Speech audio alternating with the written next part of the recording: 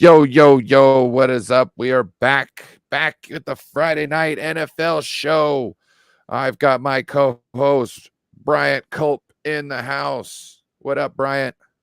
Hey Ryan, what's going on? It's Friday night. It's Yep. gonna be a good night. I got a feeling. Oh, man, we already got it live in the building. We got our homeboy, David, that's my cup, Corona, in the house. Sir. What up, Yeah. What's up, man? Not much. What's up with you? You got the night off from umpiring? Yeah, the season's over. Oh, the season's over. Oh. Yeah. I'm just waiting for the All-Stars. Oh. Gotcha. Yeah. When's the All-Stars end? I'm guessing it doesn't try and get too far into the August or whatnot. I think it starts in July, I think. Oh, when does it end? I'm not sure. Gotcha. And Bryant, after that, anything? after the All-Star goes over, is the season starts for winter ball like October. Gotcha. Bryant, you had anything interesting happen these last couple days since last time we got together? Oh my God! Obviously, we got together last night, but oh man, at work it's just crazy. There's one thing after another. One ceiling's leaking after I get one finished and repaired. The next one's leaking. I have 5 buildings with 5 different roof leaks. I'm just like scrambling, and I got a lot of apartments I got to paint. So I'm just like, I wish I was an octopus and had 8, like arms, but that's just not it, So it's been very exciting at my property. Today I installed an AC. It's just a wall mount, but still I had to take the other one out, put the other one in. On top of that, we had to go and repair a tub. I don't know how you get a hole in your tub, but somebody had a nice chunk of metal missing out of their tub. It was a cast iron tub. Oh, wow. oh, So that had to get patched. And it's just been one crazy thing after another every day. I'm just so grateful.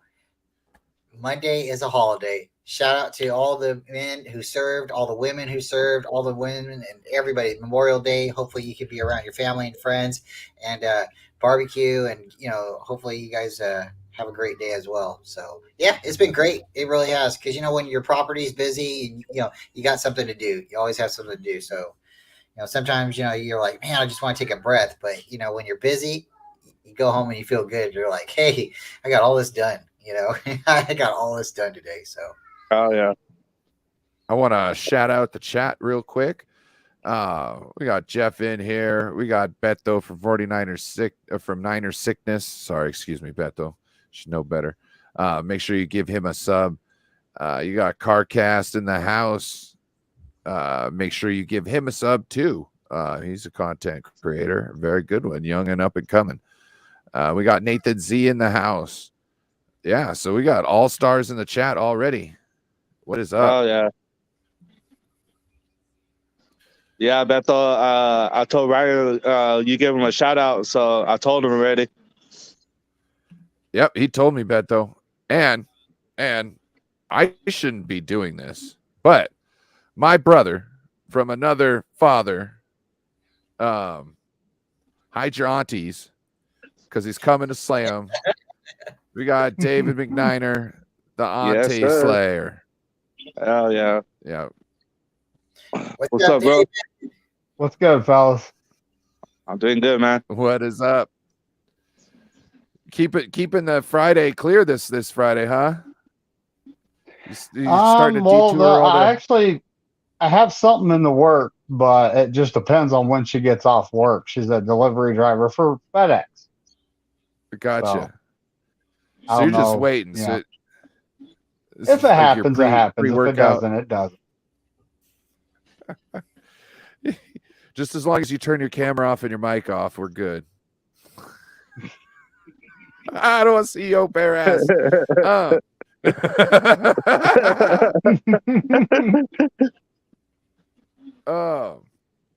So here we are.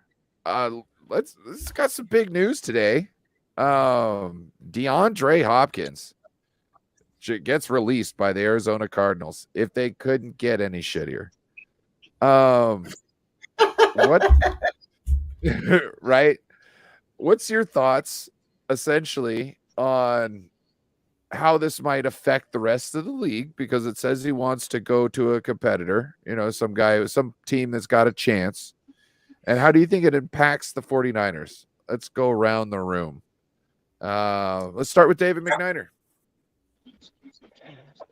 So I don't think it actually impacts us because, the Eagles, that right now they have their top 2 wide receivers, and they're probably right against the cap. So I highly doubt that they can get him. Although he's getting paid by the Cardinals this year $22 million, or at least that's his dead cap money.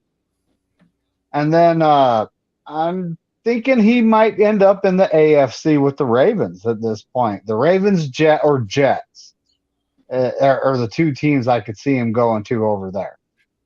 But at this point in time, the Cardinals are rebuilding, and he might have gave him a win or two, just being on the field, because DeAndre Hopkins is a good player, but when he's on the field, he's been injured the last couple of years.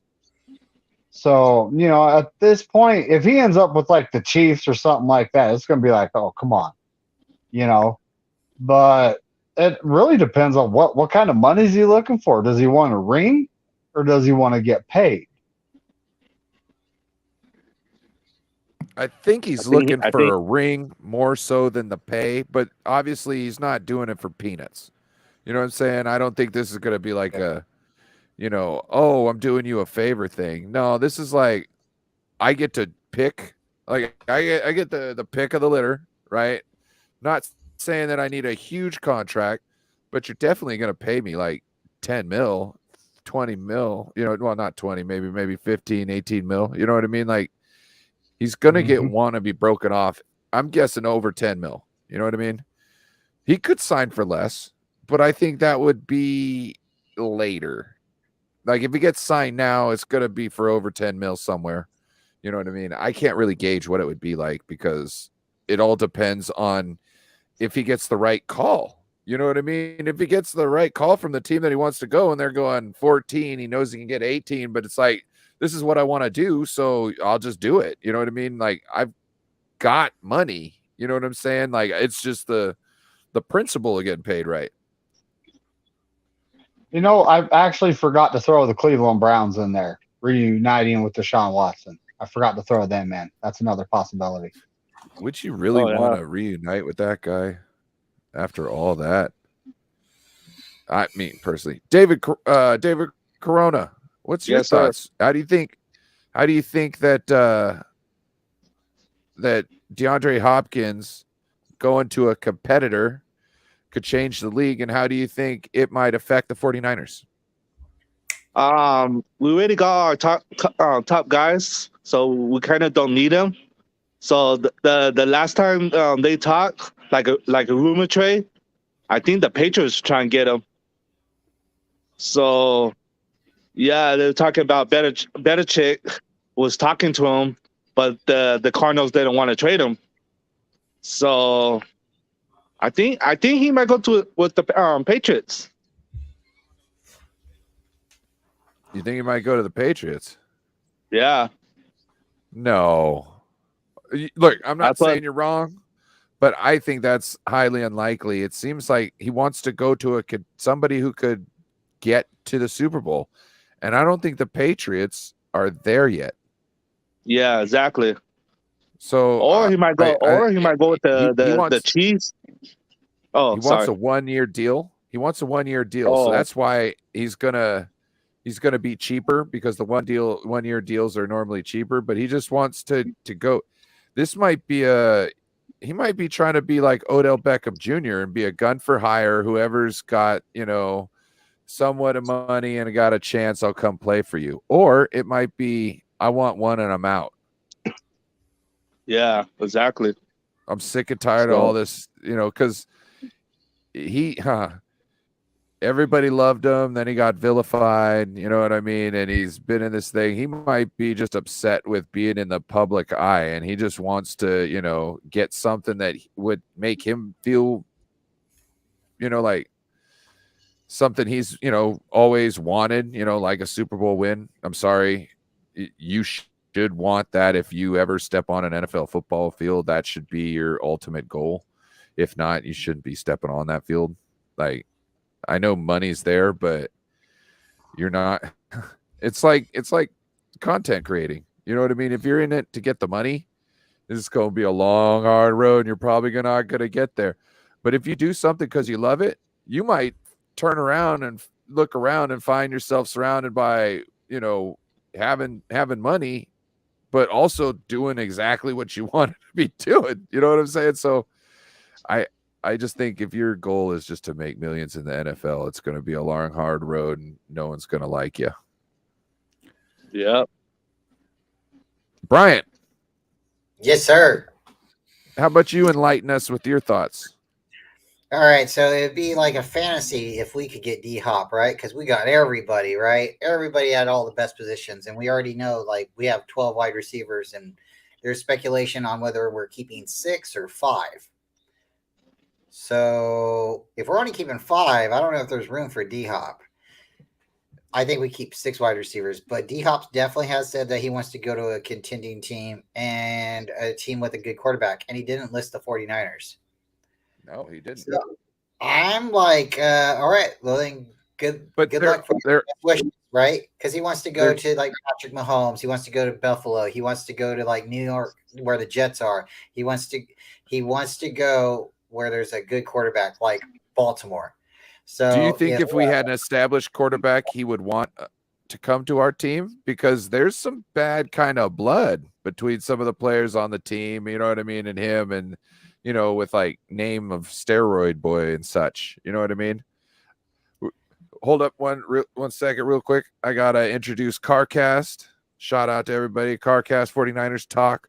Make sure to subscribe to his channel. Go look him up. He does great things. What up, CarCast? I'm going to cut you off and let Bryant finish real quick, though. Appreciate you. Oh, no problem. I definitely see him going to the Baltimore Ravens or the Jets. I would be surprised if, like, the New York Giants tried to pull the trigger on him. That would be. What about the Bills? I don't see the Bills making room for him. The Bills are like us. We have a lot of good wide receivers already. So, yeah, that would be like he was at the top. They were at the top of his list. And because the quarterback, but it doesn't mean the wide receivers would make room for him or the team would make room for him. It's just my opinion. I think he goes to like the Ravens, honestly. That's where I see him going. Look, and I think it would be nasty, and I think he would fit the, what do you call it? The scheme? Not the scheme, but the mentality. You know what I mean? He wants to be physically dominant on people, whether it's physically or just like physically just moving to the point where they can't get in front of him or get, you know what I mean? Like he's trying to dominate people. I think he goes Ravens or Jets, honestly. Oh, yeah. But that's just me, but how much cap room do the Jets have? They'll sign anybody right now. I think they're willing to mortgage the New York Bridge or whatever they got to do to the Statue of Liberty if they have to. At this point, they're just they're going all in. I think if the Jets don't make the playoffs this year, I think some people will get fired. Hey, we got Spongy in the house. Hey, Spongy. Going from? How about the Eagles possibly going from? Hold on, just so you know, Spongy, we'll have you on for a little bit, and then we have to kick you out for a little bit, and then you can come back on later, okay? Just to let you know. Did you get that prepared? Get what? Segment? No, I messed that up this week. But we get talking, and we forget you're there, and we kind of got to stop that. You know what I'm saying? Because we talk about adult things sometimes. So we want to bring you on, you know what I mean? Talk to you, have some good fun, and then we'll send you on your way, get back to, because we just forget, you know what I mean? Appreciate you. And then we got Jeff in the building. What up, Jeff? Hi, everybody. What's up? Jeff, if you could, please turn your phone to the side so it looks the same like everybody else's. There we go. Bang. Look like a movie star. Thanks. Where were we? Well, I was just predicting where D-Hop's going to go, and Yep. Damian Lee brings up a great point. Needs to go to the AFC, but his gut and my gut also say he's going to the Eagles, another bird team. So I definitely see him going to a bird team. That's a great segue into asking Lil Spongy what he thinks about DeAndre Hopkins and where he might go and how it might affect the 49ers. I don't personally want him Ooh, on my team, hot take. but it would, because Eagles wants fan to be, doesn't want DeAndre Hopkins.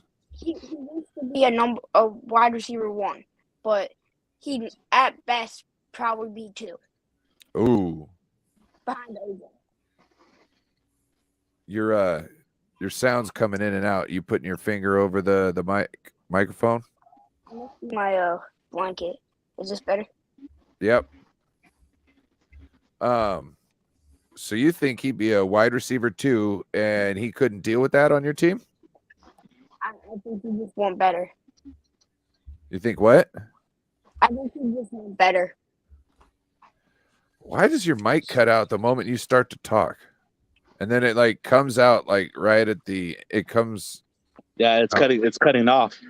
Yeah, it cuts off right in the middle, in the beginning, and then like we hear like the last thing you say, but we still don't hear the first thing every time. Maybe look at the wide receivers the Eagles have. You know, AJ Brown, Devontae Smith. You know, where would Hopkins actually fit in that? That's a good point. exactly. You're right, McNiner. Well, Yep. some could say that you could do like a 3 tight end split on one side and put those guys there and DeAndre Hopkins on the other side, single or by himself. Yep.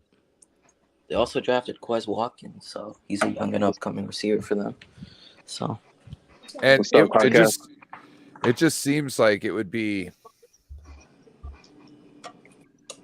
a little much to have him on there because it's like, you know, you're going to use him on certain sets, but also like certain packages. You might want him out on the field as a blocker. You know what I mean? yep. Because he's big and strong. He might be able to do some of that work that other people don't think is glamorous enough for them. You know what I mean? But that's still a lot. Yeah, I don't know. I don't think the Eagles need him. That's a lot of star power on the team anyway, once they get him. I think they probably want it more on their defense than on their offense at this point. You know what I mean? Yep. It seems like they got it all kind of locked down on the defense or for the offense for the most part. Yep. Except for center. You know what I mean? Because yes, you got your center this year. Probably not next He's year. behind him. What's up? We have Cam Jurgens behind Kelsey. Oh, gotcha. And then I think your right tackle is getting pretty old too, right? Lane Johnson. Yeah. I think that's what they brought in Tyler Steen for in the draft. Well, it's always good to have tackles coming in the draft. You know what I'm saying? Tackles and like center / guards. You know what I mean? Like you should always be going to the well. You know, Exactly. like at least every other year for a tackle and every other year for a guard at the minimum. You know what I mean? Like you're just. We have mainly had good luck drafting. You think we get a good right tackle or a guard next year for the draft? Because I know we Maybe. didn't pick one up this year. I don't think so. I think we go defensive line again. Oh, okay. I'm not sure though. Yeah. We'll see how the season goes. I don't know. Yep. It could even be corner. It could be, there corner. Especially could be a with lot Steve of things Wilkes going being on. here. Steve Wilkes.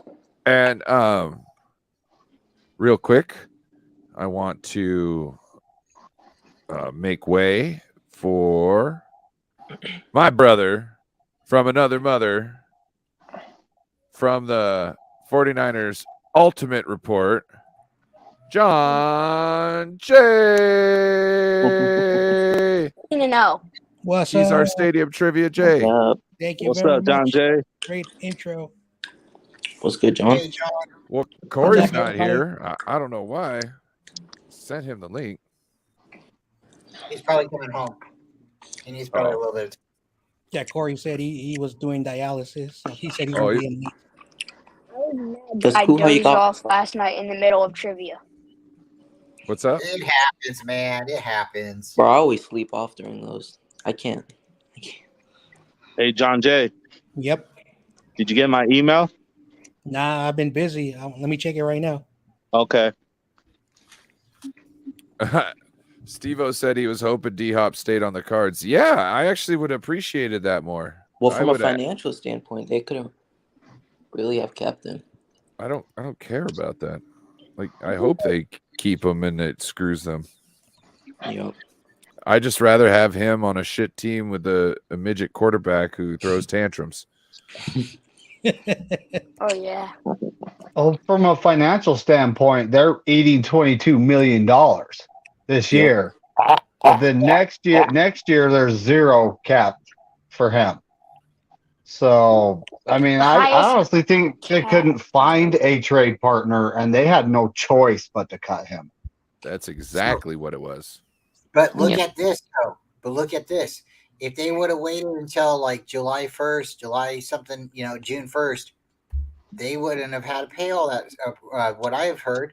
So they must have had something that really happened that they're like, we just want to get rid of this guy. Because at this point, they didn't get anything out of him either. They just cut him. Mhm. They got no value out of him, and they still got to pay him. He was injured for the That's first half of crazy, last season. too. He was injured too. First half of last season. I think missed a lot of I games. think he was suspended.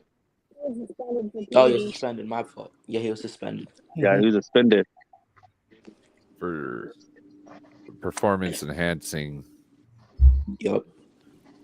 Yep. Shout out to the chat. The chat is popping. Yep.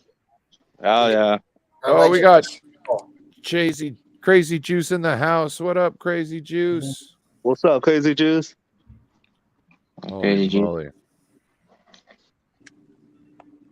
Oh, we got. Jon Jay, do you think you went 15-0 in trivia this week?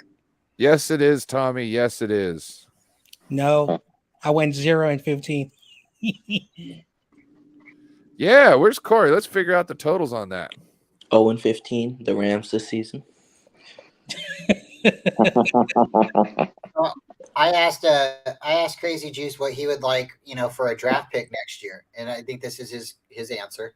He said, "Well, I'd have to wait and see what we will be our next off season, Bryant." So I think that's fair because, like, right now we could say, "Oh, what do we need next year?" Because this is what we think we need. But next year, we don't know if one of those tackles emerges as a guard or a center turns out to be a field goal kicker. We don't know.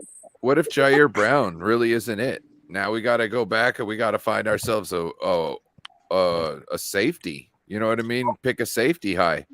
You know what I mean? Because, who knows? I'm not saying that's the case, but yeah, situations happens. We don't know. Yeah, You know what I mean? Jake Colito from Oregon could come in and be, the fullback, tight end, quarterback, all in one season. Don't know what's going to happen. Or Braden Willis, he takes over at fullback, but Cameron Latu can't, be good enough to be out there as tight end. You know what I mean? So maybe we need to go back to the well and get another tight end. You know what I mean? And we need to figure out something before Kittle's gone. You know what I mean? We need to figure out a guy before. I'd like to have a guy on the squad about 2 years before Kittle leaves us. And that is now. Could I ask the panel a question? And it's a yes or no answer. Yeah. I want everybody just yes or no. Do the Niners keep Ross Dwelly and Warner? Charlie Warner. Charlie Warner. do they keep either tight end? It's not one or the other. Do they cut him or do they keep him this year? Both of them? With David. Yeah, both of them. Are they on the team this year or are they cut? David Corona. Depends how they play this year. No. Yes or no? Yes or no? Yes or no? I say Drafted so many tight ends this year. That's why I'm saying. I say no. Okay. David McNiner. No, they get cut. Jon Jay. Oh, my bad. I'm sorry. I wasn't listening to the question. Is Ross Dwelly and Charlie Warner a 49er this year? Yes or no? Oh. Yes or no? No. Jeff, I see you. Jeff? Hell I no. think he's trying to unmute. Hell no. Okay. Okay, we're moving up. We're moving up to CarCast in the middle. I'm gonna go with no as well. And Little Spongy, you're here enough. You know enough about the Niners. Is Ross Dwelly and Charlie Warner enough to stop the Eagles? They're gone. They're gone. All right, Ryan. It's up to you. I think they're gone too. Yep, that was a no-brainer for me. I like Ross Dwelly because he supposedly has the best hands on the team, but he's Out of everyone, he's got the biggest chance of staying. But his target share is so goddamn. Charlie low. They Warner's don't pass him the gone. ball. They don't pass him Charlie the ball. Warner's supposed to be the better blocker, but He's gone at some point. I don't see either one of them staying on the team, and that's why I wanted to present the question to everybody. So we have a unanimous. Both guys are going to be replaced. This is how many catches Charlie Warner had last season. Facts. Wow. 4? Just 4? He also dropped a big one. 0 touchdowns? In a game with Trey Lance. I can't remember if it was last season or the season before that. But he totally just dropped a perfect pass. Kyle schemed him a play, and he totally just dropped it. So I think Wait, he so had you're saying you wouldn't be mad if you know what happened in that the game Brock Purdy got hurt? yeah. So you're saying you wouldn't be mad if 2 quarterbacks got hurt that game because you have that Coletto kid who can play quarterback? Is that what we said? No. That's I thought nothing Bryant that was brought it said. up earlier. No, he was just saying that I was Coletto presenting. could play everything. I was You know presenting what I mean? because, you're here and you're part of the Niner channel a little bit. But if Charlie Warner and Ross Dwelly have an opportunity to go up against the Eagles, are they enough to stop the Eagles? And that was And Coletto's not enough of a quarterback to trust in an NFC championship game to run the offense. You know what I'm saying? No, he's more of like a CMC, a bootleg guy, somebody who can manage, somebody who knows the offense, who can throw the football, but just because you can throw a nice spiral doesn't mean you're a quarterback. Does not. You know what I mean? That it would have to be boot or handoff, naked boot. You know what I mean? Yep. It would have to be something like that. So I was a third stringer. I was a third stringer in high school, and I believe that truly was my height. I really believe it because I believed I had the biggest heart, right? Well, I was third stringer. I knew the plays. I knew the plays just as well as everybody on the field. Mm-hmm. And I didn't have the biggest arm. There were other players who had a bigger arm on the field, but they weren't third string quarterback. And I was third string. So I always felt like, hey, it's because of the knowledge that I have about the offense. And maybe I'm more of a dink and dunk quarterback. That's fine. But as long as I can get the ball out to my playmakers, then, that's the most important thing. We're continuing to gain yards. So I can see it both ways when you're not maybe the biggest arm star quarterback, or you're just like a tight end on the team who can throw the ball further than somebody. It doesn't mean that you got it up here to play quarterback. It just means you can throw the ball a little bit further than somebody. So I think that has to go, hand in hand playing quarterback. You have to have you got to have the it factor and you have to have the athleticism.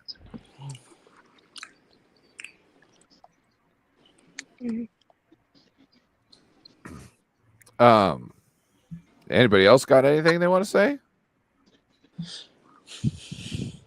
David McNiner, did you ever play football in high school or any sports? I was a linebacker in high school, and our football team kind of sucked. So I was linebacker slash defensive back slash defensive lineman slash I was just whatever the team needed me to be on the defense. You everywhere. But Mm. our football team actually wasn't very good. I think we only produced like 1 or 2 college players the whole time I was there. So, yeah. It was interesting. It was interesting. It was the 90s. You could actually hit people. Yeah. Yeah. It was a great time for football, baby. It was cool. Yeah. I like it. What about you, Corona? Did you ever play anything in high school? I played baseball. Is that why you're an umpire? No. I just know the sport and yeah, you can say that. You can say that. What position would you play? I play shortstop, second, center field, pitcher, and catcher. Damn. Anywhere they need me on the field, I'd be on. That's a team player right there. Yep.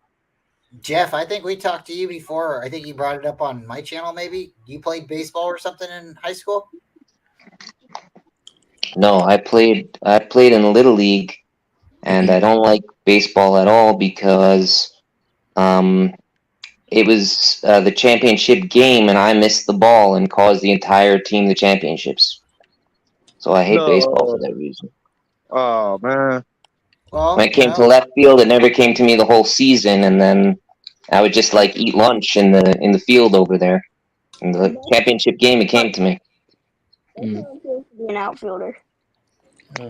Well, that's a bummer, but it kind of makes it an epic event, a significant event in your life, and for somebody else. What kind of sandwich? Yeah, but it kind of like. Was it a bologna sandwich? Was it turkey? Yeah, you said you were eating lunch, bro. No, it was a roast beef sandwich with cheese, with pimento cheese, mozzarella. Mozzarella or mozzarella? Bacon, the works. Okay. It's kind of how you look at it, So if you were enjoying lunch, at least hopefully you had a good lunch, even though you missed the ball. But yeah, but Mm-hmm. I was very surprised that it came to me, and everyone was pretty pissed off at me, So that just ruined baseball for me for the rest of my life. Wow. It's a traumatic moment, Mm-hmm. It does happen. I still like to watch it. I just don't like to play it. It happens, man. Mm-hmm. Oh, Damian Lee. Oh, this needs to be researched. Okay, this needs to be researched because he threw for 4 touchdowns in a game, and he never got asked to a college because Peg and what's her name? Kelly was, conceived, and you got something here, Damien.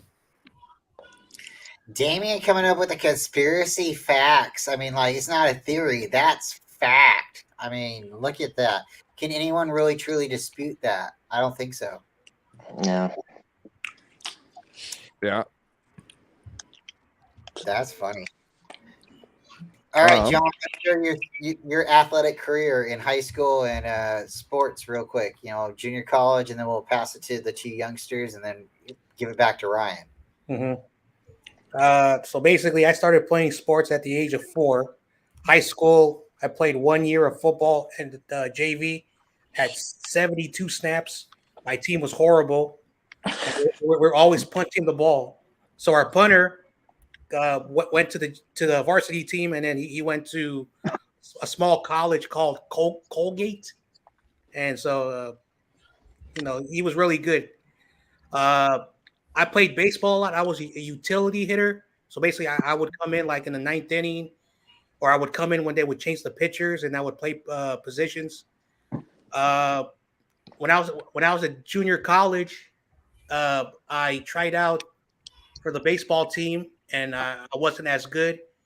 And then after that, my mentor, who was like sort of like a foster dad, got me into this program where I got to travel with adults across the Bay Area, play baseball, earn some money.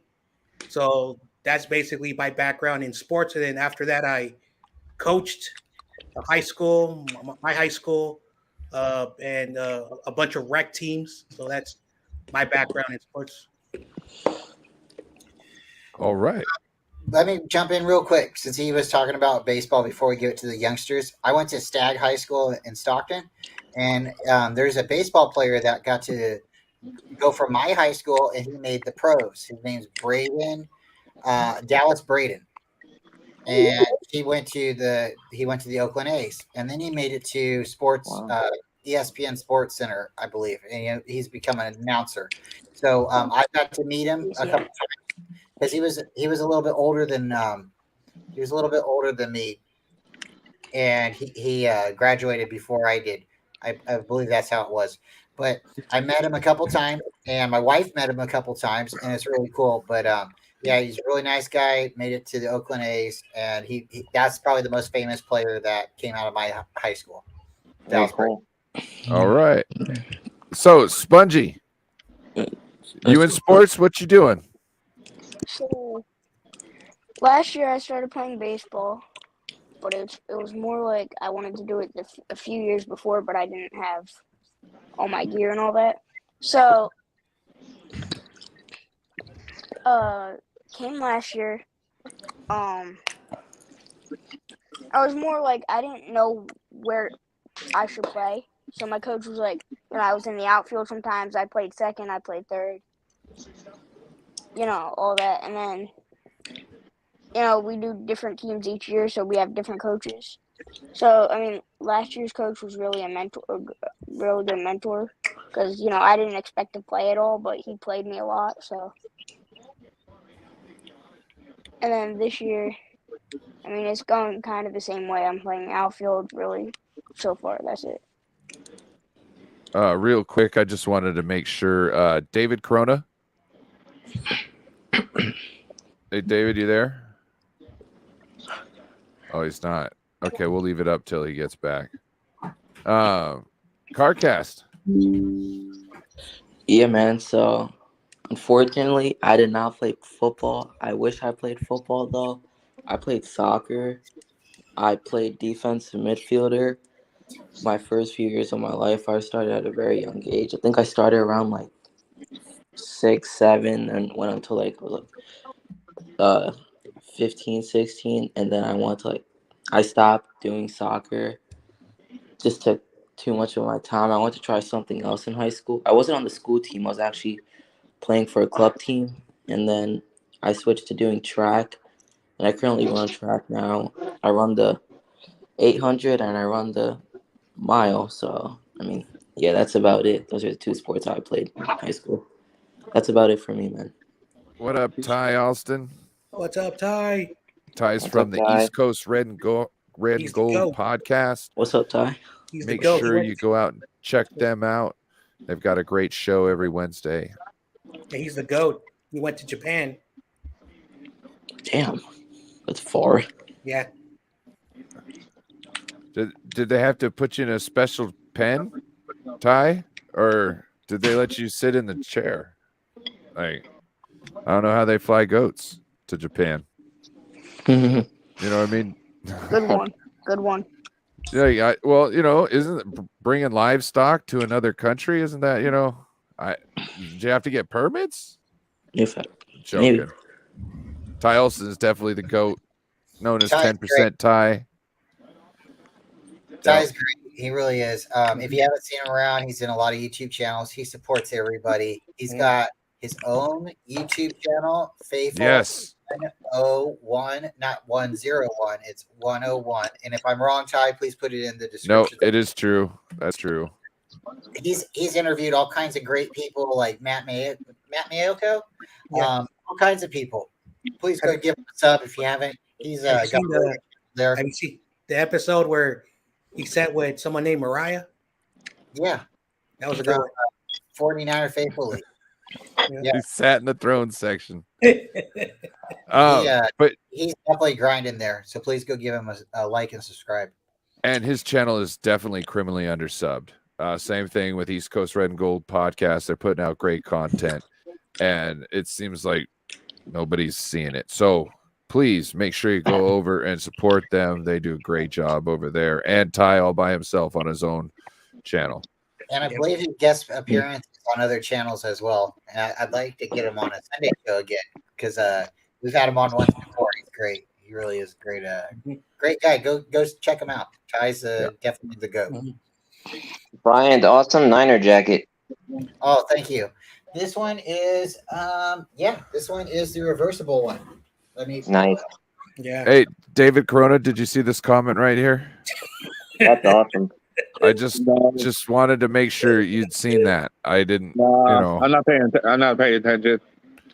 No, you saw it. You looked at it. You read it. Wow. He still uses that word. Nah, he's trying to keep his eyes away, man. He's seething with hatred right now. Look at him.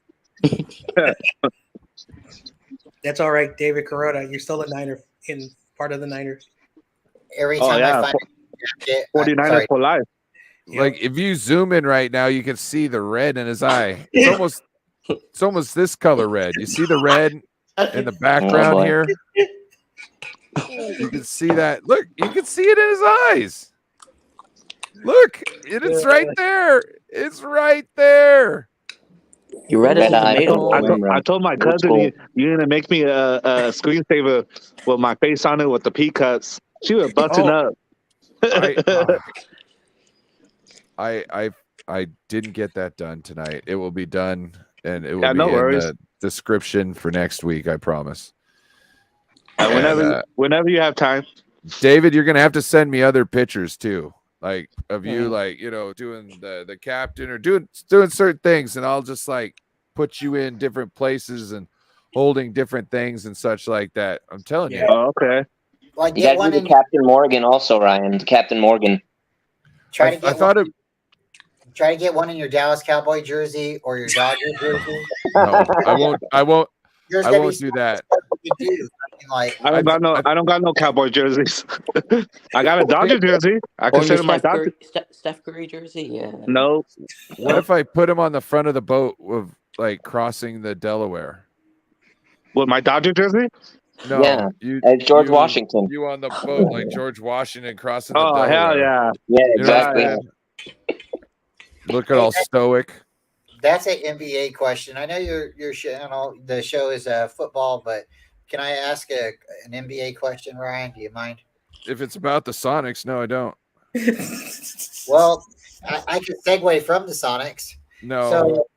So real quickly, do you guys see LeBron James going to the Warriors? No. No, No. I don't want him. Not if you want to, but do you see it happening? I see it No, happening. no. Biased Lakers fan. He's just saying that because he don't. No, because then we're gonna Brian, be why accused. do you see that happening, Bryant? That's what I want to know. No, because then we're gonna be accused of being. Keep on pushing the narrative in sports, and we know LeBron hops teams.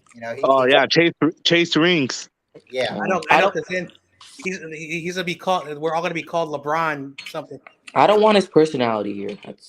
But see, that's not the question, though. The question is not, do I want him? Do you see it happening? Like we can't stop it. No, don't see it happening. I do see it happening. Actually, Hey, Brian, check your I can see messages. why Brian thinks it's gonna happen. I also don't see him ever shaving. Damn. Okay, guys, I'm gonna step away for a second. I need to do some dad duty, and I'm gonna get ready. I'll be back in a minute. Yep. Real quick about LeBron. I see LeBron staying on the Lakers this year and then going to the Magic next year with his son. No, that's not happening. Damn, No, that's I got- Cardinals. Jeez, Imagine man. he goes to the Magic. That would be so hilarious. First thing, Ty. Son. And whichever First thing- team drafts his son, he's going to. First thing, Ty. They never have the chronic. Okay. Right?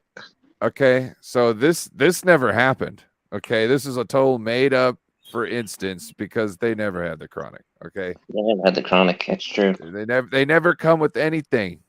When do they ever bring anything? Okay. Never. Just saying. Now, ladies, in fairness, ladies, that's not true for all ladies. That's not true. So, but for a greater majority of you. I want to give David Corona a shout out. His real baseball team, the Padres, beat the Yankees. No. At least you beat YTC's team. Yeah. My Dodgers lost against the Tampa Bay Devil Rays 7-3. Good. No, I'm joking. And now the Diamondbacks are in first place again. Nope.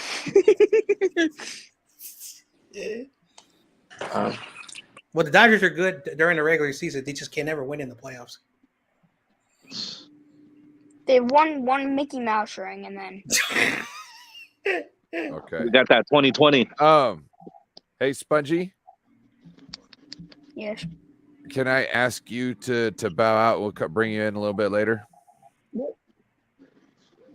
I got somebody coming on who probably won't remember to chill out with my boy.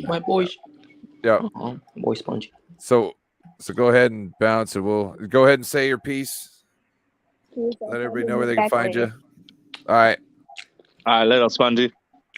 See you, Spongy. We'll get you back week 13. Yeah. Okay.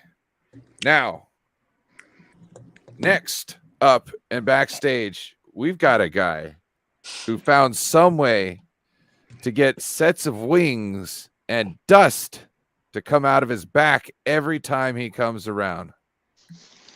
And that is Tommy Huxley. What's good? Hey, Tommy.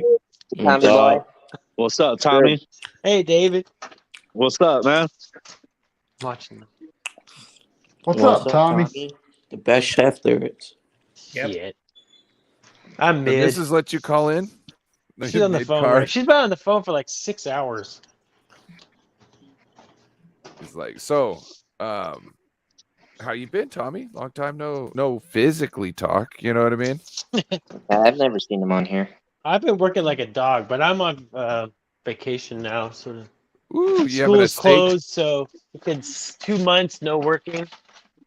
Oh, you got 2 months off? Nice. Yeah, but I'm not getting paid. Oh. I gotta go on unemployment. Okay. It's all right. I don't know if you guys heard of InstaWork. Like, it's like an app. You could just go do random jobs, but they're not what I'm getting paid. But yeah, I have to check that out. I'm always down for extra money. Yeah, but it's like, I'm making like, I mean, if something comes up for like 30 an hour or something, but unemployment doesn't pay you anything. It's like 900 for 2 weeks. What the hell is that? Bro, I can live off of $3 a day. Yeah. I mean, I can barely squeak by like with that, but I like to have extra money.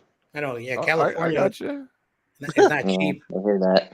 Yeah, the rent over here is like, I don't know, 2,200. Sheesh. Yep. Damn. My rent's $550. Damn. Wow. I gotta move up to Washington. Well, I'm just renting a room. Oh. But you know what I mean? Oh, base hit, baby. Let's go. That's all that My rent's matters. That's all I need.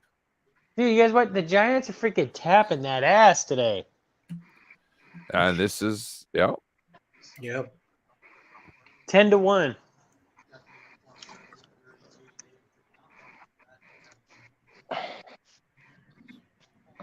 My rent's $380, but I think it's going up. Ty, why are you listening to their lies? They try. How you doing, Jeff? We try. Good. How you doing? We try and we come through. We living the dream, stuck in a nightmare. Yeah.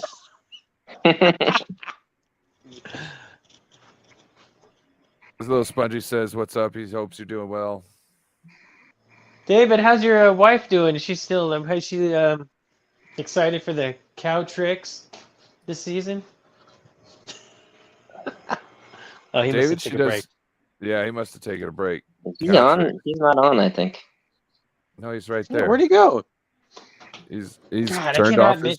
I don't know. I couldn't be married to a Cowgirls fan. I mean, I guess it'd be better than Seattle.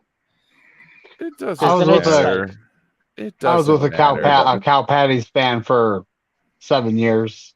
damn. It No, but doesn't like matter. if she, I don't know. I get really pissed off when I see Seahawks. I just, Bro, you do look sexual favors for you bet on the game, do sexual favors.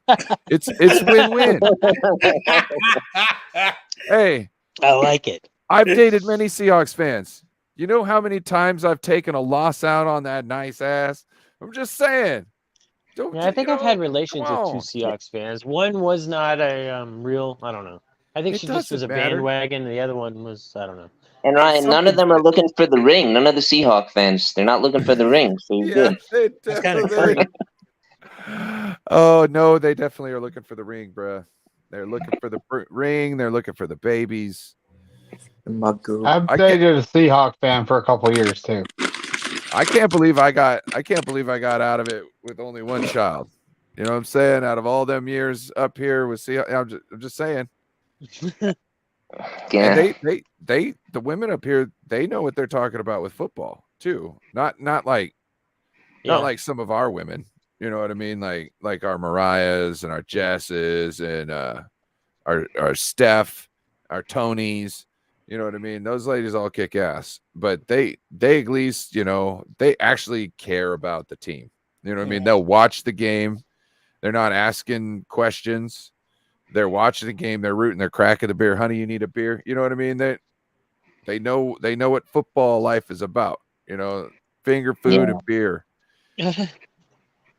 Oh yeah, especially Buffalo when those tights came along. Ooh, I was trying to get my ex a pair of them Seahawks tights. Oh, it looked really nice. Is that the ex you wished Happy Mother's Day to? Because you said you wished that. Let's go. Sorry. No, that was another ex. She 11 wasn't a to 1. Seahawks fan. Oh, Dude, Conforto staying hot.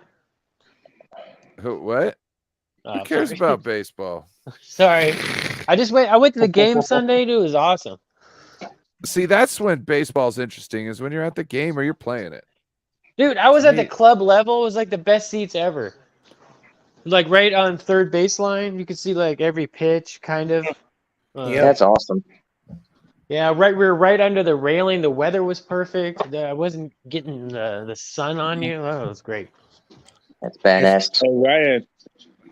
Yeah. No, baseball was interesting during the steroid era.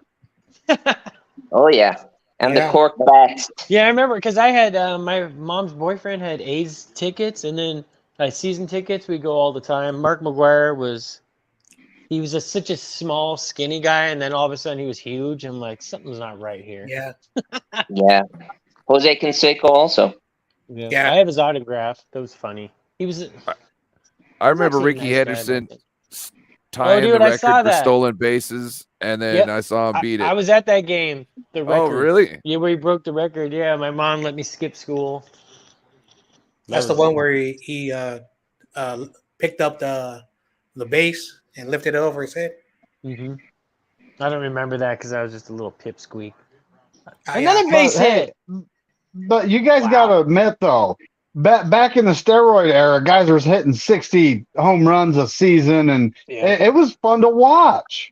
Yeah, I mean, it was fun to watch. It was entertaining. I don't know why Barry Bonds isn't in the Hall of Fame. They put Big Papi, and he tested positive for steroids. Yeah. So after the strike in 94, 95. I don't know why we're talking about baseball. The commissioner was trying to save baseball at that time because baseball was on the decline. And then when everyone started to knock the home runs and the home run chase, that's where people started to fall in love with baseball. But for those who have watched baseball, there's always been cheating in baseball, even before Sarah's era. So for penalizing people, because if you're gonna go that route, then you got to take away the Houston Astros titles and a bunch of other things as well. Because Yeah, you know what? I hate the Okay, Dodgers, wait, but hold they on. deserve to not God get damn it. cheated. That's bullshit. Those Astros did Okay, that. so now we got a segment coming up. All right, just want to let you Dodgers got guys cheated all out of know. World Series, so What about the Right. forked bats? My sister just a view. She's having a baby. All right, if you didn't understand, we got a segment coming up. Okay, thank you, much appreciate you. Now shut up. Bryant has some stuff for us. Welcome. Thank you for the moment. Everyone, thank you for popping in. This is the time and the moment, the show where we get to talk about the daily news. We don't get together every day of the week, but on Fridays. So, what significantly has happened in the news today on March 26th? May 26th. Tune in because it might not be the same day next time you are visiting and watching. So, again, May 26th, that's the day we're speaking of in history. Today, the hottest place in history was someplace in India. I'm not even going to dare to try to announce or pronounce the name of the city. It's Nawashe or something weird like that. You can go and look it up. But they got over 118 degrees today. The coldest place in the world. Again, we are on sports and weather. Weather right now. Currently, the coldest place in the world is Antarctica at a minus 13 degrees. Wow, that is cold. If you're down in Antarctica, hopefully you have a jacket. The interesting news for today is Marshall is every day there's some kind of national thing that's happening in the world, right? We have sometimes some days have multiple events, national days. So today in history, today is National Blueberry Cheesecake Day. So if you're around a place that you can get a nice piece of cheesecake and it's blueberry, shout out to the blueberry fans. World. The today is one of those days. It's Don't Fry Day. So if you're deep frying, it's probably not that type of day. It's also National Road Trip Day. So imagine everybody going across country, probably going on a visit, maybe because of Memorial Day weekend.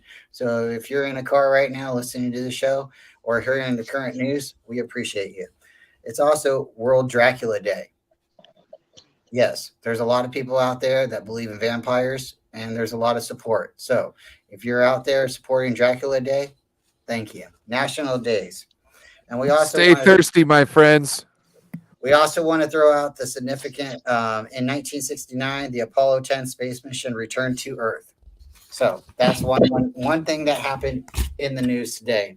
We also want to give a significant shout out to all the people who was born today. We can't go to everybody who is born today, but Bob Fitzminions in 1863 to 1970. He was a boxer, an English boxer. Shout out to him. Happy birthday. Henry Farman, 1874 to 1958. He was a British French aviator. Shout out to him. We're going to get a little bit more current, maybe a name that you guys all might know. The Duke, John Wayne, was born today, 1907 to 1979. If you haven't got to see a John Wayne movie, you're missing out. Peter Cushing from 1913 to 1994. Also, Dracula, Star Wars, Doctor Who, an actor. Some people, they know him by name. He's a household name. We have Peggy Lee from 1920 to 2002. If you know about Peggy Lee, one of the things that was significant to me is the Lady and the Tramp movie. Disney's everywhere. We're going to go to Miles Davis, 1926 to 1999. 1991. He was a musician, a jazz musician. He was great. Hopefully, we can talk about him a little bit later and keep him in your thoughts and prayers because when sometimes people aren't mentioned, they're forgotten. So shout out again to Miles Davis. Then we have Stevie Nicks, same birthday today. We have Hank Williams Jr., and I hope I'm not the only one who says, can we bring this guy back to Monday Night Football? We have Sally Ride, an astronaut. She was the first American woman to go to space. She was born 1951 to 2012. She's passed, but her memory stays with us. and then Lenny Kravis. That's going to top out our happy birthdays. And with that, that's been your Friday night No Border Sports news. Stay tuned and more. You also forgot to announce the fact that Darren Waller got married recently, and he also showed up to Jets training camp. So his life is now officially over. What is that? Is that funny? I didn't. Maybe not. What's everybody think? What's Hello? up? Yeah, it's kind of funny. Hey, what's up, Korey? How you doing? Well, R.I.P. Darren Waller. What's up? What up, Hey, buddy. Corey? We got Corey Davis in the Miles lockdown. Davis in was the a building. musician. He was a genius. Mr. Yeah. Culp. Let's not remember that. He's one of my favorites of all time too. And I can see and that shout on the out bar. shout out to Sally Ride. Astronaut. What a perfect name for that, right? Exactly. Hey, Corey, One. you should. I think you should mute yourself when you're not talking. I get a lot of sound coming through.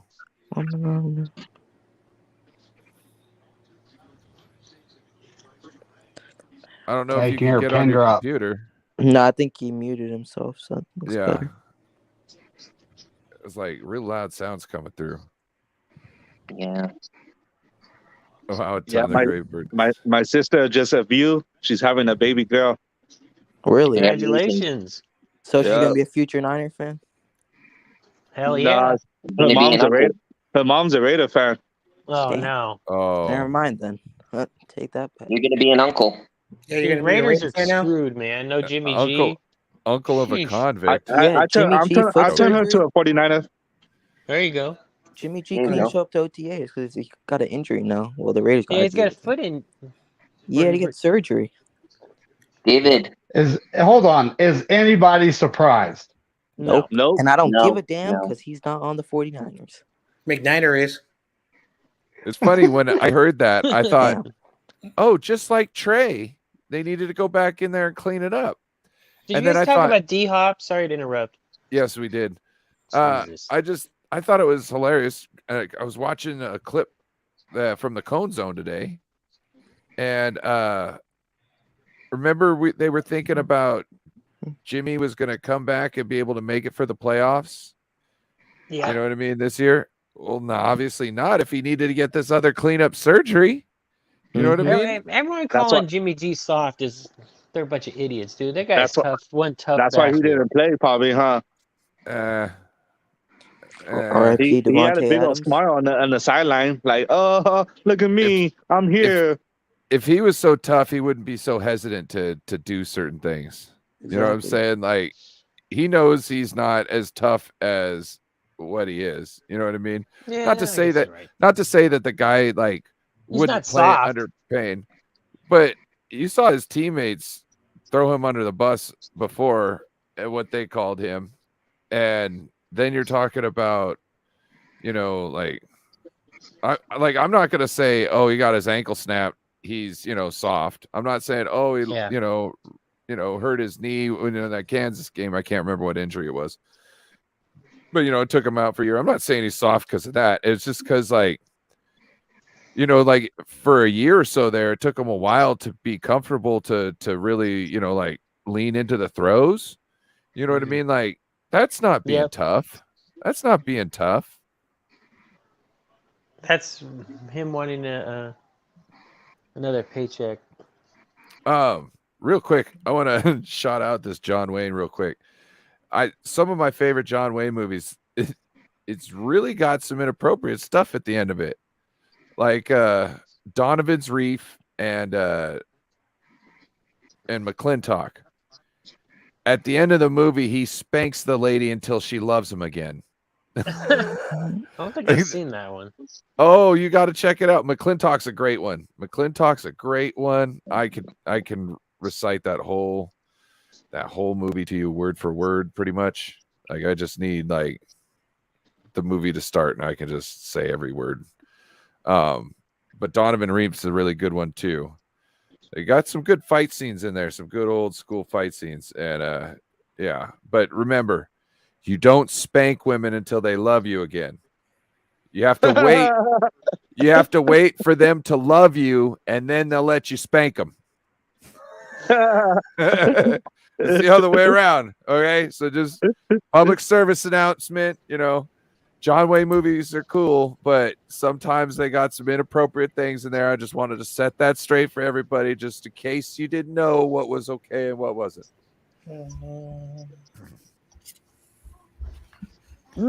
Excuse me. Yeah, Trey might have been Coinky Dinky, but Jimmy Twice and Kinlaw were mixed diagnosed. Kin bust. Yeah, well, that his issue is his issue. Like it's not getting any better. It's only getting worse. You know what I mean? That man, that man got the wrong shake of the stick. Yes. See, that's what I'm saying. You gotta make them love you first before they'll let you spank them. And if you do it the other way around, it's really messy. You get the cops. You know what I mean? You jail. You might have a boyfriend. You know what I mean? It's just not a good look. And it probably cost you a lot of money and some friends. Yes. So just make sure that you make them that you get them to love you first, and then you can spank. When she says it's okay, remember.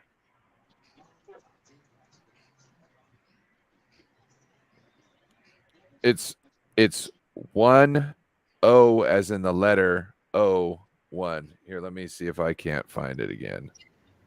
Isn't it Faithful 101? Yeah. O. Not 0, but O. Here we go. Don't say VHS. Jim fucking Thank Everett you, might John. show up. So, Jeff, if you're looking right now, you can see it. Shout out to Tommy Huxley, the camel. I think this is maybe my first or second time being on the stream with you. Always When was the appreciate first your time? everything. Hey, Tommy. I think I've been on twice with John, maybe. You see this? Jim I could be Everett, wrong. baby. You know what that's for? Jim Everett, if he shows up. Yep. I got Dude. 2 more. That guy subbed my channel. That's funny. Do you even do anything on your channel? Well, yeah, but I haven't posted in a while. Oh yeah, you just do music, right? I know Yeah. he's the guitar guy. I'm subbed to Tommy. Yeah. Guitar I am. man. Oh yeah, I got a sub to you, dude. I forgot you. All right. I thought I did, but I didn't. I'm gonna do that tonight. That's all good. Yep. Yes, please go and subscribe to David McNiner. He's at 26 subscribers right now. We are trying to build his channel as well. Don't when forget he Tony It'll Culp. be 27 before tonight, at least. When Make it make it 28. There you go. When David launches his channel, it's David McNiner. Once he launches it, we're going to go back and forth on our Monday shows, or maybe start up a show just strictly Bryant and McNiner on maybe a Saturday night or something. So stay tuned for the notifications and everything. But David can use all the likes and subscribes as possible. 26 right now. So Yeah, I'm gonna put some more content since I'm off for fucking 2 months. But I'm going to Magaville, so in a couple days. You go where? June 17th. Oh, I know where he's going.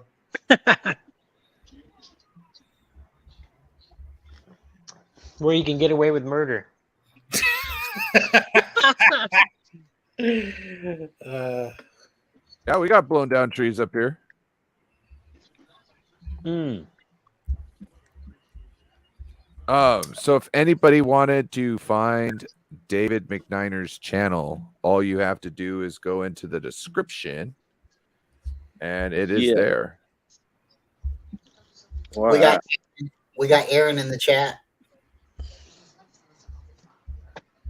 Okay, hold on.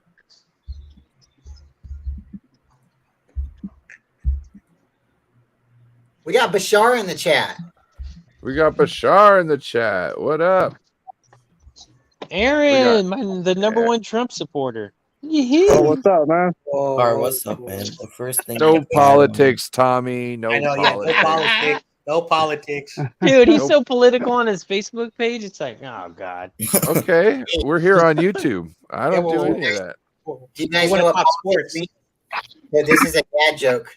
This is a dad joke. But do you guys know what politics means? Repeat that. You know what politics means? It's a dad joke. What's that? Politics is an acronym. It's like, one of those words that you put together. So poly, meaning many, and then ticks, blood-sucking insects.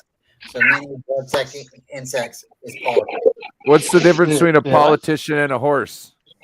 I want to know so bad. A politician has one more brain cell, so they don't shit in a parade. Oh, for goodness sake. So, wow. Korey, are you? Jason McNiner smash Nazis at the house. Let's go. Chat's popping. Bashar trying to talk. Korey, Bashizi is in the chat. Bashar, hop in, man. Bashizi. Are you watching television or something, Korey? No, I have nothing on. No, I think it's probably me. My bad. I turned it down. Yeah, if you have YouTube on in the background of anyone. Not Tommy. Okay, Baron, my bad, dude. It's Korey. Korey, you're in trouble. Korey, you got to mute when you're not talking. I have nothing on. I don't know what it is. Maybe it's just driving me crazy. No, nothing on. People talking. It almost sounds like something's chewing something really loud. It's Is weird. it David Corona? No, it's not me. Definitely not me. Yeah. So just mute yourself when you're not talking, Korey. Everybody's doing it. Please. Picking their nose and chewing. Oh, well, I can't hear anymore, so I think it might have. We got Ty in here saying show love. Hit the like and hit the like button. Yes. How many Please likes hit the we like button? I don't know at the moment. Also, like we were saying earlier, we got a lot of great people with channels here. If you could go give them a like and a sub. Jon Jay's channel's in there. David McNiner. We got Bryant Culp. I think Bashar's channel's even in there. Or no, 49er Minded. Not for Niner Sickness. Beto from Niner Sickness, I believe, is in there. I don't know if Bashar's in there. Thanks.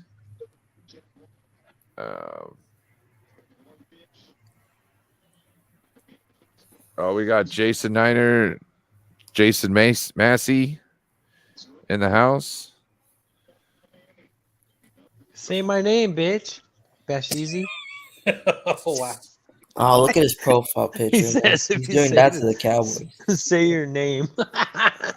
You know that song, Say My Name? Are you? Yeah, I was like Destiny Child. Like, you about to go to the left? To the left.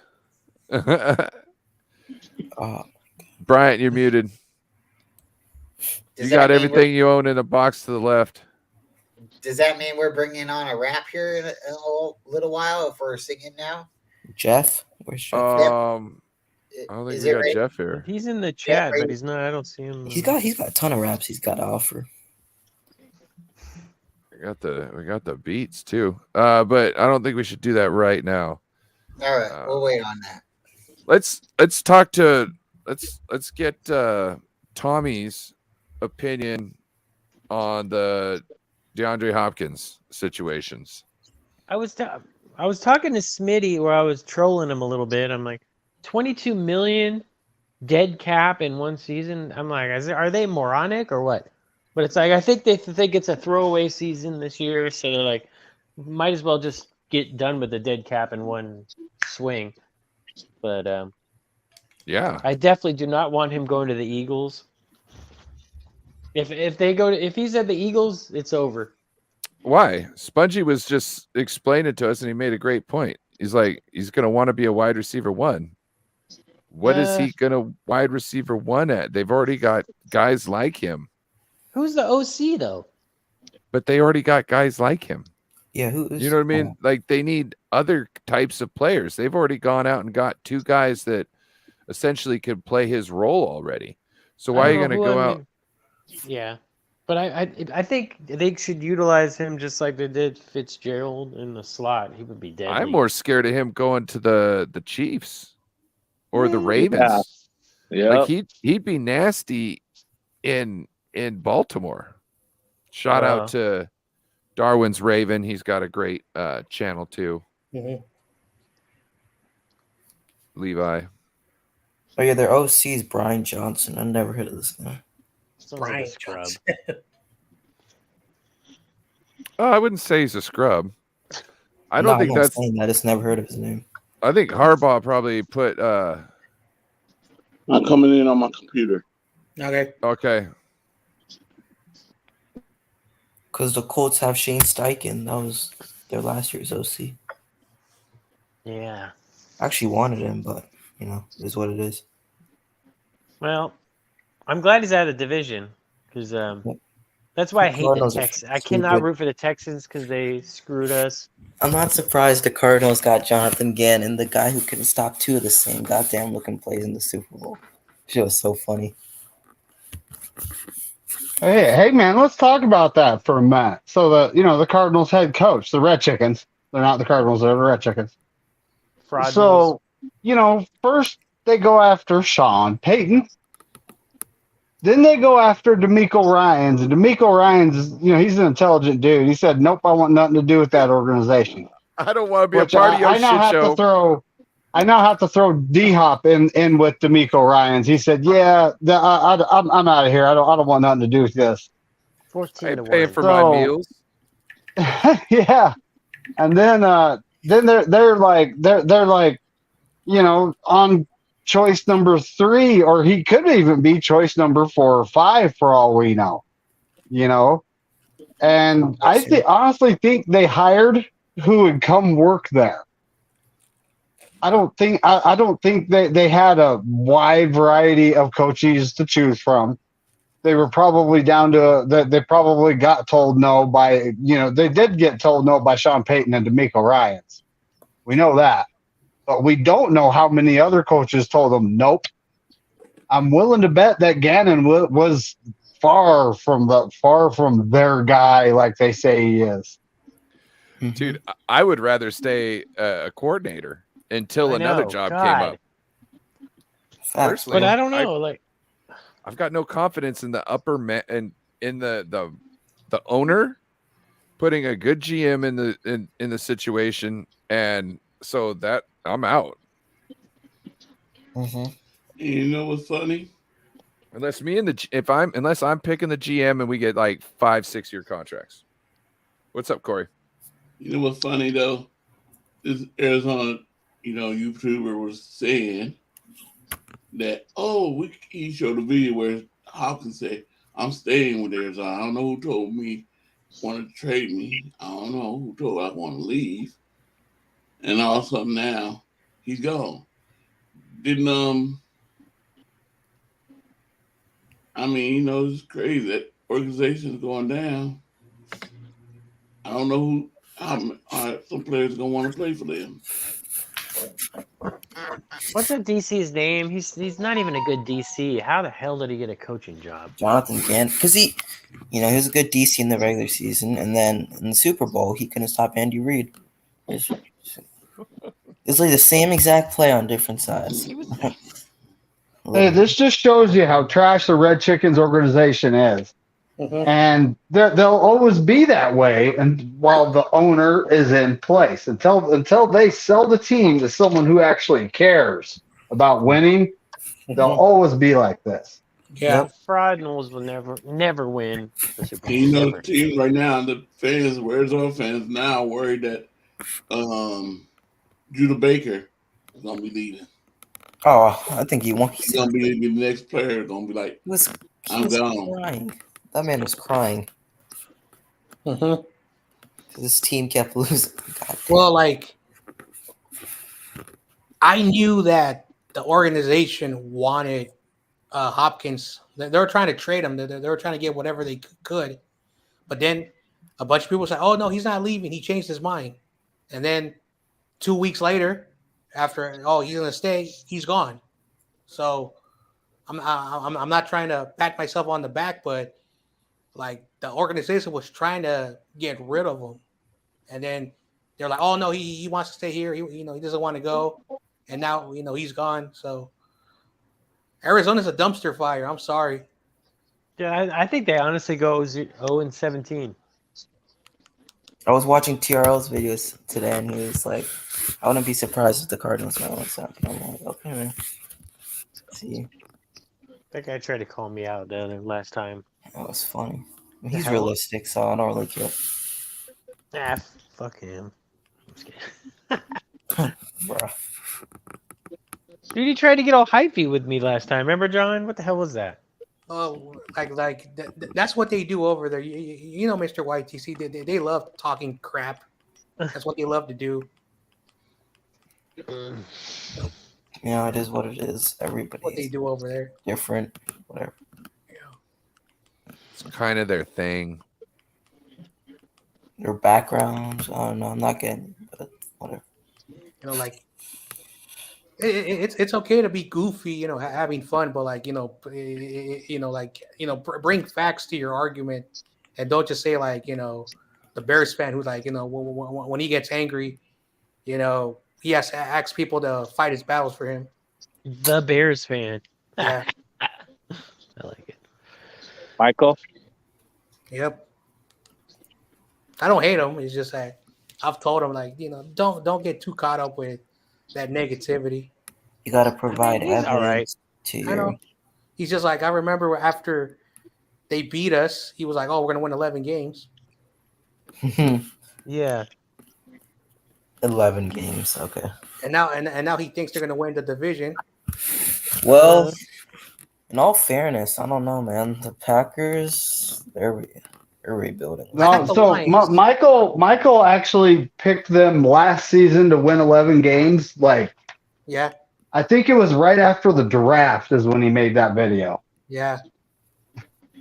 Well, Sometimes I don't know if he's just trying to get clicks or something. Or I know because what was I gonna say? I had Coach Dante, and I don't know why I haven't clipped the video where Coach Dante 2 weeks before the NFL season, he says the Bears are going 2-15 and they're gonna have the number 1 pick.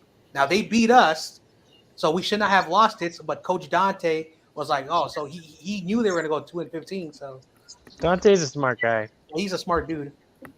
I gotta have him on my channel again. He's cool, man. He doesn't. And he's like, you talk trash. He's like, he doesn't even. He's like, I don't do trash I like talk, him. but he does. He'll tell you facts. He knows his shit about the Texans. I know. He's hey, he's a diehard Texas fan. He loves that team. He doesn't care. He's a diehard Astros fan too.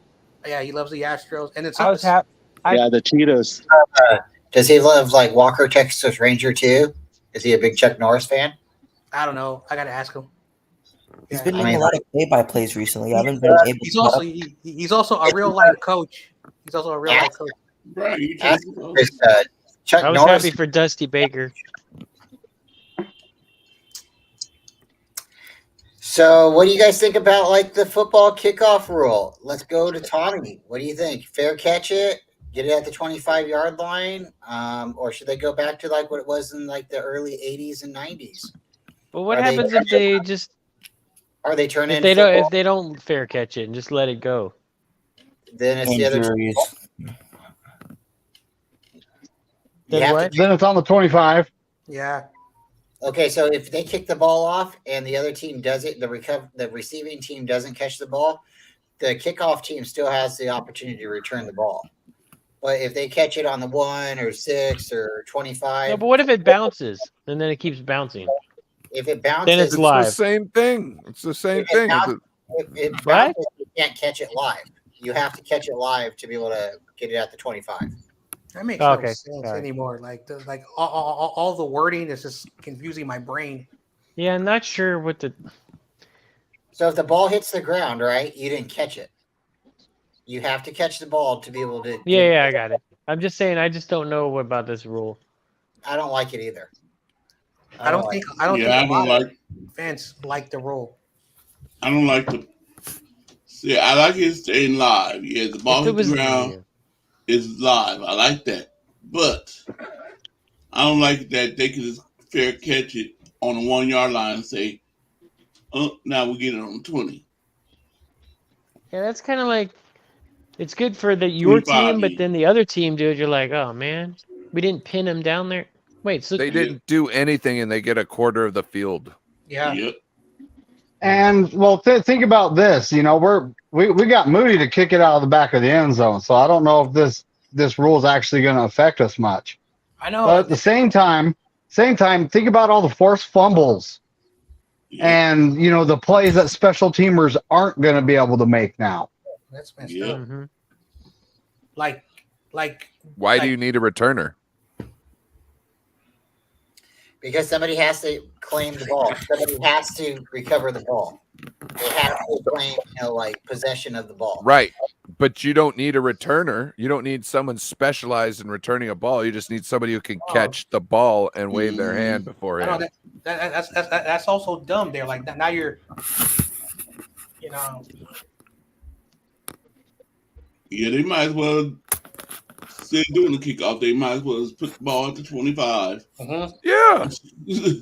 You want safety. This is all over safety. And this is the other thing that I didn't get. Okay.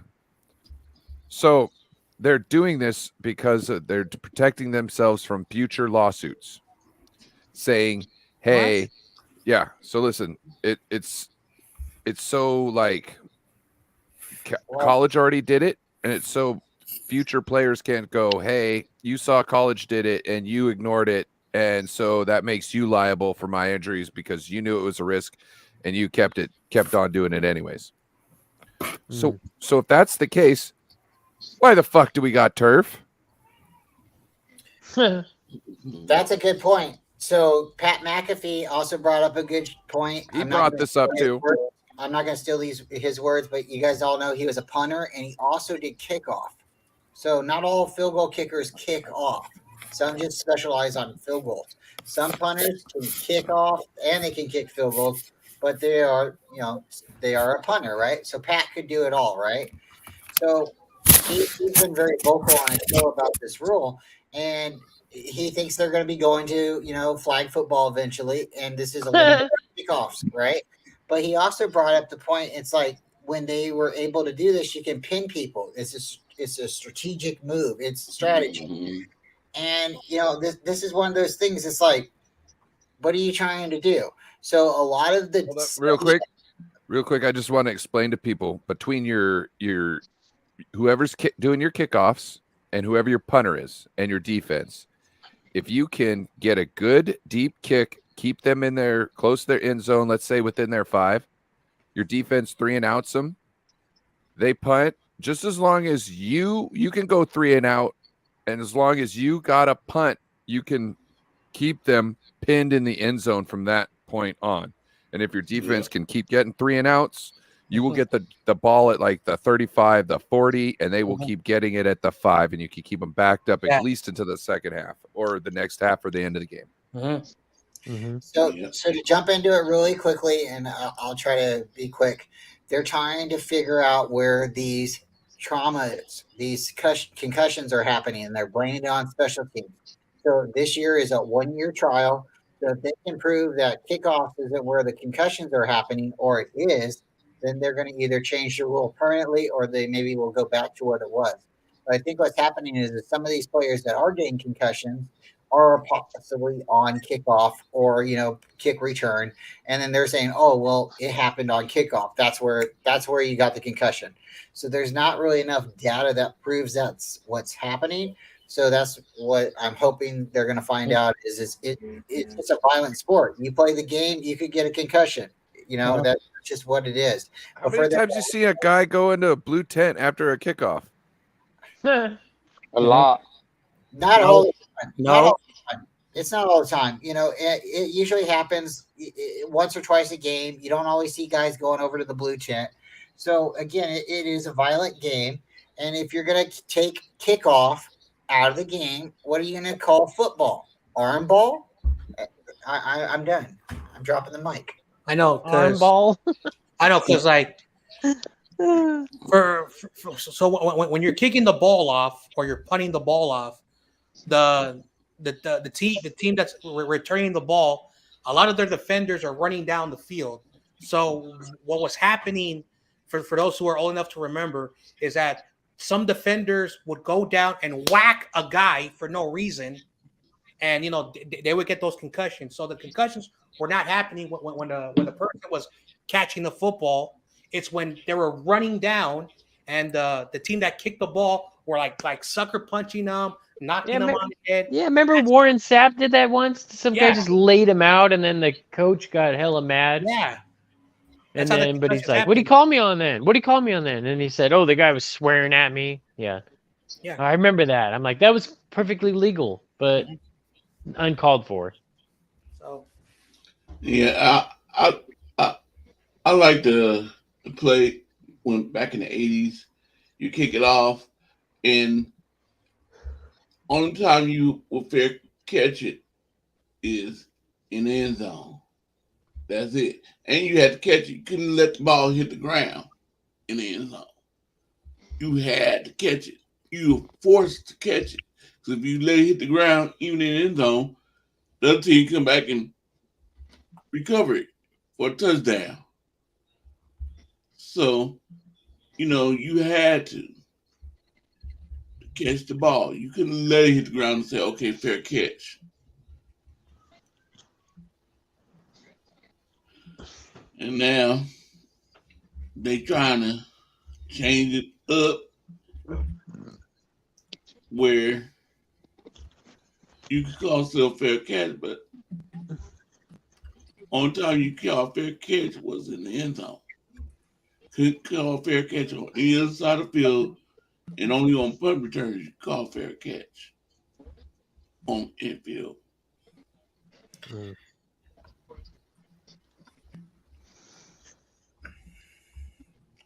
Jeff's in the chat. I guess he's having a problem getting back in, Ryan. Yeah, I just sent him a link. I know the house is getting stacked, but sometimes, that's why the show goes on a little bit. Sometimes people Oh my lord. But we always appreciate everybody's content and their opinions, and coming in. Tommy, what do you think do you care to give the 49ers season prediction?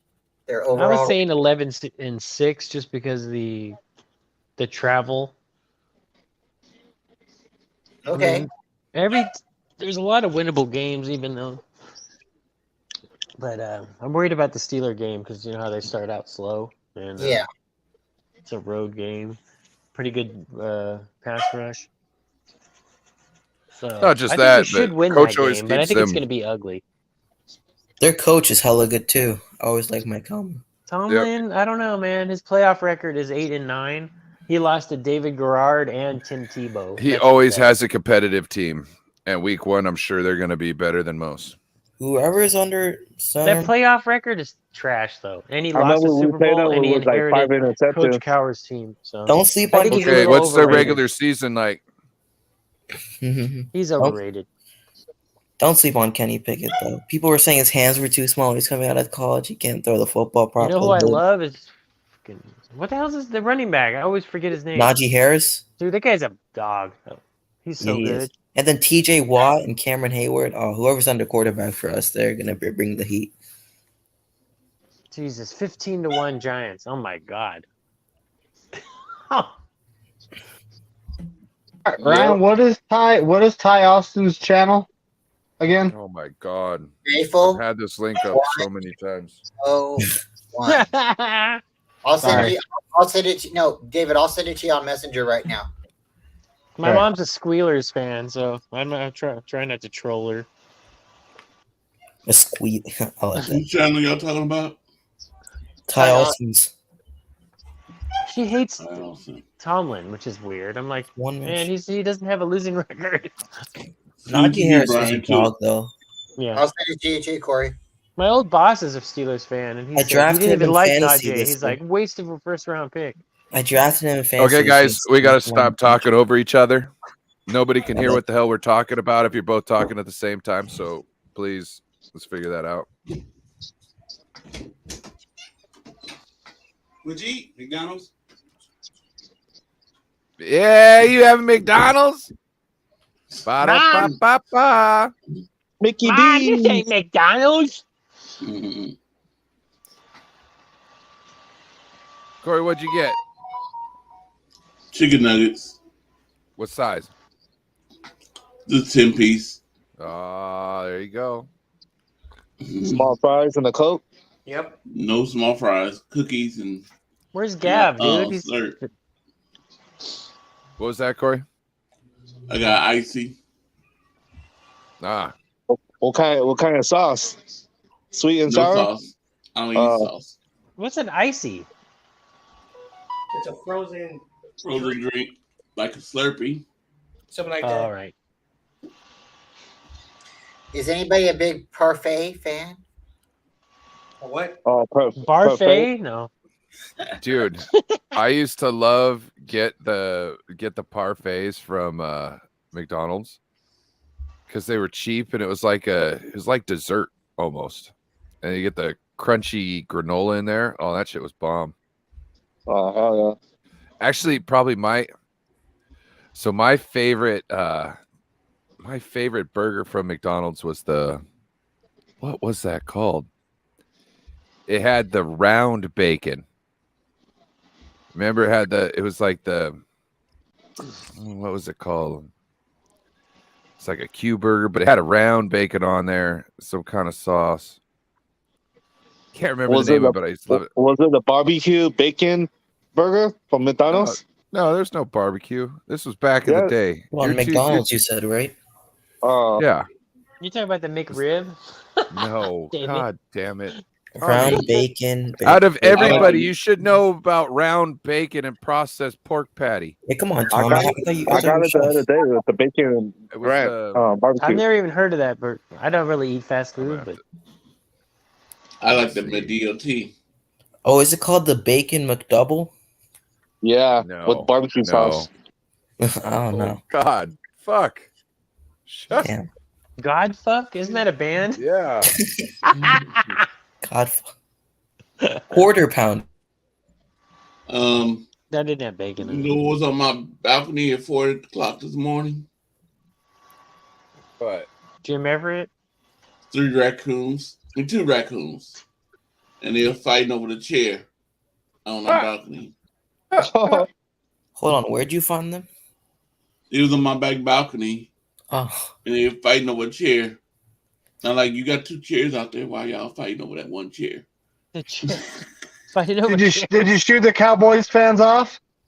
Or yeah.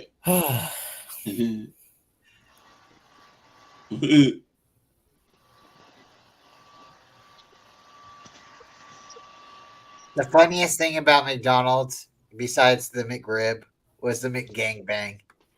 That'll live on forever. I'm telling you. It's when you get a McDouble and a McChicken, and you put them together, it becomes a McGangbang. I laughed so hard when I heard that the first time. And you know what? It just doesn't taste the same without them.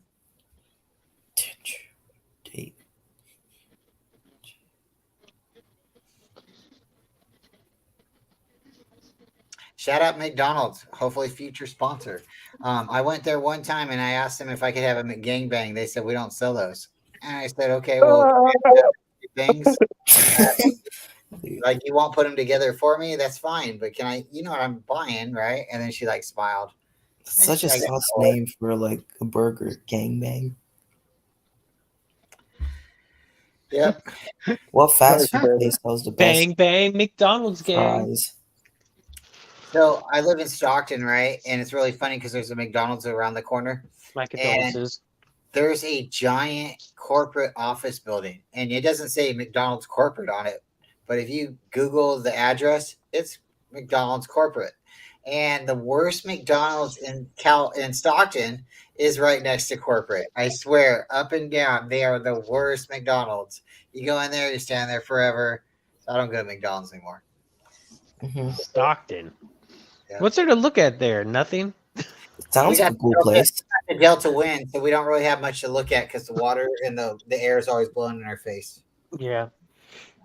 Furthest inland in Northern California and California at all, and it's the first city in California to be named other than a Spanish name, Stockton. Mhm. Huh. All right. Any How's the weather 49 down there news inside? today? Remember the Arch Deluxe? Yes. I don't know if that was it. You guys remember the Burger King guy, the commercial guy with Yeah. the big head? He Yep. looked like my mascot from high school. Who's a McDonald's guy that has the red curly hair or whatever? That's the clown. Ronald McDonald. Ronald McDonald. That dude always used to creep me out when I was a little kid. Is it clowns or just Ronald McDonald? It's that 19 Robert hits for the McDonald dude. Giants. He used to like just sit at the front of the McDonald's, like a statue thingy. Some people don't like clowns, and some people, they got a problem with Ronald. So Yep, I hate killer clowns. My know- worst I don't fears.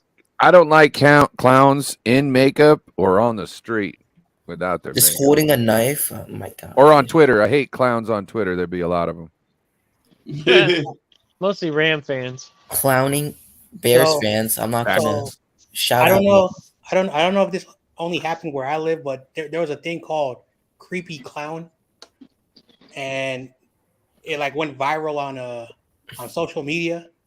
And one of an incident where a clown got hurt, and they're like, "Hey, people, you need to stop doing this creepy clown stuff for social media clips." So No, I could lead to bad things. It's not. Yeah. It's not cool. It was years ago. Years ago, it was nationwide. I know exactly what you're talking about. People would just dress in clown outfits, go into dark areas, and run out at people. And That's Oh, not yeah. right, man. You get your ass whooped doing that. Bro. oh yeah, I dare them to try that with me. Yeah. It's so stupid. Like, have you seen these people that like Yeah. run up on cars acting like they're gonna jack them? Mm-hmm. What do And they they're get doing out it of doing it's it, like man? it's like a white kid doing it in the hood. It's like, bro, like you fucking so stupid. The prank videos. You don't get killed. That's how people get killed. Yeah. And you know, Stuff. rightly so. The reason being, not that anybody needs to live their life, but you need to understand. And if you're not going to understand, you could be the example for somebody else. You know what I'm saying? Nathan, facts. Run them over. Yeah, That's fuck what those guys. Excuse the language, but Do you remember the guy who was in he was on, I was seeing him on YouTube. He was like kicking people's cars in traffic and like dancing. whoa. And I think what happened is he had somebody in the car who was video recording him. I bet you there's two people in the back of the car had guns, and they were just letting everybody know, yeah, he's under our protection. So yeah, let him fuck you up your car, this and that, or we're gonna shoot you if you fucking try something. And to me, it's like, you guys need to stop, because bros, the guy got killed the other day walking ducks across the street. Okay. Your dumbass could get killed even easier than that. Somebody definitely doesn't want to kill an old man who just helped ducks across the road. Somebody definitely is going to be perturbed at somebody dancing into dumb shit in the street and blocking traffic. Okay. Just saying. It's not like you're protesting or something. You know what I mean? You're just being an idiot. Yeah. Ouch. Yeah, they doing this stuff now on YouTube too. Yeah. Walk up to somebody like this. What's up? What's up? You want me to smoke you? Yeah. And I'm like, why are you playing games with people? And one guy went off and he started hitting the mess out of that guy. Yeah. Like, it's a video. It's a joke. It's a joke. Mm-hmm. So there was a 21-year-old influencer on TikTok, and he did a video on YouTube. I'm going to the projects, and I'm going to find people who are in gangs. Oh God! Apparently, it didn't go very Suicidal. well. Apparently, it didn't go very well. A week later, he did a TikTok. Oh, I'm in the emergency room. He was talking about the street cred. I'm sorry, it's not funny, but it is. And he was talking about my street cred now. He was being a very disrespectful 21-year-old. He says, but I'm not going to stop doing it because my fans love it. Well, they put that on themselves. Real quick. Hey, Ty, DM me real quick so I could tell you something. Okay, so I think this is a great moment for the show to break up. The segment. The question is what would you up? No. to stop the monotony. To just change the direction of the show. I have a question. Why are you talking about breakups? I got a question for everybody. Relationship. What would you rather do? Would you rather get eaten by a grizzly or eaten by a shark? Eaten alive. Sorry. Right? You have to be alive, right? You have to be a warrior that you're going to get eaten. You can have a weapon. I don't care how you go out, but you know you're going to die either by a shark or a bear. David Corona. No. Jesus Christ.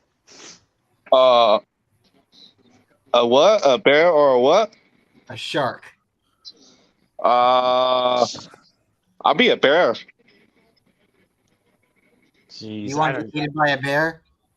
Yeah. Good answer, I guess. I mean, I don't know. Yo, that is bears are underrated, man. They can do some damage. Now, would you rather get suddenly killed? Wait, does he eat you alive, or does he just swipe you? No. Do you want to try to fight back and then die? It doesn't matter. The you grizzly die right away. The grizzly bear eats you alive, but doesn't go for anything straight. The shark's gonna bite you. You'll be alive until they bite you, and then you're probably not going to be much alive after that. The bear will keep pulling you apart as you're screaming. If I saw a bear, I just lay down on the floor and pretend I'm dead. Playing possum. Sometimes that works. Sometimes they say, I don't know. All right, Tommy Huxley, would you rather get eaten by a shark or a bear? I don't know because I hate water and drowning. So, but you're not gonna drown, bro. Not drowning, you don't have to worry about the drowning. Who says it's cold? There's hot water where sharks eat people. Man, shark could jump over the water. Over the boat. He's about ready to get eaten to death, and he's worried about the temperature of the water. With the rationale of shrinkage happens. What? Yes. Sorry. Oh, you didn't do the dishes, did you? Oh, Tommy. With that rationale, they keep grabbing at you and stuff. That sounds really bad. So if the shark bites off your legs, you're instantly, disemboweled. So that's you're dead already. All right, Korey. Fuck, I don't know, man. Korey, all right. I'm gonna pass. Do you want to get eaten by Boo Boo and Yogi, or do you want to get eaten by Jaws? I think by Jaws. I like it. It's gonna be quick. The teeth gonna sink in, and he gonna take you under and make you drown. If you do it right, if you do it right, you can point your head straight towards the mouth and make it even easier and quicker. You know what I'm saying? Yeah. I'd rather be killed by the shark than a shark. All right, David McNiner, what do you think? You want a grizzly bear, polar bear, or do you want a Kodak, or do you want a great white, a hammerhead? What do you want? You want a Mako? I would want a great white because chances of me being bit in half and dying fast are pretty good. Yep. A grizzly bear, there's no guarantee that's going to be a fast death. It's more than likely going to be slow and painful as they tear you apart. Oh, exactly. Yeah. With the nails. I see it. I totally see it. All right, we're going to pitch it down to Jon Jay. Jon Jay, if you care to, let us know your feelings, are you a shark kind of guy or are you a bear-friendly kind of guy? Let's see. I would rather die or be eaten by a shark. And I hate sharks, though. And let me explain my reasoning. Like, I'm not the best swimmer, but I know how to float. So if a shark is coming at my direction, that myth of punching a shark in the face scares it away. So I will try that. See, if not, I would rather die that way. A grizzly bear, no, that's the worst way. That's the worst way. Yeah. All right, Carcast, what do you think? You want to go for the shark, or you want to go for the grizzly? Well, the name sounds intimidating with the shark and the grizzly, but I'd get eaten by a shark easily. I mean, they really got those sharp teeth. But I don't want to be getting eaten in intervals slowly, feeling the pain. And they scratch you? Getting ripped in half seconds after. I want to be in one. I don't want to feel that pain, man. I'd rather be eaten quick than anything else, really. Cause and I can swim, but if you drown in that water, like, I don't know how good sharks can really see, but if you drown, I don't know how they're gonna find you. Also, sharks don't like the taste of people for some reason. Okay. All right, let's throw it to Jeff, and then we'll pass it back up to Ryan, and Ryan can tell us what he thinks. Well, my necklace says it all. Sharks. It's funny that you should ask this question today because I'm wearing a shark necklace. You want to be eaten by sharks, or you don't want to be eaten by sharks? I want to be eaten by sharks. I love Jaws. I love horror movies. I love shark movies. And I'm wearing a shark necklace right now. See? All right. That's awesome. All It right. glows in the dark, too. I would like to just try to fight myself against both of them. I'm not trying to be eaten by anything. Ryan, what do you want to do? Well, I think we all would try and fight back, but you clearly had stated that it didn't matter. We were all dying. So yeah, Brian wants to. I don't want to pick. I don't want to pick. I pick it either way. Bryant changes the rules when it comes to him. Jeez. The copulator. Well, if you know what culp, right? Culp is a Latin root, and it means fault to blame. So it means I'm like the culperator. I'm culpable. I'm the one who's culpable. Mm-hmm. So I'm usually the one who's at fault. So yeah. Also, I don't know if you ever saw that movie with what's his name, DiCaprio, where a real story of a human who survived a bear attack, but that was like the worst, excruciating. So like a bear's not going to kill you. He won an Oscar for that. What the hell is the name of it? The bear's not going to kill you like many people think. It's going to torture you like very badly, and you somehow survive that. What if you try being friends with both animals? See, it doesn't. It's not. It's not threatened by you. That's why it's not putting you out. In fact, sometimes what they'll do is they'll injure you, and then they're hoping that you'll just bleed out, right? And then they'll just go off somewhere else, wait for you to bleed out, and then come back and eat you while you're dead. But other ones, they'll just knock you to the ground, put a hand on it while you're still moving, and just start eating out your stomach and all that good stuff. Just never trust a grizzly bear. Well, the shark is attracted to blood. Never. Yeah. So if you have like a wound, you're much more likely to get killed. Well, it doesn't matter in the scenario that you're saying because everybody was going to die. You know who wins? You know who wins a shark or a dolphin? Dolphin. The dolphin, because he could push up the shark and make him flip over. Okay, I got a question. Real quick, sorry. The reason a shark and a dolphin are different is a shark can only go forward. It can't swim backwards. A dolphin can swim backwards. A dolphin's a mammal. Okay. A shark also dies if he stops swimming. And they go in packs, too. All right. So, fuck, marry, kill. Shark, grizzly, or a black mamba. What is Black Mamba? Black Panther. Yeah, I'm gonna stick with the same thing. Like I would try to like fight it back. But if I have to die, I'm willing to try to go either way. I see a black mamba trying to come in and bite me really fast, and then trying to die. Fuck, marry, kill. Oh. No. Did you not get One that if by part? land, two if by sea. Yeah. You got to fuck one, you got to marry one, you got to kill one. Which one you doing? Oh, man. Who are you marrying? Oh, Who are you marrying, Bryant? okay. So it's out of the snake, the grizzly, and the bear, right? The shark. No, the shark, not the bear. The grizzly is a bear. All right. So, yeah, the snake has definitely got to go. So that's got to be killed. The what is it? Marry and then date. What is it? I'm sorry, I'm losing it again. Fuck, marry, kill. Fuck. Oh, okay. So then, okay. Ah, man, I can't. I gotta pass on this one. This one's a weird one. Yeah. Come on, Ryan. This is good. This one's like, This is yeah, wacky. yeah, Come on. It was a joke. yeah. But I can't deliver. I'm just not that funny. I know who I would fuck. Poor Tony. Poor Tony. He can't deliver. Oh God. Oh. But I got Randy 3 Daytona. kids. I got 3 kids. Dude, this is How the do you one. do that to a snake, though? Have you seen the honey badgers? Have you Right? seen honey badgers before? Them Yep. getting attacked by like lions. It's like, they're taking on like 5 or 6 of them.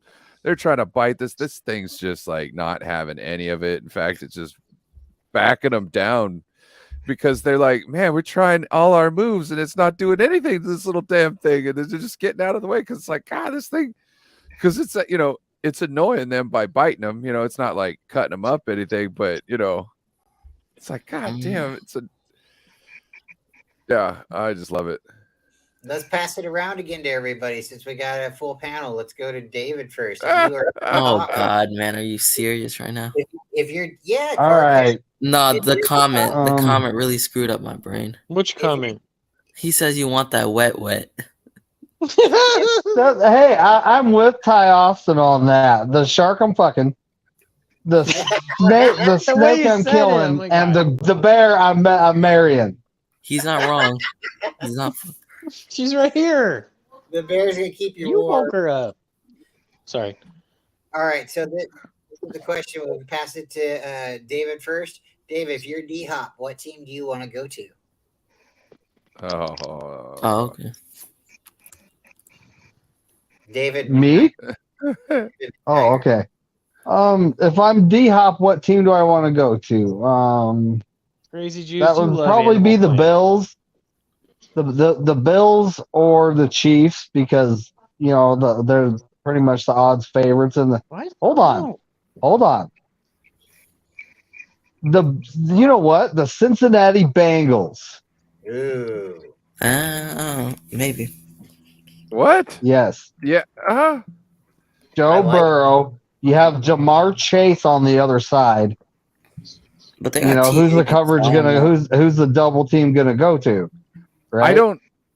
Yeah, I just don't see like DeAndre Hopkins. Like, yeah, let's get with. I don't know. Throw it up with Jamar Chase, and then they'll leave T. I would just see him wanting more of like a veteran. Not saying that. Not to say that Burrow isn't worth his medal. It's just I think that he might want somebody around his age. You know what I mean? And had his kind of life. That, you know what I mean? Like they might have more of a bond. All right. Okay, Korey, what do you think? If you're D Hop, where do you want to go? Well, I want to go a team where I can be the star. Ain't nothing but mammals. Be number one. So I might. So let's do what they do on the Discovery Channel. Getting horny now. If you had the CD, you know what the CD did. If you turned it sideways, and it said insert tongue. So if you know, you know. So shout out to the Bloodhound Gang and what was his name? Jimmy Pop. My name. I'm Jimmy Pop. Yeah, I'm a dumb white guy. I'm not old or new, like middle school. Shout out Bloodhound Gang and my. Speaking of that, Ryan, can I do some raps? Well, let's finish the panel real quick. Yeah. And we'll jump to you. Okay, Korey, you said you were gonna be D Hop, and where would you go? I think I would go to what's it? I said the Giants. You'd go to the Giants. Ooh, because that's a good option. Because they don't have a number one right receiver right now. Right. They're looking for a number one receiver. So I will go to them. You think that DeAndre Hopkins is like, yeah, I want to go be stuck on a team with Danny Dimes? Damn. Yeah, that's true. And then already Barkley. Well, I'm not saying you're wrong. I just don't think they have the contender requirement, the box to check. You know what I mean? I don't think they're necessary. I don't even know if they're going to make the playoffs this year.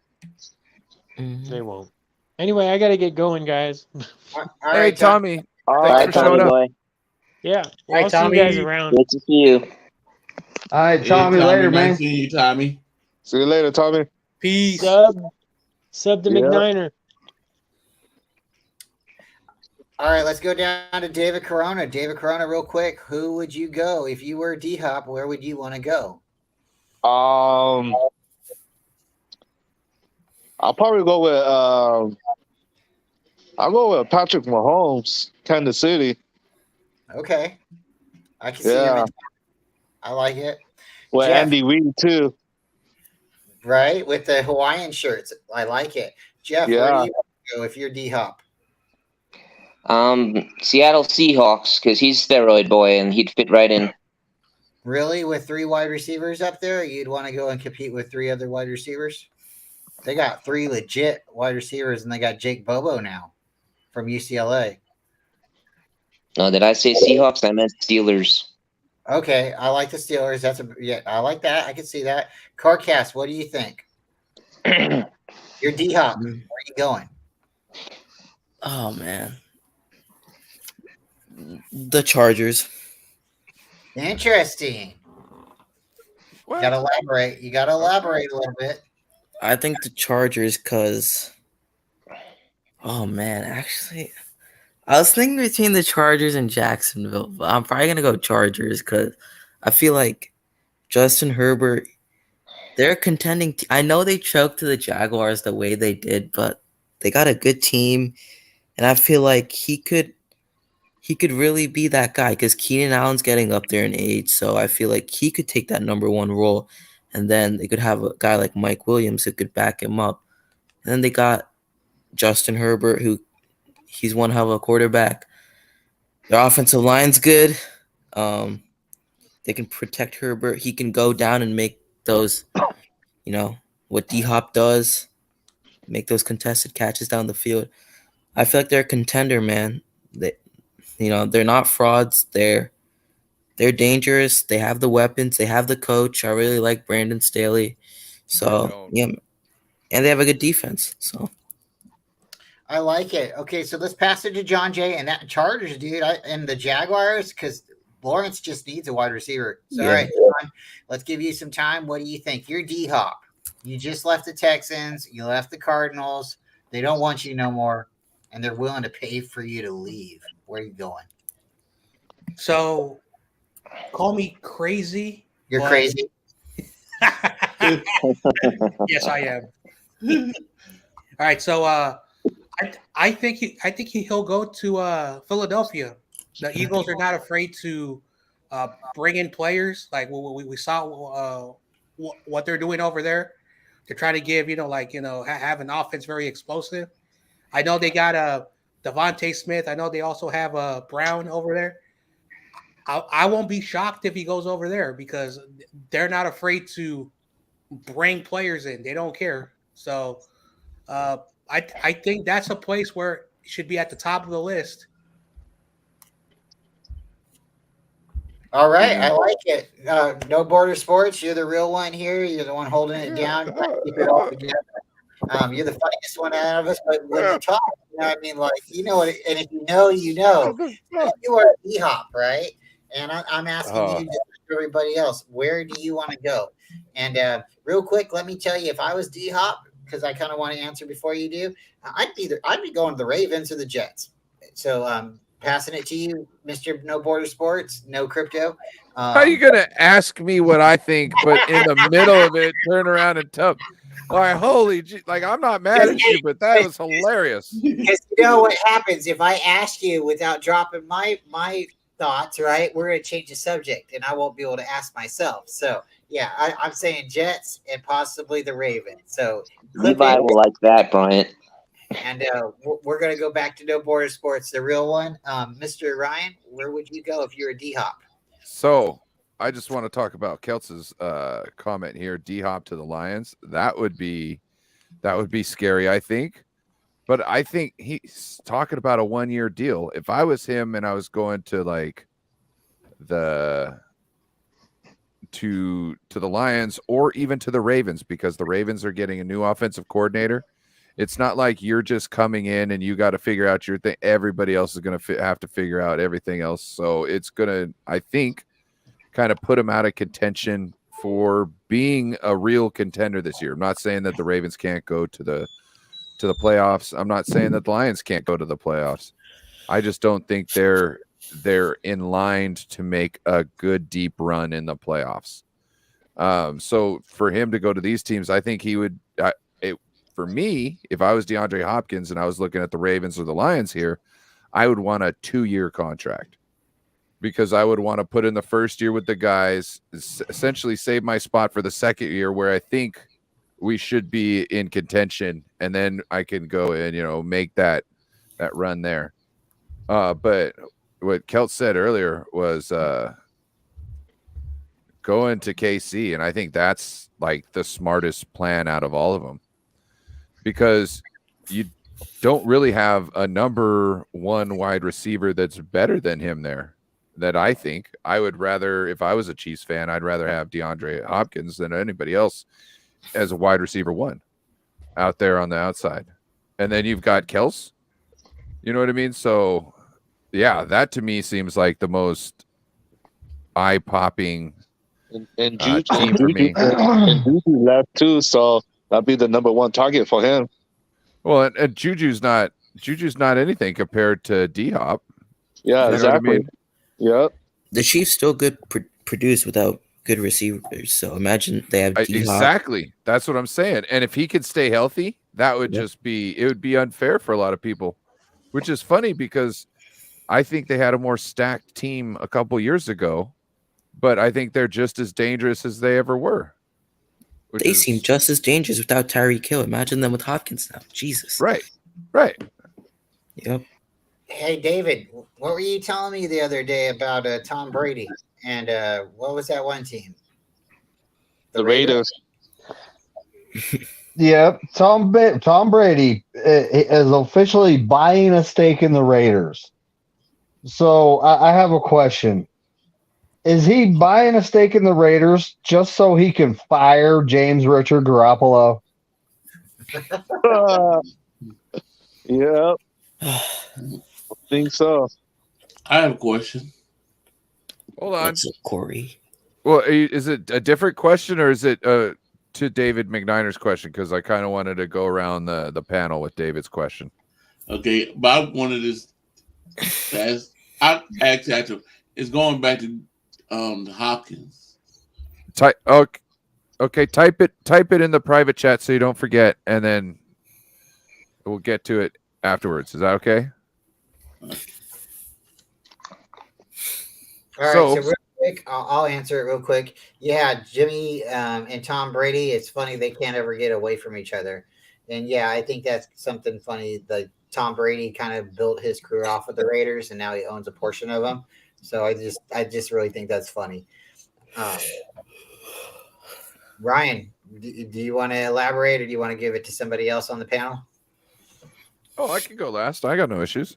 All right, then Jon Jay, what do you think? You think Jimmy and Tom Brady are a match made in heaven? Do you think, like what David said, he's trying to get rid of Jimmy somehow, torment him in every way? If you think about it, what McNiner said, and that is a possibility. he's like Robert Kraft. Kick out Jimmy. I don't want to lose my job. But I don't know why he bought a stake of the Raiders. Because they were cheap. I don't know why. Like Tom Brady, like in my opinion, he could do better, and invest with the 49ers because that was his childhood team growing up, but he's still mad at us for some reason. So I think he may have done that for spite. Now that's just me, but that's very funny to think about. Hey, I'm a part owner now. Jimmy Garoppolo, you're fired. All right, yeah. What do you think, man? What do you think? You think Jimmy and Tom Brady are, like sewn at the hips, or they both got Super Bowl rings? Do they got matching tattoos? What's going on? Is that question for me? Yeah, it's the same question. I'm just throwing a joke on it. No, I didn't hear you say my name. Sorry about that. Right, so Jeff, Yeah. what do you think? The same question that David McNiner threw out: is Jimmy getting fired by Tom Brady? Yeah, All right, all right, David Corona. definitely. What do you think? Is it something like weird with those two? I mean, like, or like there's just vibes that the fans are putting off, or do you really think there's some animosity? I think I think I agree with what David McNiner said. Like they didn't get along in New England, and Kraft told the owner, you trade me or you trade Jimmy G. So that's why Jimmy G came to the 49ers. All right, So so pause real quick, because like what Kelts threw out there, this is something that's been speculated, and there was an email that was sent to a content creator that put it out there, and he doesn't want to reveal who sent it to him, but at the time, the owner of the Patriots had a girlfriend who was pregnant, and supposedly it wasn't his baby. And all of a sudden, Jimmy got sent away from the team. So the belief is it was Jimmy's baby, right? So it's really funny that Jimmy got shipped out of town and Robert Kraft and his girlfriend had a new baby. So is it Babygate? We won't know, right? Until there's a book written. But that's the speculation. So what you're saying could be true, David. But I think what I just said could be something, and same thing with Celts. There's definitely some rumors out there that says, hey, this guy's got to go.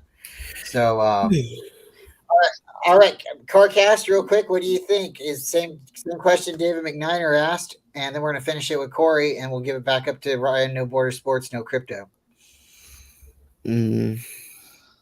No, I think it's just vibes being given off by the fan bases. I'm not taking much account into it. I think it's just. Go ahead. I agree. I think it's just something weird. Just something weird. It's just like it's just odd that it just come full circle. Yep, exactly. Why would he buy into it? If he dislikes this guy so much, and like at this point, does he really have to cut him? The guy can't even stay healthy. Mm-hmm. So, yep. Korey Davis, the GOAT. Same question from David McNiner. Are you Jimmy? I don't know. Are you thinking Jimmy's getting like the ghost vibes, or what's going on? Is Tom Brady coming for him? Does he got that Reaper hood on? I don't think so. I think we are reading too much into it. Tom Brady and Jimmy probably got along good. We just reading into this. I think he might just be buying interest in the team and wants to move up and probably end up owning a team. I agree. So everybody remember when the reports come out that Jimmy Garoppolo, Tom Brady said they're keeping that blank over me. Well, supposedly he wasn't talking about Jimmy Garoppolo. He, supposedly the Niners were, trying to get him back in like 2018, and we chose Jimmy over Tom Brady, right? Well, Tom Brady was trying to leave New England. He was trying to go to the Raiders back in 2018. So he was actually referring to Carr. So again, like what Korey just said, they're probably friends. And why would he come out and blast Jimmy like that? You know what I mean? Like he, quite frankly, he said, hey, Jimmy needs to go. Why would he be mad at Jimmy at that point? He was still there. And then at that point, he's probably just upset with the organization, saying, hey, you guys don't believe in me, then maybe it's time for me to go too. So shout out to East Coast Red and Gold and no border sports, no crypto. What do you think? First thing I would say, shout out to Jess from East Coast Red and Gold podcast. We had Ty in here earlier. Make sure you go check them out. What's up, Jess? Hey, Jess. What was the question again? I can't. Sorry. David, can you repeat the question? It was about Jimmy Garoppolo and Tom Brady. Oh, yes. Got it. So, no, I don't think he's there to kick Jimmy out. I think what you explained about him talking about Derek Carr, that almost is like even more foreshadowing now. Like, did Tom all of a sudden, like, as being a Patriots quarterback, go from being a 49ers fan to go, I'll show them, I'll start being a Raiders fan? Like, at what point, like, you wanted to come play for the Raiders then? Okay. Like, if Tom's so smart, why is he getting in with the Raiders? Oh, never mind. He was in he was with the what was that one market that crashed because of that Sam Bankman-Fried. Was it Bitcoin? No, not Bitcoin. It was the market. Bitcoin's a currency, bruh. What was and so FTX. Yeah. FTX. Seems like he's got bad business. I don't think he should be buying part ownership into the Raiders. I'm not saying that it's not necessarily a bad investment opportunity. I think he could have probably got in somewhere else and it'd probably be a better scenario. I think getting in business with the Davises is just stupid. They're not good at football because they don't listen to other people's ideas, and it shows. Well, they don't listen to the right people's ideas, and it shows. And they think they're geniuses for not. So, to me, I think it's just a bad move all the way around. But I don't think Tom's there to push Jimmy out. Now, if Jimmy goes down, would Tom be willing to jump in and, be a quarterback? I'm sure in a moment he would come down from the owner's booth to put on some pads. You know what I mean? But only for the next couple years. Bryant, is there anything you wanted to say on that before I get to our sponsors? No, that's basically what I agree with too. I think Jimmy and Tom probably have a good relationship, regardless if Jimmy has a illegitimate child out there or not. Shout out to all the kids out there in the world that like everybody's born somewhere, right? And as long as you raise and you grow up with good morals and learn the life experiences where you need to, then hey, shout out to everybody. I was lucky to have a mom and dad, but not everybody has that walk in. But no, Tom Brady and Jimmy obviously got to be friends. It's really weird that again, Tom Brady and the Raiders are teaming up together, but I don't think there's any animosity. And I think maybe it's because the Raiders are cheap. Would you rather buy the Raiders or the Washington Commanders? I would say probably the Raiders at this point. So, why? You don't have Al Davis there. Al Davis is gone, so now you have Mark Davis. Davis, yeah. Why you got a Davis there? Still. But maybe you can work with Mark Davis. I mean, like the guy did get a haircut, so I mean, like maybe somebody. What decisions that he's made at all make you want to work with him? That's my point. Maybe you're trying to outweigh the, maybe you're going to say, I'm going to buy into the company and then he's going to pass away. And Let's get some words from our sponsors. I will be the overall say, we'll see. All right. So with that, let's pay some bills here. Are you tired of your hardwood losing its shine over time? Want to protect and preserve the natural, long-lasting beauty of your hardwood? Look no further than Renob's Hardwood Wax and Shine. Our specially formulated wax and shine not only protects your hardwood from wear and tear, but also adds lasting shine that will keep them looking as good as new for years to come. Plus, with our easy-to-use application process, you'll have your hardwood looking its best in no time. Don't let your hardwood lose its luster. Try Renob's Hardwood Wax and Shine today and see the lasting difference for yourself. And as a special offer for our listeners, use promo code RUNRUNNOW. That's RUN now at checkout for an exclusive discount. Order now and start enjoying the beauty of your long-lasting hardwood once again. You know, Ryan, I got to tell you, since the sponsors come on, my friend linked up and he went and he found the product, and he can tell me he's had harder wood longer, and he says his thing's been waxed and he shines and he has a smile. So again, it lasts longer. It's for your hardwood. And if you need a sponsor again, or if you need the promo code, it's what RUN 111, but just go back and rewatch the video if you have to. But that's a good product. I can tell you 100%. We have believers. Seeing is believing. So make sure you get your hardwood waxed and shined. Make it last longer. Yes, thanks to our sponsors. Really appreciate you. Make sure to go out. Check the link in the description. There's not one, but we can pretend. Actually, the links to a whole bunch of great people's channels. So please, if you're not already subscribed to their channels, go subscribe and then come right back and see us. What's up, David? I just showed my wife the pea cups. She was busting up right now. Oh, your collection you got back here? Yeah, she was busting up right now. Hopefully they don't defrost on you. Okay, real quick before we get to Corey's question, I think we have to do a quick wrap with McNiner. Oh, a bus wrap? Yep. Okay, McNiner, you're gonna have you got one. So you ready? You got one wrap you could deal, and then we're gonna go for a thing. Are you ready?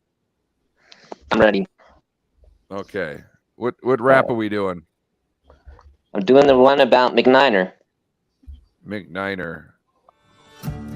You have to ask him it's okay first.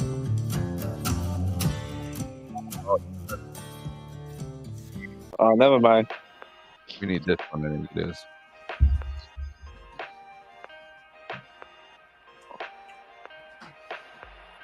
This sound right? This is gonna be fire. That sounds okay. Okay. Like McNiner, is it okay? He could do it? All right, we'll let you go, Jeff. All right, here we go.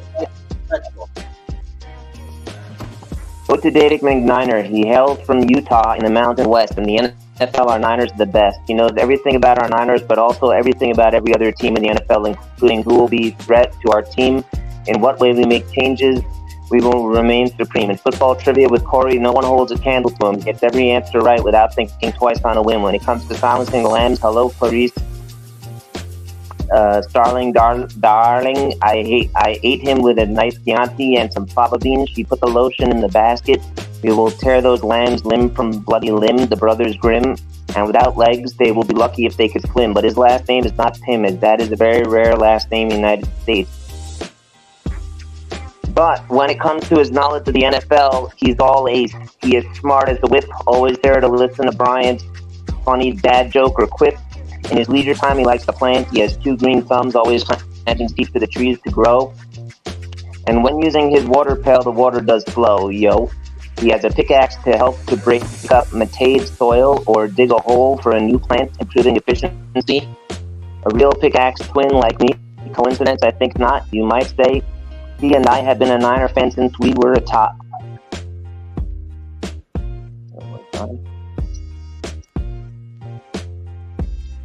And keeping your hands from getting tired. At times, his job, he has to decide he was hired. He can work 20 hours a week or more, but despite this, he always has time to see our Niners score, even while working on the floor. He always takes time out. He has a badass, patriotic, signature coffee cup of our Niners. for Bryant Culp's Coffee Talk and Saturday and Sunday. Tune in for a very special guest and a special 49er spin. But he is a Niner fan, so definitely not a fan of Marshall Faulk. He has his own show, Dissin Bro. He works hard. He plays harder. While deer in front of his truck causes much concern as they're on the field and in life, an open wound the Niners do burn. So let me tell you.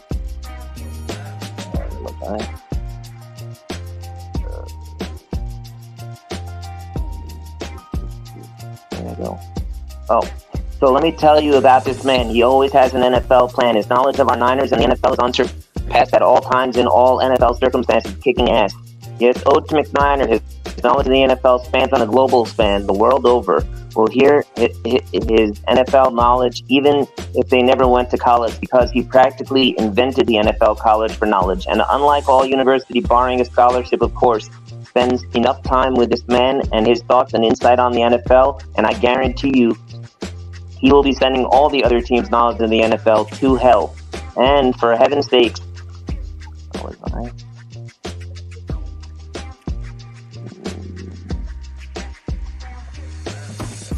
and for heaven's sakes, yo, go check out his Niner show, bro. He is an aircraft part manufacturer. Maybe at times he was attached to it.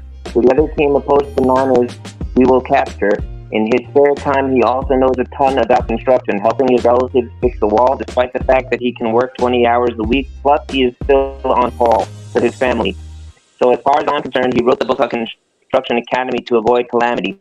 So for heaven's sakes, check out his YouTube channel show, bro, yo. That was slapping, dude. That was fire. Maybe your best one. Jeff, you gotta end that with "and I'm out." Boom, mic drop. There you go. Wow, that was fire, bro. I don't know how we can come up from it. What did you think, David? The show will have to continue, though. David, you're muted. Yeah, David, you're muted. I liked it. It was great. Historically accurate, too. Historically accurate. Very accurate, yeah. Yep. 100%. Every word of that's true. So I wanted, or Korey, you want to ask your question to the panel and to the chat? Okay, what team you do not want to see DeAndre Hopkins go to? Oh, opposite of what I asked. I like it. That's a good question. Who do you want to go first, Korey? David McNiner. Oh, shoot.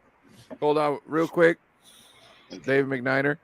I want to welcome one of our YouTube content creator colleagues. Not only that, but she's a faithful.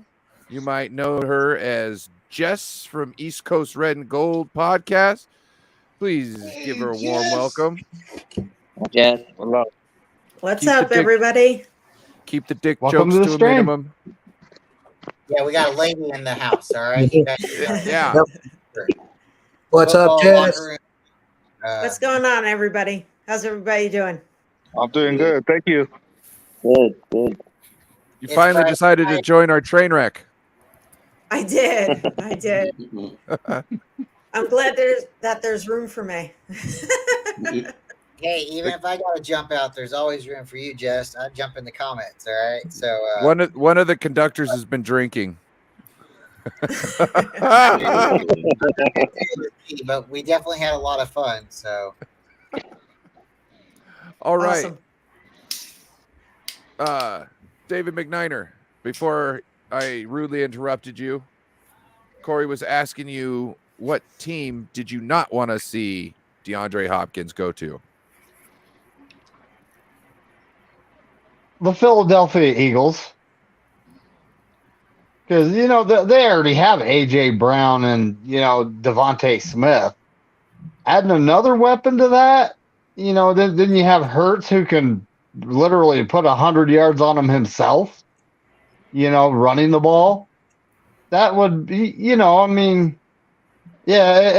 would make it tough, right? Dallas Cowboys is a big number 2 on that list, though.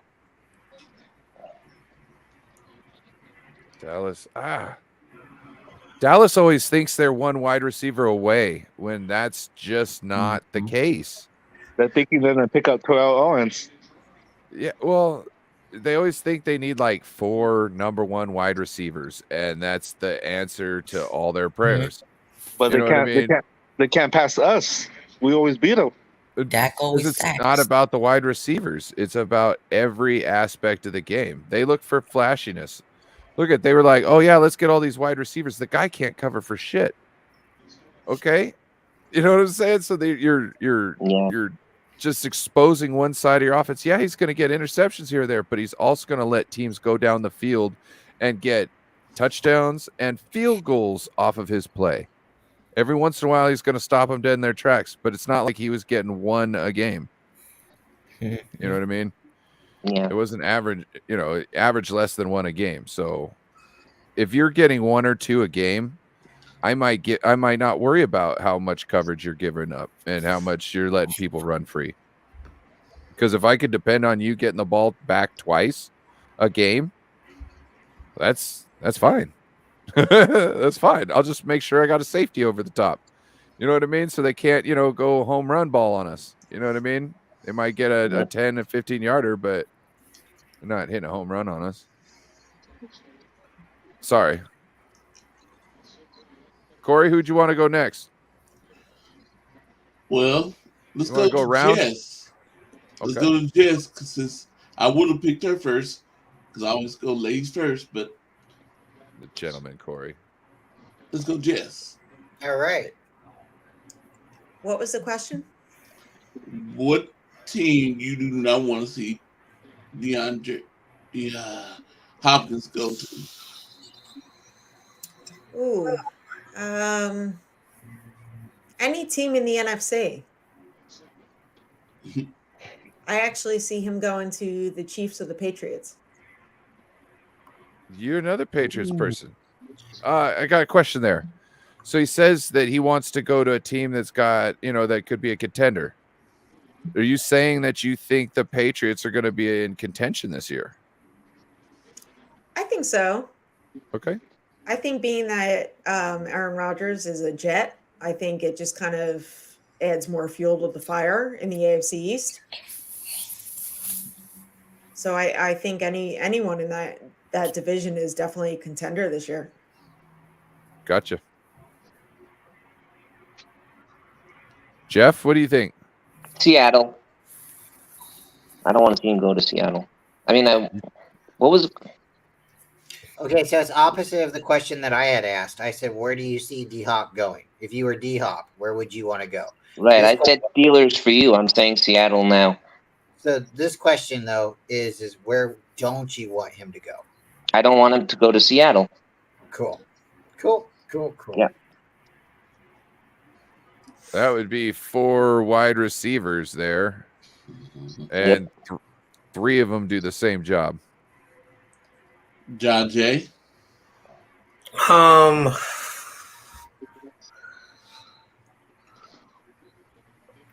yeah, this is a tough one. Like,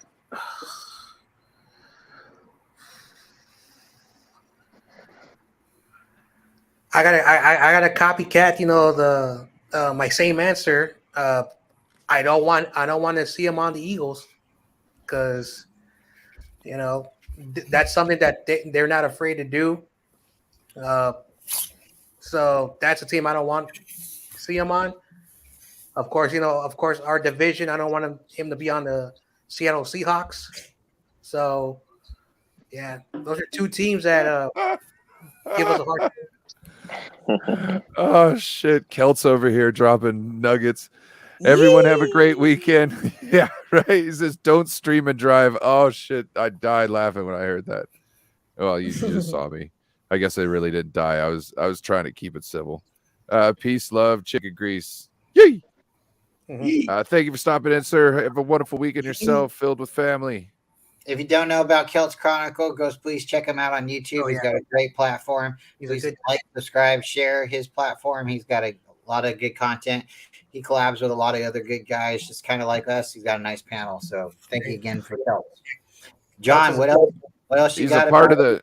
He's also a part of the Straight Out of the Bay show on Monday nights, I believe at 7:30. Yep. Jay in the Bay, Amin the Green, Celts And Chronicle, Bay Area Baller Eric, 18. Eric. Yep. Prince Bay Area Price. Baller 18. Eric. They're all goats in their own fashion. They all have great intellect on the 49ers and insight. So, and then they like the Bay Area teams too. So if you like baseball and you like basketball, they talk that as well. But John, what else do you think about D-Hop? Where you want him going? Oh, the Eagles or the Seahawks? Eagles or Seahawks? Carcast, what do you think? I don't want D-Hop going to the Miami Dolphins. Interesting. Throwing another curveball out there. First Chargers, now Miami. You got to elaborate.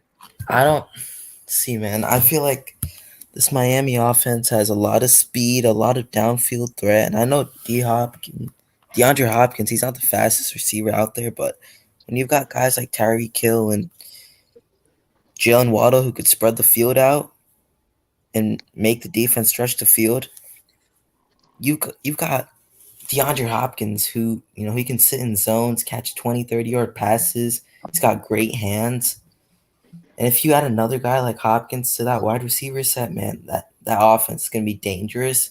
Except Tua, he's mobile. He can move around.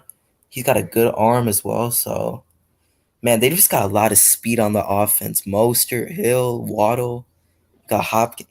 It's scary, man. And they're playoff contenders as well. So, Yep. But what did they actually do last year? They didn't do nothing. Nothing. Exactly. So if you have somebody like coming in and you have a quarterback like Tua, they have speed, but is he necessarily the go-to quarterback that can get all these guys the ball? Because last year they didn't do jack shit. Excuse my language. And plus he was injured too. Show, Jess. You can be as lady as you want, or you can be as blunt as you want. But it's the Friday night show. Us as gentlemen is going to continue to be as nice, and we're not going to talk to you. But if you want to say something, then more help you. But I agree with you. What did the Dolphins do? They did go 8-0 at one point, but then the concussion started happening for Tua. And I think it wasn't just the concussions, because he's just terrible. We broke him. We broke him in that game. I think Kyle Shanahan exposed him. Mm-hmm. Well, not Kyle Shanahan. I think D'Amico Ryan exposed him, but with the help of Kyle Shanahan. Mm-hmm. I think Kyle Shanahan was like, "Oh yeah, here." And D'Amico's like, "Oh yeah, yep, you're right. Yeah, I was gonna say that, Kyle. You just got to it first. You know what I mean?" And then. Yeah, I think that was his downfall. Things might change this year, but it's not like he had something people couldn't figure out, and now they're still in the offseason trying to guess on how to attack it. They figured it out. So he's got to evolve. So he's going to be back at square one, essentially. All right. So my answer to Corey's question is the same as my answer to my other question, the Jets or the Ravens. I don't want to see him go either place. I think that's where he wants to go. And I don't want him to go to either place. I think he can catch the ball, like Carcast was saying, like the 10-yard passes, the 30-yard passes, where somebody like Lamar Jackson doesn't have to be most accurate because the guy can basically catch something with his knuckles. So I don't know if you guys have played I imagine everyone here has played backyard football. And there used to be a guy that I used to throw the ball to. And it didn't matter how far. If I had the ball that far off the ground, he was catching it. And it doesn't matter if he's scraping his knuckles or not. He was going to eat the pavement. And I had to become a better quarterback because I hated doing that to him. So I learned how to throw higher, So eventually, people either they catch the ball or they don't. And that's the difference of a good wide receiver. This guy would go for the ball. He didn't care about his body. He went for the ball. So like D-Hop's that kind of guy. He's going to catch the ball wherever it's thrown to him. If it's over here or up like this, he's going to catch the ball.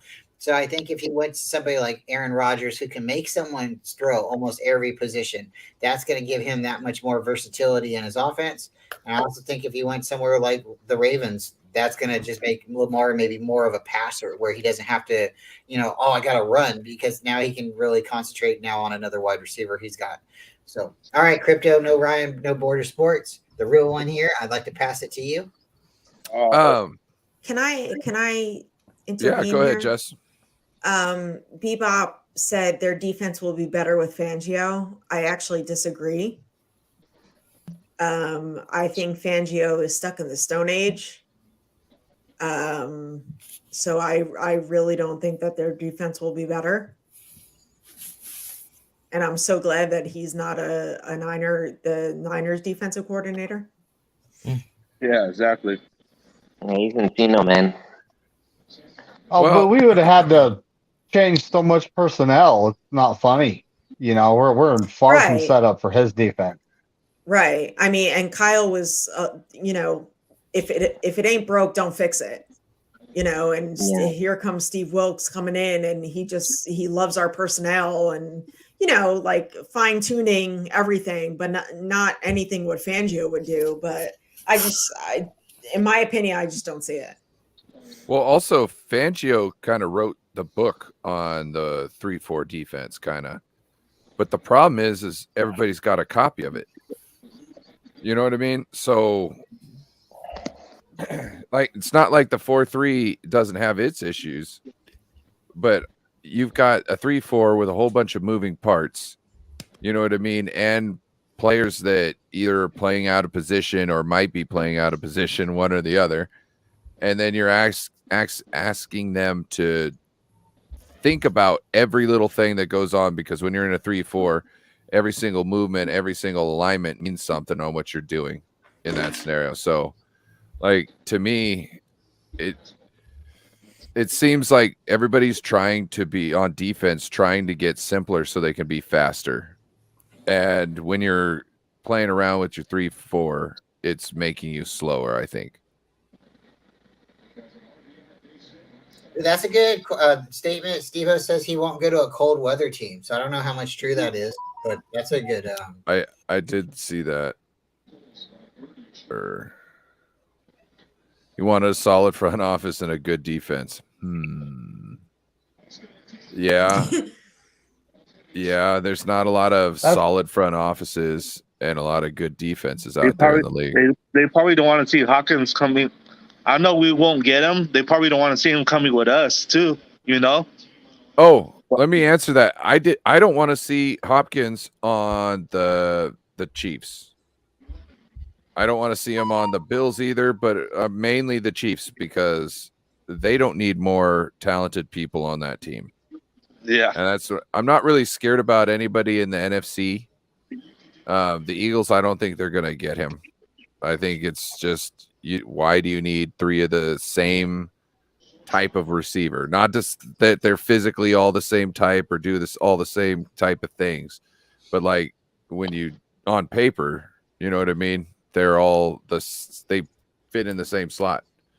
You know what I mean? It just doesn't make sense to me. And the other teams in the NFC, I'm not really scared of. You know what I mean? With him being added to their team. So to me, it's whoever's at the top of the AFC. And to me, that's the Chiefs and it's the Bills and maybe the Bengals. But I don't know. You can't count them out ever. I agree. Like with that statement, like what he said, he wants to go to a good franchise, that's competing for a Super Bowl. But I like what Bebop says here too, because I kind of heard it as well. The Bears could be an option, but they're not necessarily the best organization. I don't know about their front office, but I know they have a rookie quarterback. They might not be ready to win right now. And with D-Hop being as old as he is, how many years do you think like he has? So I don't know if that's going to weigh into that factor, but I could see D-Hop going to the Bears. I could see him wearing the blue and orange. I definitely could, But so let me answer my own question. I don't want to see him going any NFC team, because he go any team in the AFC, because I don't have to worry to play the AFC teams into probably the Super Bowl. So I want to face him in the NFC and have to worry about. Plus, he with the Rams. I don't want to see him go with the Rams because Cooper Cup. Now, who you gonna double cover? Cooper Cup or DeAndre Hopkins? It's not like he's going to get a 300-yard game on us. None of the wide receivers do. They get a little over 100 yards when they have a breakout game against us. Look at DK, look at Cooper Cup, look at all of them. They're only getting about 100 yards, a little bit more. Why are we worried about them in the NFC and just thinking that, oh, we're it's going to be so hard for us to get through the NFC, but then want to pawn them off on an AFC team, which we're probably going to have to face if we want to win the Super Bowl. That's just stacking the deck, pushing it down the road, pushing the loan down the road until it's even more of a crushing debt we have to pay, because you're talking about facing DeAndre Hopkins in the Super Bowl when everybody's tired and worn out from a year-long season. Like, that's not when I'm trying to face DeAndre Hopkins at all. Not that I'm that scared of him. It's just that out of all times of the year, that's not when I'm trying to face him, is when we've been playing all year. That's the only time I want to face him, because if he's in the NFC, you're gonna probably play him two times because he's gonna probably make it to the playoffs. So you played him in the regular season, then you're gonna play him in again in the playoffs. See, you're only gonna play him once in the Super Bowl, and you can pretty much have a whole bunch of times to have your defense ready to go against him. I'd rather put that type of player in the AFC than seeing him in the NFC, because he could be the person that hurt you for going to the Super Bowl.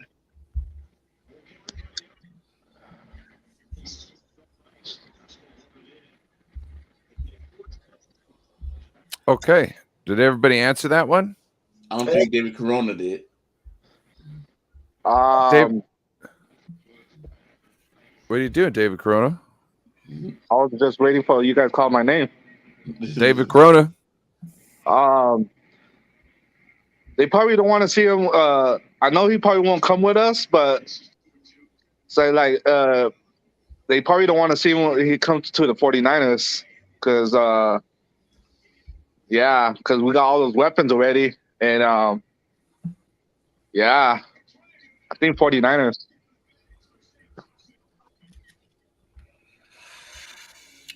All right. Well, that would be a good question if everybody could answer it quickly. If you were D-Hop coming to the 49ers and the 49ers organization now has to let go a wide receiver, who are you letting go? Because we're not letting Ayuk go. No one. He's not coming to us. Yeah, I don't think he's. That's why I said he probably won't come with us, but like a lot of people say, oh, they don't want him to come to the 49ers because they already got all those weapons already. That's what I'm trying to say. I know he's not coming with us. Yeah, because I don't think we have enough room for him. I really don't. I think he's going to ask for the ball more, and we're not going to be able to do it. Yep, exactly. You see that, Bryant? Yeah. Oh, man. Shitty question. That was a shitty question. Oh, man. I agree with Jess that that Fangio is basically Encino, man. He's definitely from the Stone Age. Okay. Does anybody else want to answer that horrible? Bryant, shame, Bryant. So you what's your name? Oh, Jess. Yep. You said he might go to the Patriots too, huh? That's what I said at the beginning of the show too. Because there was a rumor last year. Belichick want to get him, but the Cardinals didn't want to trade for him. So that's why I thought too. The Patriots. Interesting. Oh yeah, to answer Brian's question, who would you let go for Hopkins? I don't think he's coming here, but I'll probably let go of Jennings. That's what I would think. I would think too. But I think Jennings isn't going to make the team because Ronnie Bell. We'll see, man. Yeah, but I don't think he's coming here. So Just got plus Ooh, 100. is that Brian's hot take? Just got a plus 100. You think he's beating Jawan? Third down, Jawan? Okay. No. Bro. So Jawan's got like a 1-year deal. Like structured. We his resigned him. But he signed cheap. And Ronnie Bell, he's a draft pick. He's even cheaper. And we'd have him for like 4 years. So I'm pretty excited about Ronnie Bell. He's catching everything. Excited. There's also another guy. His name's like Isaiah something. You think if he has to start, you think he gets over 1,000 yards in his rookie year? Whoa. Whoa. That's a long shot. Nah. Wow. No way. I'm just throwing that out there. You need to bleed the brakes, bruh. Pump, hold. Pump, hold, homie. Maybe CMC gets like 1,000 yards. Christian McCaffrey's MVP of the offense. I see it like this. Like when I see that Bell, he won't be playing hardly this year. Unless he out wild the coach Kyle, don't play rookies. Because a rookie gotta learn his offense. Mm-hmm. Ronnie Bell will get some time this year. He won't be starting. He won't be starting, but he'll get some time. He'll be in there on snaps. Yep. You'll see it. Kyle always wants to get those gadget type guys in on plays throughout the season to kind of get the cobwebs off of them, make it so they're not so scared and deer in the headlights when he's got, a plan for them. You know what I'm saying? Every once in a while, remember that Jeff Wilson Jr. or it wasn't Jeff Wilson Jr. What was it? Richie James. Yep. He hadn't touched the ball all game, and then all of a sudden they get this idea. He's like, throwing Richie James, boom, run up the middle. You know what I mean? To the house. So, didn't he have a stretch, I think, one season where he was going off for multiple games? I forget what season it was. But what I'm saying is it's Kyle gets these intuitions, stuff like that, and all of a sudden he wants this guy out on the field. And that's going to be a Ronnie Bell because that's how he's going to get his snaps is by seeing if he can, produce in real game time scenarios. Mm-hmm. So it's not like he's going to red shirt him the whole year. Debo didn't get red shirted. Brandon Ayuk didn't get red shirted. The only reason why what's his name? Gray. Danny Gray. The only reason why Danny Gray wasn't out there a lot was because Trey wasn't in there. And Danny Gray doesn't have a route tree big enough to be in our offense consistently. I understand he can't block that well. You know what I mean? He's a smaller guy. But with that scenario, you don't need Danny Gray to block. You need Danny Gray to run really fast. So if he could run a full route tree, he would be out there. But not like all the time. Right. All right. Bryant.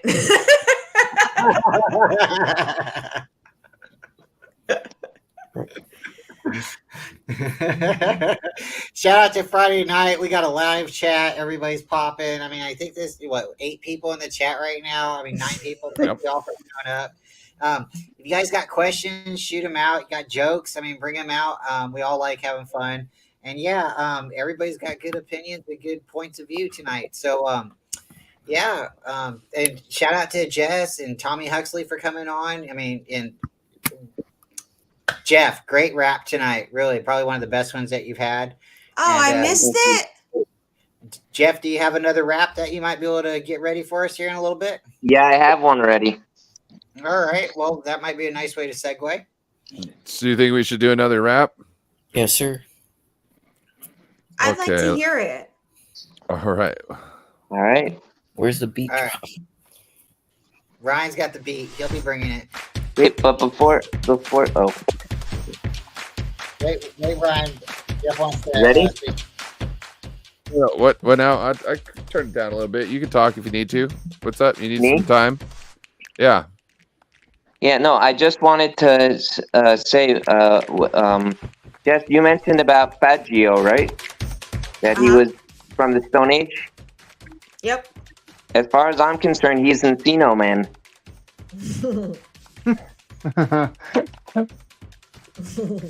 Okay, you ready? We're ready. Ode to Faison Love, dedicated to Korey Davis. Check out his YouTube channel, Lockdown Davis Talk, 49ers. It's chock full of knowledge. This guy invented football trivia. College. Ode to Faison, Andre Love. He is a Cuban-born American actor, best known for his role in films as The Meteor Man, Friday, Bap, Elf, The Replacements, Maid, and Couples Retreat, and played a strong supporting role as Wendell Wilcox in the TV show The Parenthood. He is also the voice of Sean Sweet Johnson in Grand Theft Auto San Andreas. He was born in Santiago de Cuba. He is a military man. He was raised in Southeast San Diego, California, and Newark, New Jersey. He also played Nigel Lovejoy in the Wayans Brothers TV show in the episode entitled Mama, I Want to Act. He is intelligent, resilient, a distinct element. He has very rarely been negligent or an IMG image, as that represents an image but not a basketball player, so line of scrimmage, found in flag football, NFL, and hockey as well. When he became famous, his pockets and his bank account did swell. He likes to dress elegant, is not belligerent, he is not arrogant. An actor is just one such element of this jack of all trades. His fame never fades. Who knows, maybe one day he will get a parade. He is very diligent, not ignorant. He is delicate when he wants to be or needs to be, like when someone passes on and unfortunately is long gone. But rough and tumbles when it counts on certain people in certain situations. He might pounce, pound for pound, ounce for ounce. But he never does flounce, as he is not a fish. And in the show The Parenthood, he played basketball. So you might hear him once in a while say swish. The opposition for roles he wants, he will squish. With his wife, he might do a mish, as this is a missionary position. So good at what he does, he can be an acquisition. Korey, you've been in missionary position? Is that what I hear? Yeah, I threw that in there. Historically accurate. Historically accurate. 100%. And I had to throw it in because little Spongy is in here.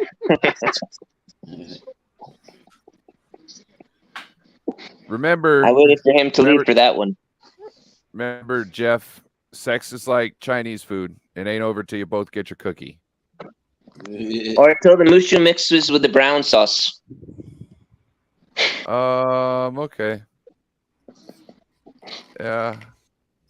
I was always told rice is rice. If you're getting brown sauce, you're doing something wrong. That's true. You guys ever see Joy Coy? It wasn't Tank. Oh, rice. So. Oh, he yeah, does. Korey, that one was dedicated to you. Mom accent is so great. Oh, thank you. You're welcome. You do really remind me of Faison Love. I'm serious, even though you don't think you're as funny. No, I'm not.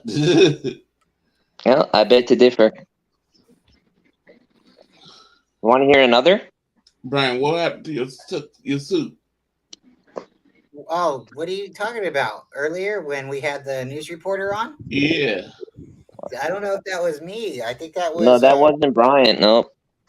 No, I think that was the daily news, the Friday night No Border Sports reporter, the daily, the weekly column. yeah, Bryant. You can't remember his name, man. You have to tune back in to see if he has any other jokes or any other birthdays. He finds out his name by next week. Brian, I think he might. Brian, I think name a new tie. We'll see what happens, Korey. Brian, I think Jess really wants to hear the McNiner one. Can I do that one again? What's that, Jeff? I think Jess really wants to hear the McNiner one. Can I do that one again? She said that she missed it. Let's do that. okay. Let's do that maybe in 10 minutes or something. Huh? You want to do that in like 10 minutes or something? No, we already did it once. She can go back and watch it. We'll give her the timestamp. Yeah, I could watch the replay. Okay. Should I do the ninja one? Yeah, here in a little bit. Wait, didn't you already do the ninja one? No, I didn't. I was about to, but it didn't work out last time. Okay, so here in a little bit we'll do a ninja one. Okay, I'll set up. All right. So if you hadn't heard, the Cleveland Browns are talking about maybe potentially moving cities. The Cleveland, the Cleveland Browns want a dome for their stadium. And they don't want to build a new stadium. And the mayor of Cleveland said, "Well, I'm not going to put hundreds of millions of public money into a privately owned stadium. Like, it makes no sense. Like, I'm not going to, take all our budget and throw it into somebody else's building when I could, make our city better." And so it looks like the Cleveland Browns are trying to be like, "Well, we'll leave and go to some other town." And it's like, oh, of course you would. It's like, I made a joke earlier after Bryant, or after the news guy came on, and I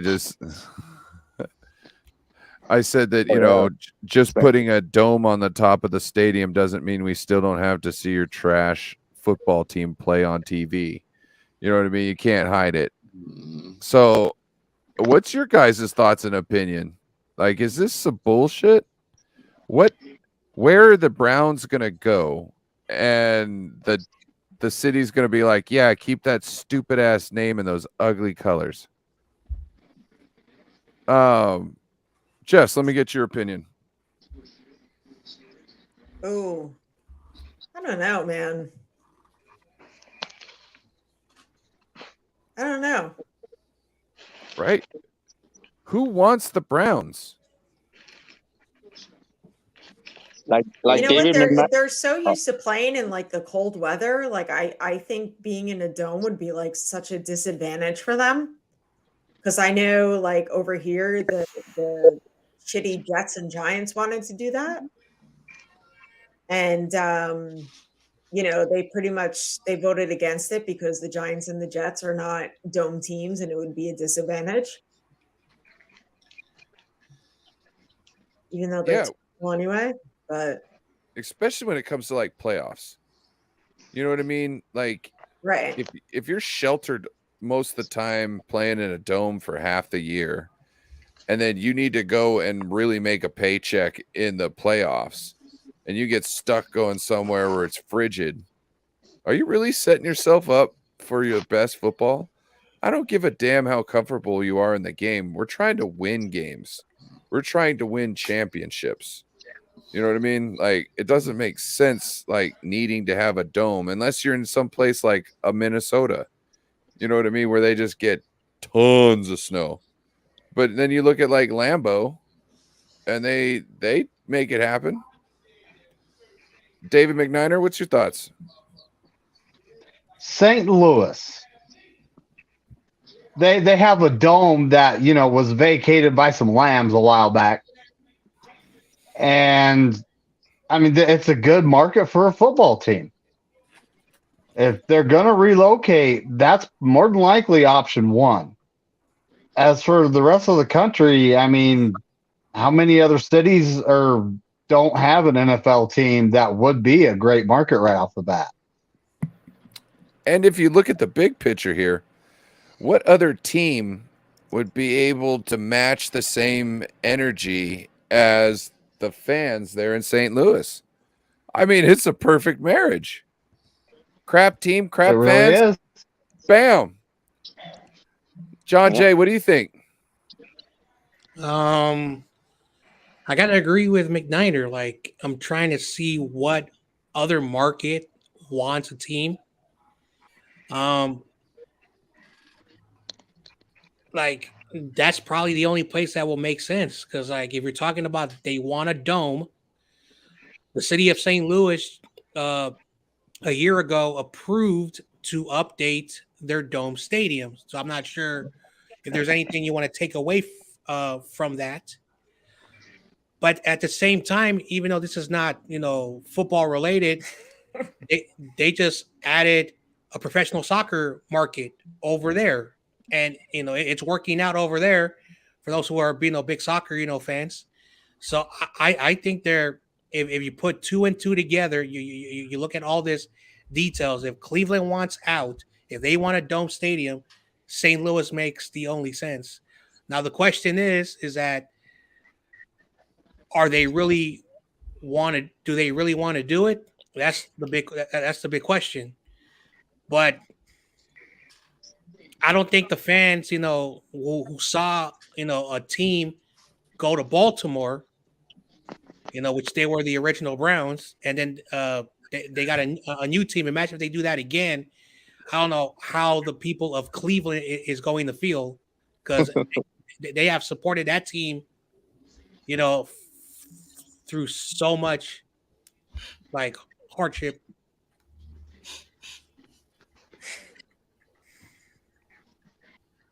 Okay. Can I go next? Yeah, you can go next.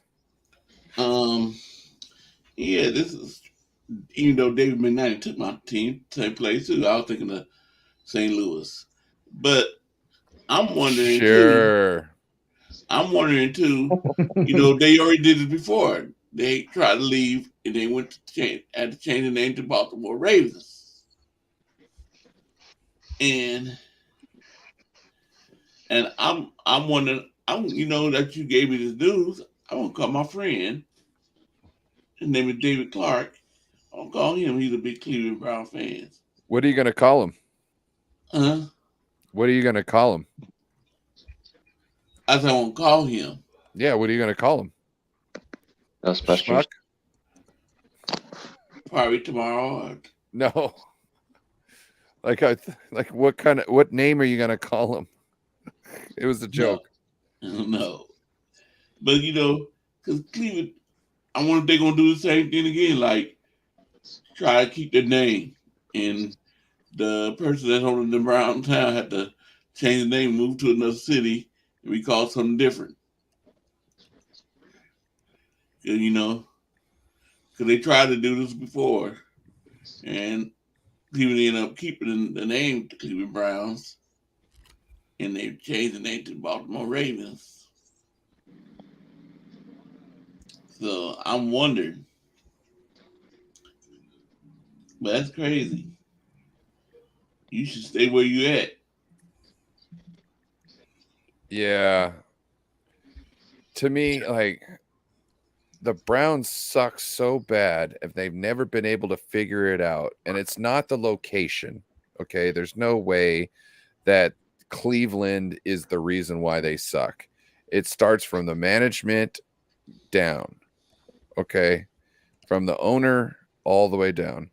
So moving that team to another city, all you're doing is alienating your whole fan base.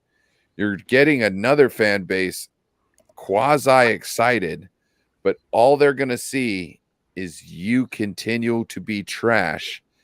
And then you're going to have a whole city of people that don't want to watch your games. And it doesn't matter if you got a nice new stadium that's got a dome or whatever you want if nobody's in it.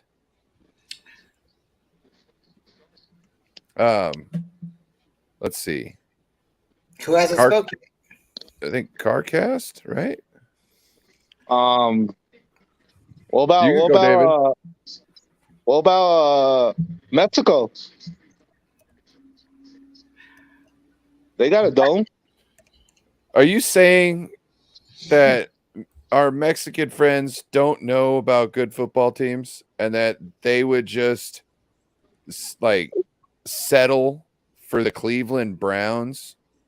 Are you thinking the Mexico City Browns? Yeah. Yeah. Yeah. No. Yeah, that's who else has? I'd like to jump. Go ahead, David. Well, they moved to Mexico. They could change their name. El Chupacabra. Ooh. Right? Chupacabra. Chupacabra. The goat demon, blood-sucking vampire. How confident can you be in those crap orange and crap brown uniforms? I don't Their get it. mascot should be a poo emoji with legs. Yes. And a frowny face because of their team's play. All right. So who hasn't went? Because I would like to go now. The Browns are not a horrible franchise, but you guys definitely nailed it. Definitely does something to the organization, the owner. It stems from the top to the bottom, right? So Paul Brown got fired left the Cleveland Browns and went and formed the Cincinnati Bengals with the same identical uniforms. The only difference is he put stripes on their helmets. And he said, I want to do that so I can identify the team when we're up in the stands. No other team is going to have stripes on their helmets. And to this day, the Bengals are the only team that has stripes on their helmet the way they do. So that's really cool, right? But Paul Brown left, he went to Cleveland. He built to Cincinnati. He built a really good franchise down there. Bill Walsh came from there. We almost had, a quarterback that went there, drafted to the 49ers. So there's been a lot of good stuff. But when the Bengals got cursed, it wasn't the Paul Brown. It was after that, when they decided to stop being a franchise and then reopen up. That's when they kind of lost it. That's when they went into the dark days. Because when it was 1998, 1997, that's when they decided. 1999, they came back as a franchise. They stopped being a team for 2 years or something like that. So they're still the Cleveland Browns, but they're the new Cleveland Browns, right? And then since then, they've always seemed to have the first round pick. So yeah, they definitely are garbage for that point. But again, it goes back to what you guys are saying. But go back to their history. They've won championships. Jim Otto was their quarterback. They had, one of the greatest running backs to ever play, who, just Jim Brown just passed away, RIP, to the greatest running back probably ever to play. So they've had really good teams. But since the NFL Super Bowl history has happened, they haven't seemed to have a good team. But that's also, they're not the same team. Baltimore, the Colts, the Ravens. That's who the real the Cleveland Browns are, is the Ravens. So, it's just bad luck. But Cleveland, for the city, they've been loyal to their team. So if the team would like to get a dome, I wouldn't be in favor of it, because like Lambeau, and there's other teams out there that have, that kind of element. Bills, Patriots. But then you look at Detroit, you look at Minnesota, they don't have those. They have a dome. Lambeau has heat warmers, and they have a lot of things set up inside the ground to help melt the ground and help melt the snow. And then the people in Green Bay too actually help come and clean the stadium before the game starts. So, there's a lot of pride just for that stadium there. But yeah, I wouldn't want to see Cleveland, go to a dome. But if that means, they're going to get better fan attendance, okay, then the city should. Hold on. They should do it. I was just thinking, the Green Bay Packers are saving all that money by the fans cleaning the fields and all that stuff, getting ready for the game. Why couldn't they spend that money that they saved on an actually good GM? Well, that's a good point. But see, the one point you have to look at too is the Green Bay Packers aren't like any other team. The fans own Green Bay. The fans own Green Bay. It's not like one owner, So, yeah. No, you're right. There's 3 people with a majority share. So those 3 people could get together and kick Gutekunst out of there. And they're so dumb that they haven't. Agree, 100%. I'm glad we root for the Niners. Right. Oh, hell yeah. I didn't get to answer that question. All right. Go ahead. Well, the answer to that question, I would say, is they should bring back the Kingdom for my Seattle Mariners. Oh, just the Kingdom for the Seattle Mariners? Why?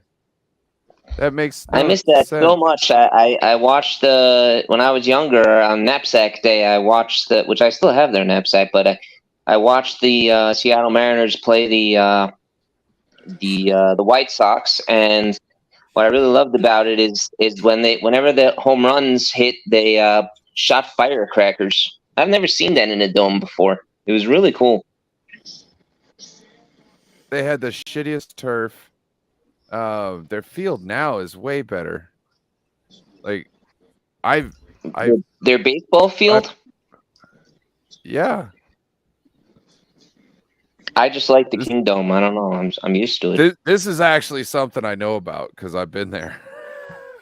The Kingdom, even to watch as fans, like there was like the design was flawed. You had like massive pillars and you had seats behind it, and you would buy a seat for a seat behind a pillar. Like there was some bad things going on. So the Kingdom sucked. I don't know. I disagree. Okay. I agree with the turf, but I like the Kingdom itself. And I didn't sit behind a pillar when I watched it. I never All said right, you did. All right, that's a great way to segue from that. Ryan, let's hear from our sponsor again. Oh, what? Okay. The hard wax? The hard wax? No. Yeah. No. Let's hear from the sponsor once more so people can hear the promo code. And then we can move on from there. Yeah, there we go. The hard wax. Oh, yeah. You're tired of your hardwood losing its shine of time? Want to protect, preserve the natural, long-lasting beauty of your hardwood? Look no further than Renob's Hardwood Wax and Shine. Our specially formulated wax and shine not only protects your hardwood from wear and tear, but also adds a lasting shine that will keep them looking good as new for years to come. Plus, with our easy-to-use application process, you'll have your hardwood look at its best in no time. Don't let your hardwoods lose its luster. Try Renob's Hardwood Wax and Shine today and see the lasting difference for yourself. And as a special offer to our listeners, use promo code RUN now. That's RUN now at checkout for exclusive discount. Order now and start enjoying the beauty of your long-lasting hardwood once again.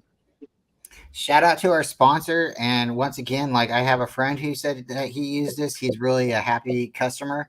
And then my neighbor, he was telling me about it. How happy? Well, so my neighbor come over and he said, Bryant, I am very about happy. 6 to midnight. I looked at him and I said, you are very happy. Can you stand back a little bit? So he says, yes. And then he said, well, I would like to show you the results. And I said, no, I'm quite okay with that. He said, no, but seeing is believing. And I said, well, I definitely understand that. But he walked away with the shine. And yes, he said his hardwood was fabulous. And I said, okay, well, again, thank you for our sponsors and, the products out there if you guys care to look for it. And if you need the promo code, just go back and rewind. But I think it's what, are you in? Run now. That's are you in? Are you in now? Are you in now? You're bad at this, Bryant. I'm going to have to, I need to write it down. Shout out to our sponsors though. Forgive me. We do appreciate all the sponsors. Jeez. Ryan, can I do the ninja now? Go ninja, go. Okay, only if you could tell me this the answer to this. What was New Line Cinema's first movie? The Ninja Turtles. False. I was going to say this. What was it? Ninja Turtles 2. Oh. Secret to the Ooze. With Go Ninja Go by Vanilla Ice in it. Yes. I remember that. Get down. Okay. Ice, baby. Ice, okay. baby. All right. Stop, Bryant.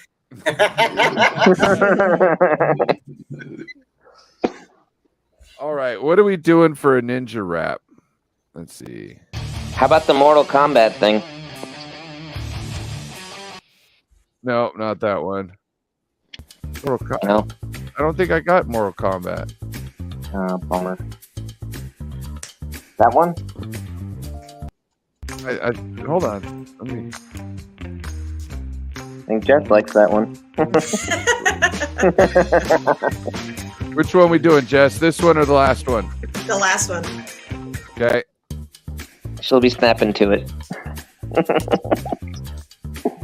All right, you ready? Always ready. Ode to the Ancient Ninja, which is the Onyomi, not to be confused with Tsunami in the native Kunyomi, but is pronounced Shinobi, shortened from the form Shinobi no Mono. It dates back all the way back to the 8th century, creating a legacy found in a poem called the Manyoshu. Shinobi, by definition, means to steal away, to hide away, and forbear. Maybe that is why, when a person faces a ninja, they don't have a prayer. Which leads to its association with stealth and invisibility, much like Reptile from Mortal Kombat. At times, when you do his disappearing move and he is shooting acid from his mouth, the acid you can see, but him you cannot. See, Mono means person, and don't come crying to me if you face off against a ninja and your life does worsen. The worst thing you can do as a ninja is desertion.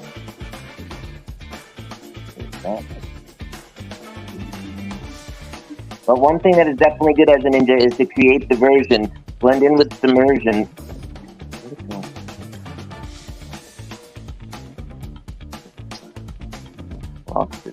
Ninja!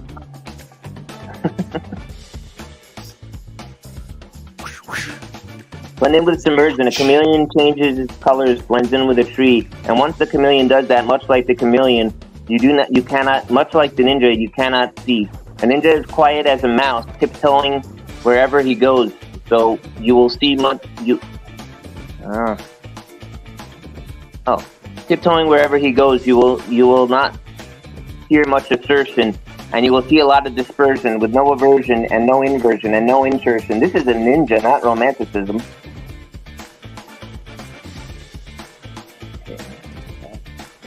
Ninja! Hiya!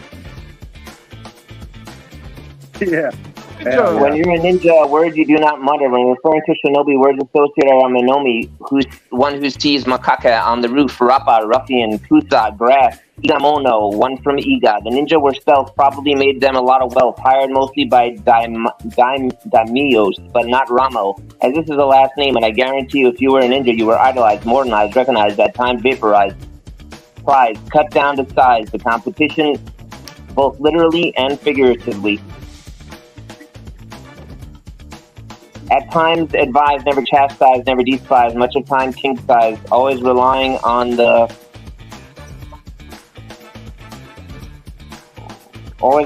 element of surprise, stylized, colonized, crystallized, 1,000,000% disguised, devised, definitely not pint-sized.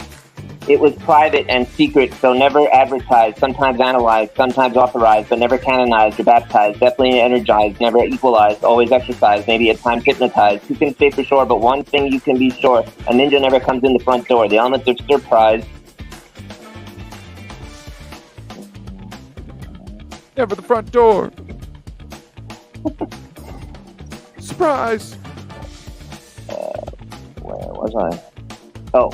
The element of surprise is on what the ninja realized. Many times you will be mesmerized, never ill-advised or improvised, definitely mechanized, even magnetized. The ninja is super strong, so many times the ninja can be seen as a prong. Sometimes iodized, sometimes ionized, sometimes marbleized, all the time mobilized, all the time motorized, definitely organized, never paralyzed, realized, idealized, theorized.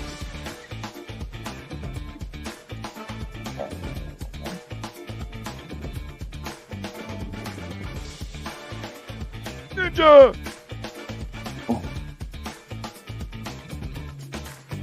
Oh, here we go.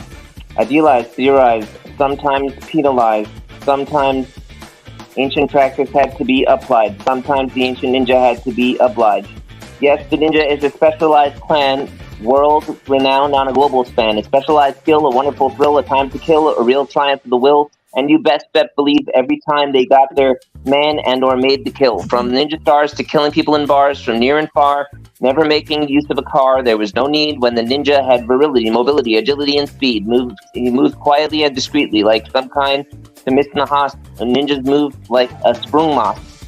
And that means a vehicle with suspension, but you can bet your bottom dollar never has any tension. Come out of nowhere like in Halloween Resurrection.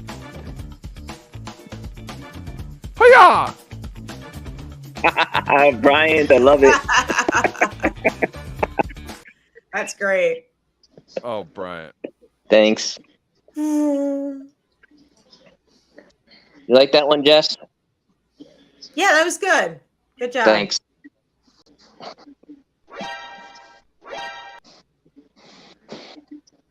Oops. All right. Well, with that, now what do we segue into now? Bryant. You guys talk about minicamp? No. You mean OTAs?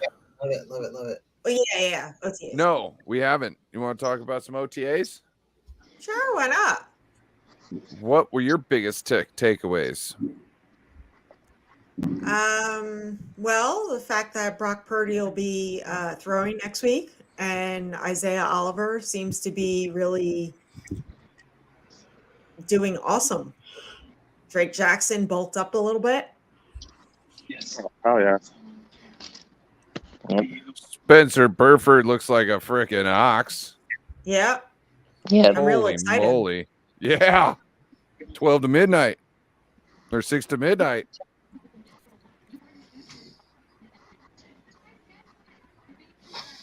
Mm-hmm. What do you guys think? That's awesome. I also think, it's kind of interesting. You kind of talked about it on your show the other night about like who didn't show up to camp and stuff. And like a couple of those people, it's not really like that big of a deal. We know Bosa is going to come into camp. We know Trent Williams should come into camp, right? But I think everybody is kind of like not necessarily offended, but we would have liked to see Debo show up. We would have liked to see that like type of mentality, like I'm a captain. I'm going to be here. I'm going to show the guys like I'm part of the team and not the team owes me. Because I think at this point we don't owe Debo anything. I think he kind of owes the team. I would like to see the guy come in healthy and come in shape. Because I think that's one of the two things that's happened to Debo is he's gotten hurt off season practicing by himself. And I think he's also gotten hurt in camp practicing, but he's also come into camp overweight. And I'm not saying don't eat well. I'm not saying that. Live your best life. But when you know it's time for football, maybe you should shred the pounds, right? So, but the OTAs, the kicker battle, we're not going to hear everything about it, but they both missed like wide 48. I think that was what it was. Mhm. They said Moody kicked a little bit further, or it seemed like he had a little bit more leg on the kick. But they went 3 for 4, so that's not that big of a deal to me. I think as the kicking goes on and we get to see more camp, and we'll find out more about that. But the other thing that I thought was really impressive is we got a couple backs that are really fast, so that's going to be exciting. And as far as like the quarterback competition, the one that we're not mentioning seemed to go perfect, Brandon Allen. So maybe experience right there has a little bit something to do with it. He did back up the Cincinnati Bengal quarterback, so you would have to think that the guy's like got some kind of mentality of how to run an offense. The guy's 30 years old, so I'd like to hear what you guys have to say about that as well. Jess brought up a great point about the OTAs, a great topic. So let's go to David McNiner. David, what do you have to say about anything that you'd like to elaborate with the OTAs?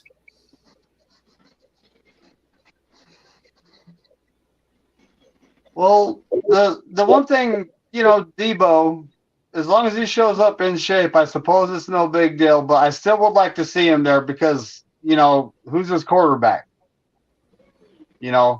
Seeing him work with Trey Lance and the guy that's more than likely going to be starting the season would be nice. But, this is voluntary camp and he is a veteran. Hargrave, he's new to the team. He is 30 years old. I'm sure he does have his own thing he's doing, to stay in shape. But just showing up, not even like participating though, just showing up, kind of getting acclimated with his teammates and learning something, learning about our system would have been a nice thing to see. Trent Williams, yeah, he don't need to show up. The man's like 34 years old. And, he's going to be a Hall of Famer. I mean, Trent Williams is Trent Williams. Nick Bosa is Nick Bosa. He's training his ass off right now. I'm not worried about him. He always shows up ready to go. But Ray McLeod, all these young, hungry wide receivers want your spot. and you didn't show up. Could he be the guy that gets cut for, a Ronnie Bell or one of these other young, hungry wide receivers that are trying for a roster spot? It's possible. Kyle Shanahan could have put him in the doghouse for not showing up, right? We never know. But seeing Drake Jackson bulked up and having his NFL body is a nice thing to see. Because, playing 15% of the snaps, he got 3 sacks and 8 batted balls. Imagine what he could do if he plays 45% of the snaps. So, and the one thing that we didn't hear about, which is a no news is good news thing, Kalia Davis's knee. We didn't hear about it. No news is good news. And he, before his injury, he was projected to be a first or second round talent. So I'm hoping that he makes a team. I actually would like to see our Niners keep 5 interior linemen this year instead of 4. We'll see what happens there. Interesting. I like I like it. The analysis is golden tonight. The chat is popping. Let's go down to Jon Jay. Let's hear what you guys say, Mr. Ultimate 49ers Report. I'm so sorry. It's 49ers Ultimate Report. If you guys don't know, please check them out on YouTube and give them a like and share. Subscribe. Yeah, so the big thing was, of course, the big man got bigger, which is always good. Spencer Burford. Everyone continues talking about Darryl Luter, during rookie camp. He did well. He did really well on the 7-on-7. He knocked down 2 passes from Danny Gray. If the reports are true, that this guy Luter could take a roster spot. And those small school players always are more hungrier than the big school players. Everybody was talking about the quarterbacks. Trey Lance spoke to the media. Brock Purdy spoke to the media. Sam Darnold spoke to the media. And basically, the main thing about Trey Lance, everyone's talking about, how does it feel to be back out there? And then he says he just wants to get that opportunity. Brock Purdy, good news. He's getting healthier, which is good. Good news. I'm not a hater. I don't care as long as we have a healthy quarterback. Good news. He's getting healthy. He's going to be throwing the football next week, which is, on stage perfectly. And then Sam Darnold also spoke to the media, and those were the big things that came out from OTAs.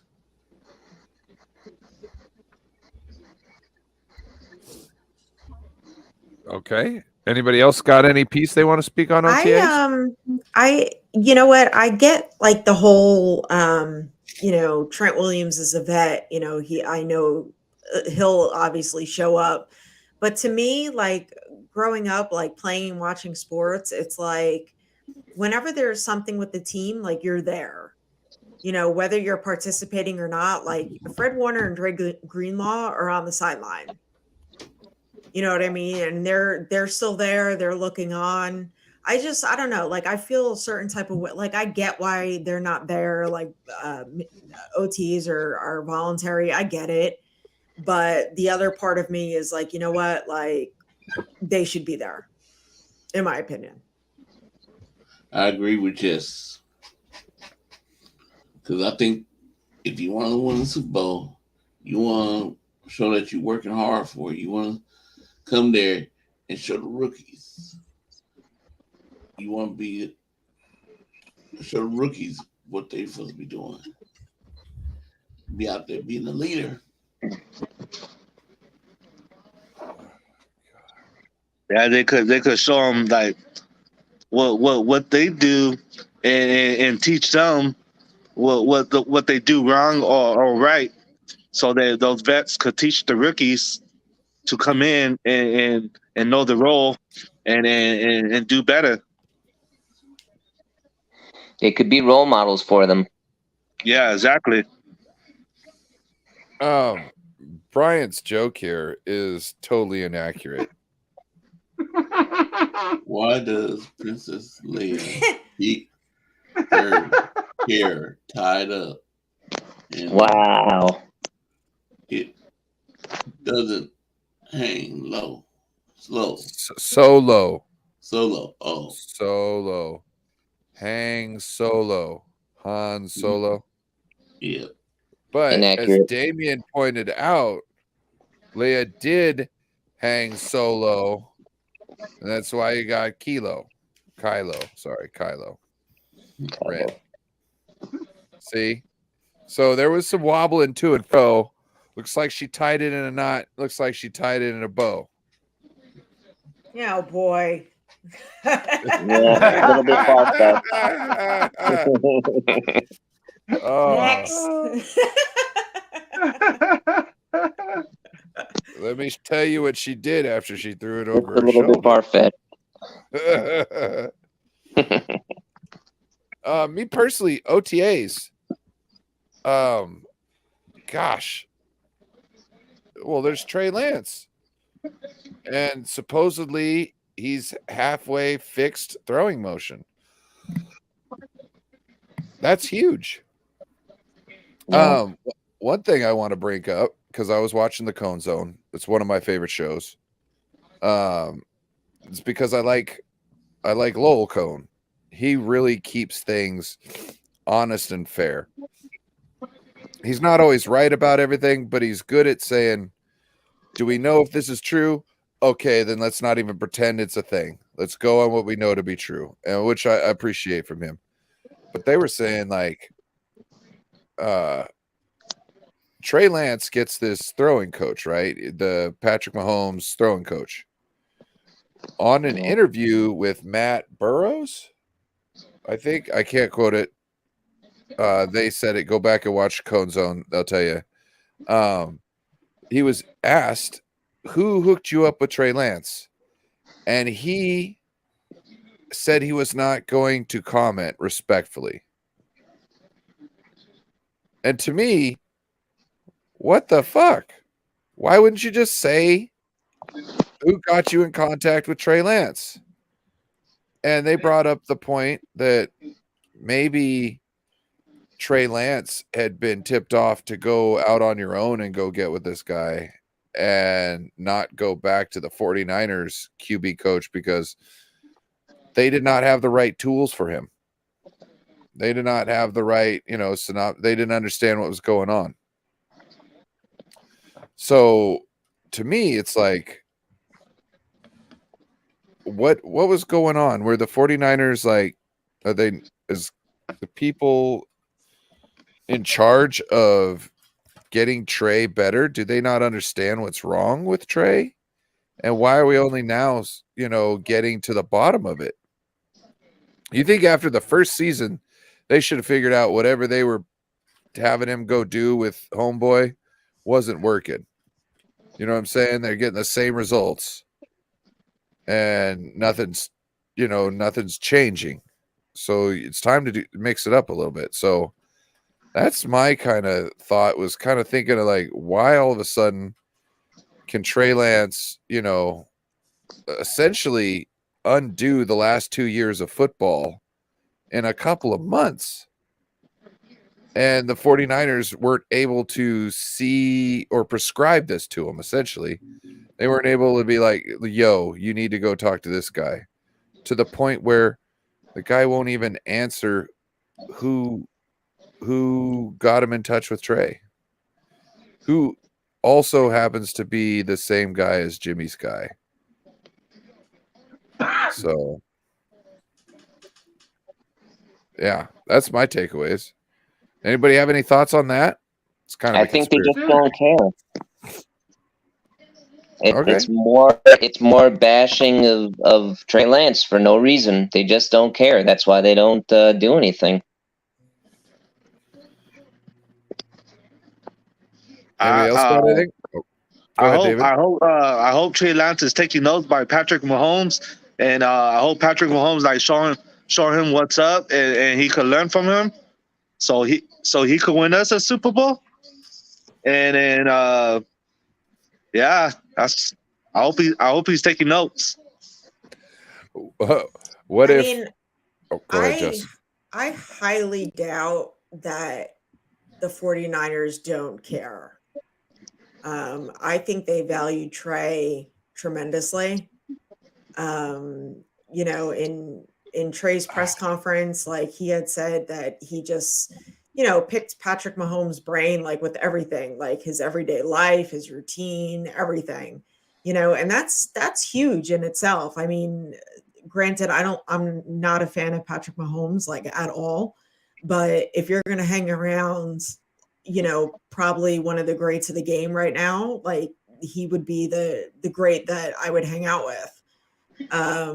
You know, and from like a mechanic standpoint, I mean, you're always going to work on your craft, regardless whether you're a football player, basketball player, in everyday life, you know. And this is just Trey working on his craft. I don't think But it has why won't the anything Niners give him a chance, though? Because he's been injured. That's why. because he's been hurt. Yeah, exactly.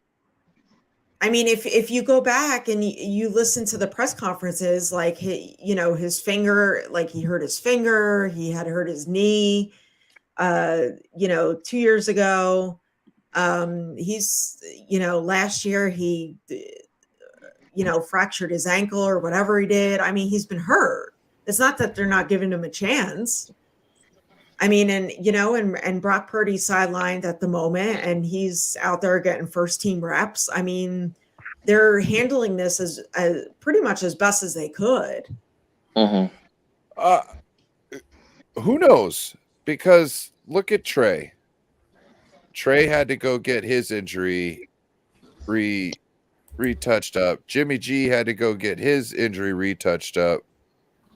Like, also, Kyle thought Jimmy was going to be able to come back and play, and he's now just getting surgery again for the same thing. Is Kyle's timelines like too aggressive? Or does he not know what's going on and he's just speaking too soon? I wouldn't go by Jimmy Garoppolo because I think Jimmy G has this thing of screwing people over. So I wouldn't go by Jimmy Garoppolo. I mean, based on his former Patriots teammates. But yet again, why would he plan to go and take his surgery right now when he could have just planned to take his surgery? He's getting more money. What do you mean? Right, but he could have foregone all this having to do surgery and not, you know, be with the Raiders right now and do all the OTA stuff. He could have foregone all that maybe beforehand. Either that or his injury really wasn't going to be better. He wasn't cleared. You know what I mean? Obviously, you having to go in and get stuff cleaned up. What is going on? What is it seems like there's a common denominator. There's somebody else too. I couldn't remember. Maybe the team didn't know about his injury, and they barely finding out now. I wouldn't be surprised at that either. Like, that's a good point. It's the same injury. It looks like they're both having cleanup surgeries. Like him and Trey both had cleanup surgeries.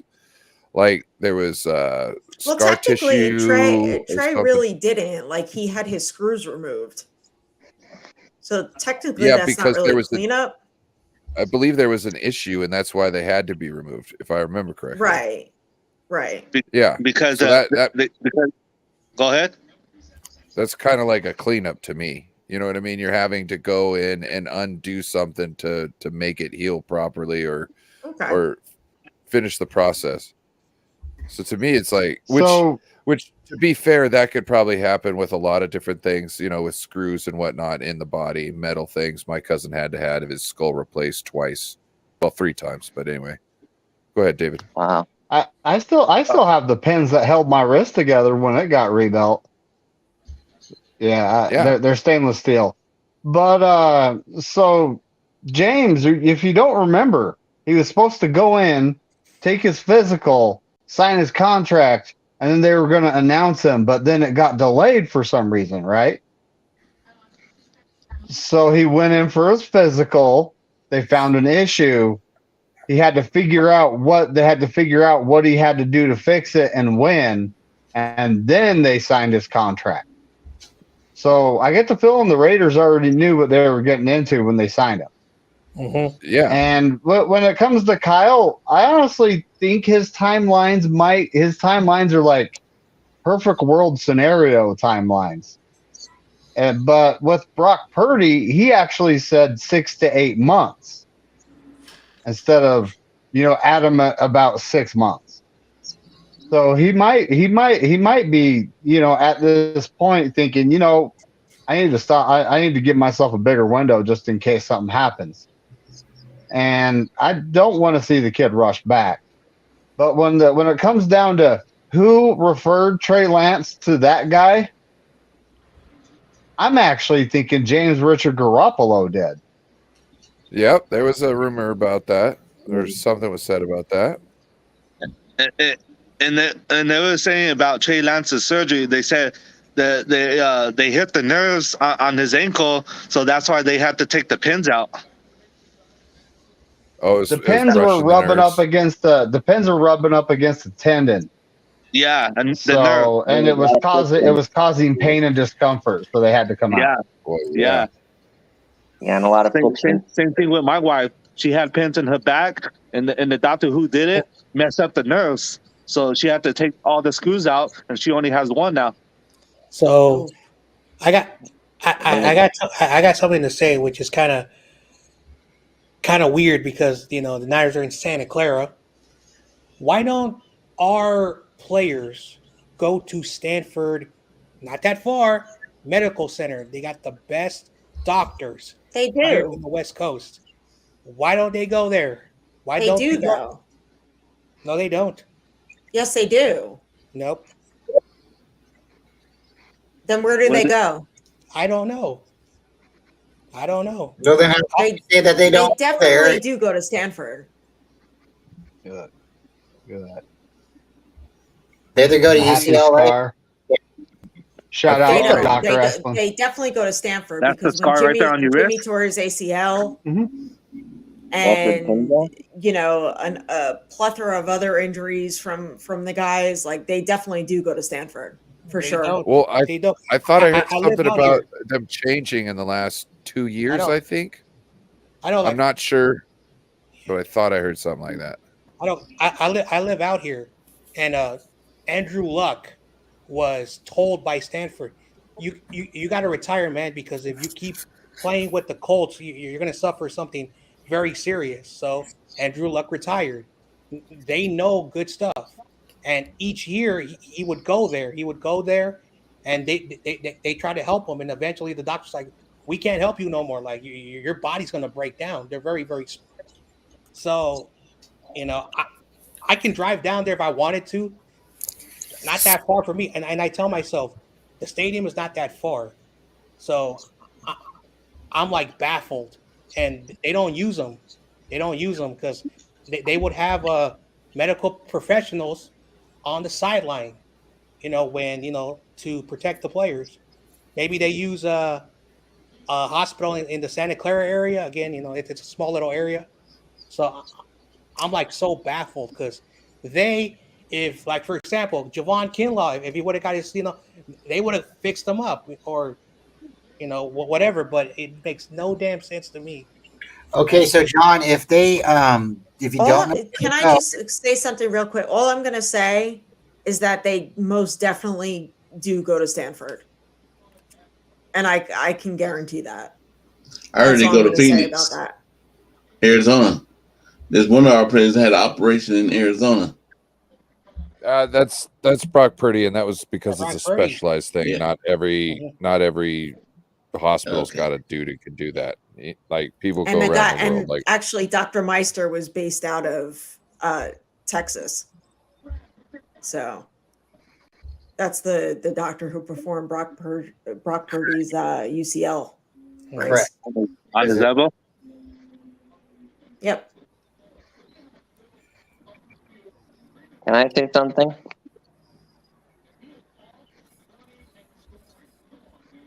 Sure. Go ahead.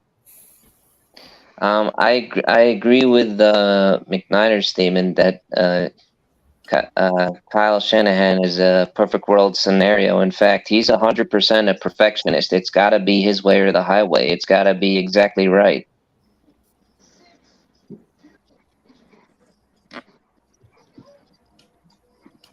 But yeah, so I showed you guys the scar. That was from when you can see it, right? That thing right there. Yeah. So it was a complete rebuild. I mean, it was so bad I had to wrap it up with my sweater just so the guy that was driving me to work med could actually get me there. And I had you can't really see the scars for the pins going in and out are too small to really show. So, you know. Okay, right here I Googled it. It says the 49ers have selected Stanford to provide orthopedic and sports medicine care for the team. And this dates back to December 21st of 2007. And if you scroll down the page, it says 2010, and there's other dates. So the Niners are definitely involved with Stanford as a hospital for the 49ers to reach out and seek care. Not all players might do that. Like we got Brock Purdy, for instance, and Brian made a good point. Not every place can you go and get a certain type of surgery. My sister's heart's on this side of her body, not our side. It's backwards. And they said if you ever have a heart problem, you need to go to UCLA or you go to Boston. Did they That's where did they list any years of 2021 and past? Well, see, that's the earliest that I just found just by simply Googling, do the Niners go to Stanford? Right. I mean, a lot of the guys like I'm looking up the same get thing, like a but second you don't have that. opinion and stuff Don't like that. have But that date. 2023, right here, Stanford score blog on the field in the clinic. The Niners go right there, 2023, January 12th. So, I mean, it's definitely the Niners are right down the street for them. Like John said, he could drive to the stadium. So, the Niners, why wouldn't they go to Stanford if they're a good medical facility for the Niners to go to rehab? I just don't think it's highly publicized because why would you want to tell everybody like so and so's here right now? I mean, the guy's getting treatment. It's a private issue.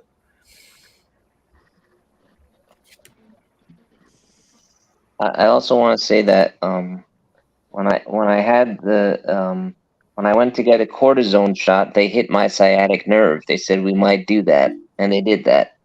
So that's it. That's hella painful.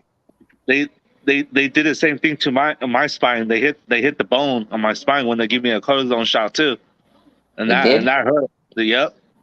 And they told you they were going to do that. They said we might do that. No, they didn't. They didn't tell me. Oh, they told me. Well, but I had already signed, so they hit the nerve, and it still hurts. Cortisone shots are always going to hurt, bro. No, but they hit my sciatic nerve. They went straight into it. They said we might, and then I signed already. That's social medicine for you. Dude, and the pain's still there from that. Bro, don't you remember the doctor that took Tyrod Taylor out of the game because he injected him and he punctured his lung? That wasn't socialized medicine. No, but it's socialized medicine here. I got you. I'm just saying that stuff happens everywhere, bro. Yeah. It's not the medical system. It's the person who's doing it. Yeah, the doctor. You know what I mean? It's whoever's administrating it, whether they mess it up or not. But it's so strange that they tell you it and then they say sign here and then they do it. Well, they have to have you sign. Dude, they have to have you sign. Because they know it's a chance. They know there's a chance, so they're letting you know. There's enough a chance that it actually happened. Yep. But it's too late. They should have not let me sign first, you know? Yeah, well, that's they make you they make you sign because they don't want you to sue them. Sorry, Brian. No, True. you're okay. It's the options though. It's your right, and sometimes you lose your right because when you're in pain or you're getting medical attention at the moment, they say sign. If you sign, then there is a chance that you could die. If you don't sign, there's a chance you can die. So I mean, like, hey, I would just be grateful that you're here right now talking to us with the 49ers and Friday night, and did anybody see my dad joke just a few minutes ago? Let me read it Yeah, it out. was great. My son's fourth birthday we didn't want was to hear today. it. When he came to see me, I didn't recognize him at first. Oops. Oops. Oh, you back? Oops. It happens, but yeah, it's in the chat. So if anybody wants to go, Yeah, my a classmate of mine in high school, his father, now he's a retired doctor, and like when they're gonna do something like that could be life threatening, they're like, we want you to sign. If anything happens, like you can say no. You don't have to go through the procedure.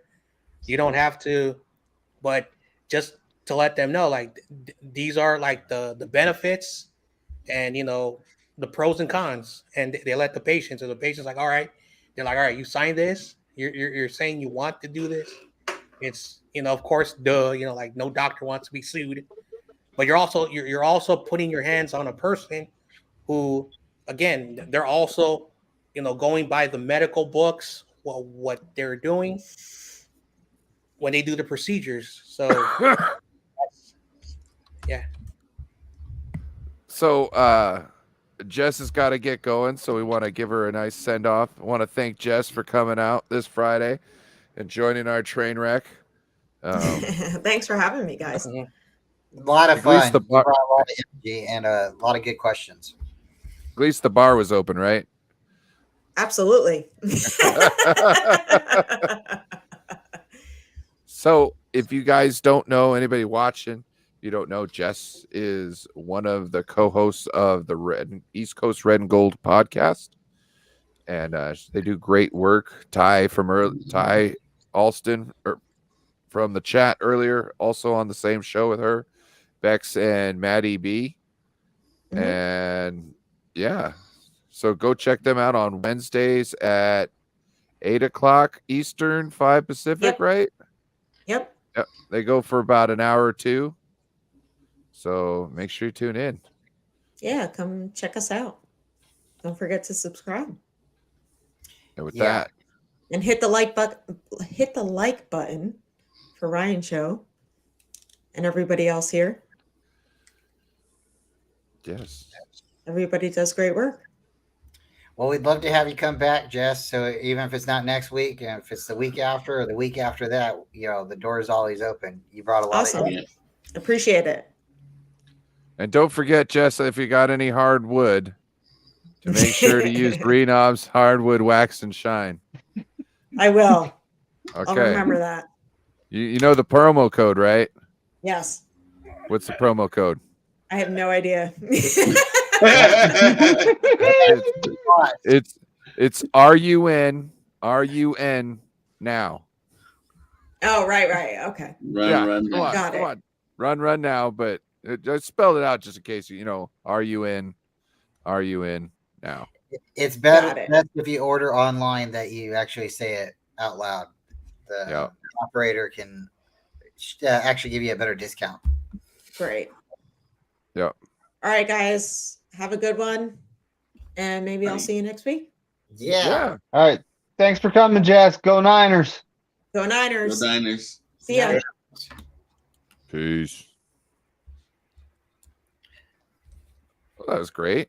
I had Jess on here. Had a great evening. Bring El Jefe back in. Well, now where to go? I got about another hour, and then I think I'm gonna shut it off for the night. But I think Bryant's gonna have a after party. No after party tonight, Bryant? Not tonight. If we were gonna shut down, maybe I don't know. Maybe next week we can do that. But for right now, once you shut down, I'm gonna probably get a bite to eat and then start getting ready for tomorrow morning show. If we ever get down early on your show, then we might be able to fire up the Bryant account and then go. But you gonna do it all for the nookie? I think so. I mean, Okay. happy wife, happy life. And yeah. You gonna make her role play as a shark? No, but I got the lightsaber and it's definitely Oh shit. Tony, you're in for some kinky shit tonight. You're gonna turn her into Princess Leia? No, I don't turn her into anything. She already is what she is, and the Force is strong with that one. I just tell you what. Oh boy. We're gonna keep it PG and G rated because Disney owns Star Wars, right? The ladies' man has spoken.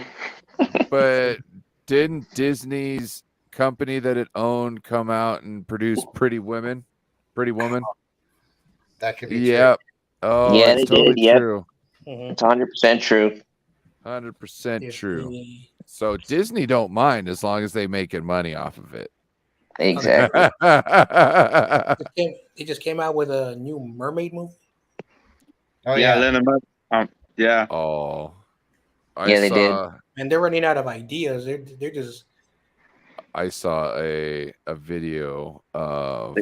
They should make a new Peter Pan. A couple little girls seeing The Mermaid for the first time. I think it was two little black girls, and they saw that the Little Mermaid was black, and like the reaction was so wholesome and just awesome.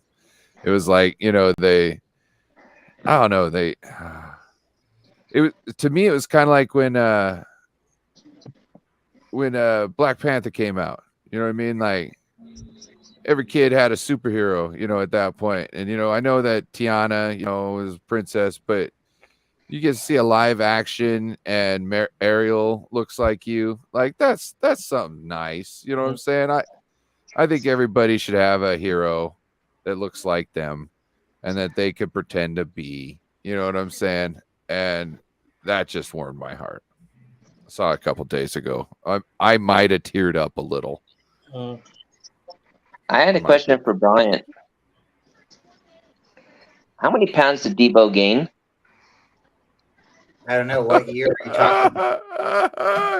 I'm talking about for the mini camp. You said he gained a lot of pounds.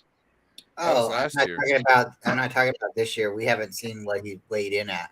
But the year before, he came in a little bit overweight because he was upset about his contract. They speculated that he wasn't working out.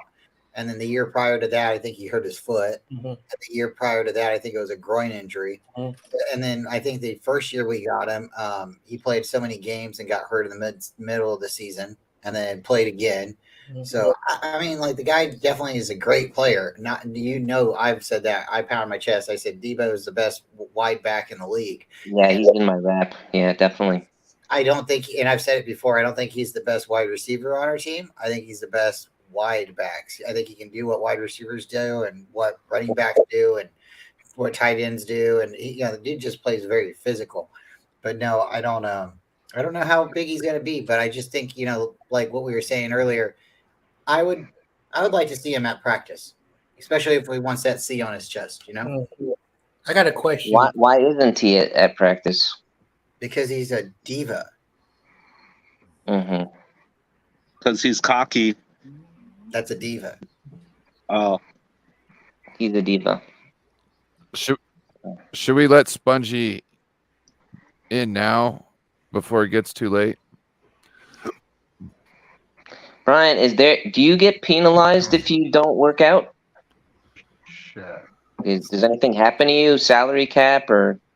There are some scheduled practices where you get hit with a fine if you don't show up, and there are. Did you get a fine? Okay. These are OTAs, and these are voluntary for the most part. Like if you're a rookie and you're not here, you're just ignorant. If you're a rookie or anybody on the cusp, you know what I mean? You think your job or your job might be, threatened. You need to be at OTAs. The reason being is you need to show the team what you can, bring to the table. If they are changing anything, you need to know that day one so you can be ahead of the curve. So when the other people come in, you know more than them, and maybe you might be able to stay ahead of them in some sort of way. If not, you're going to get cut. You're going by the wayside. So I got a question.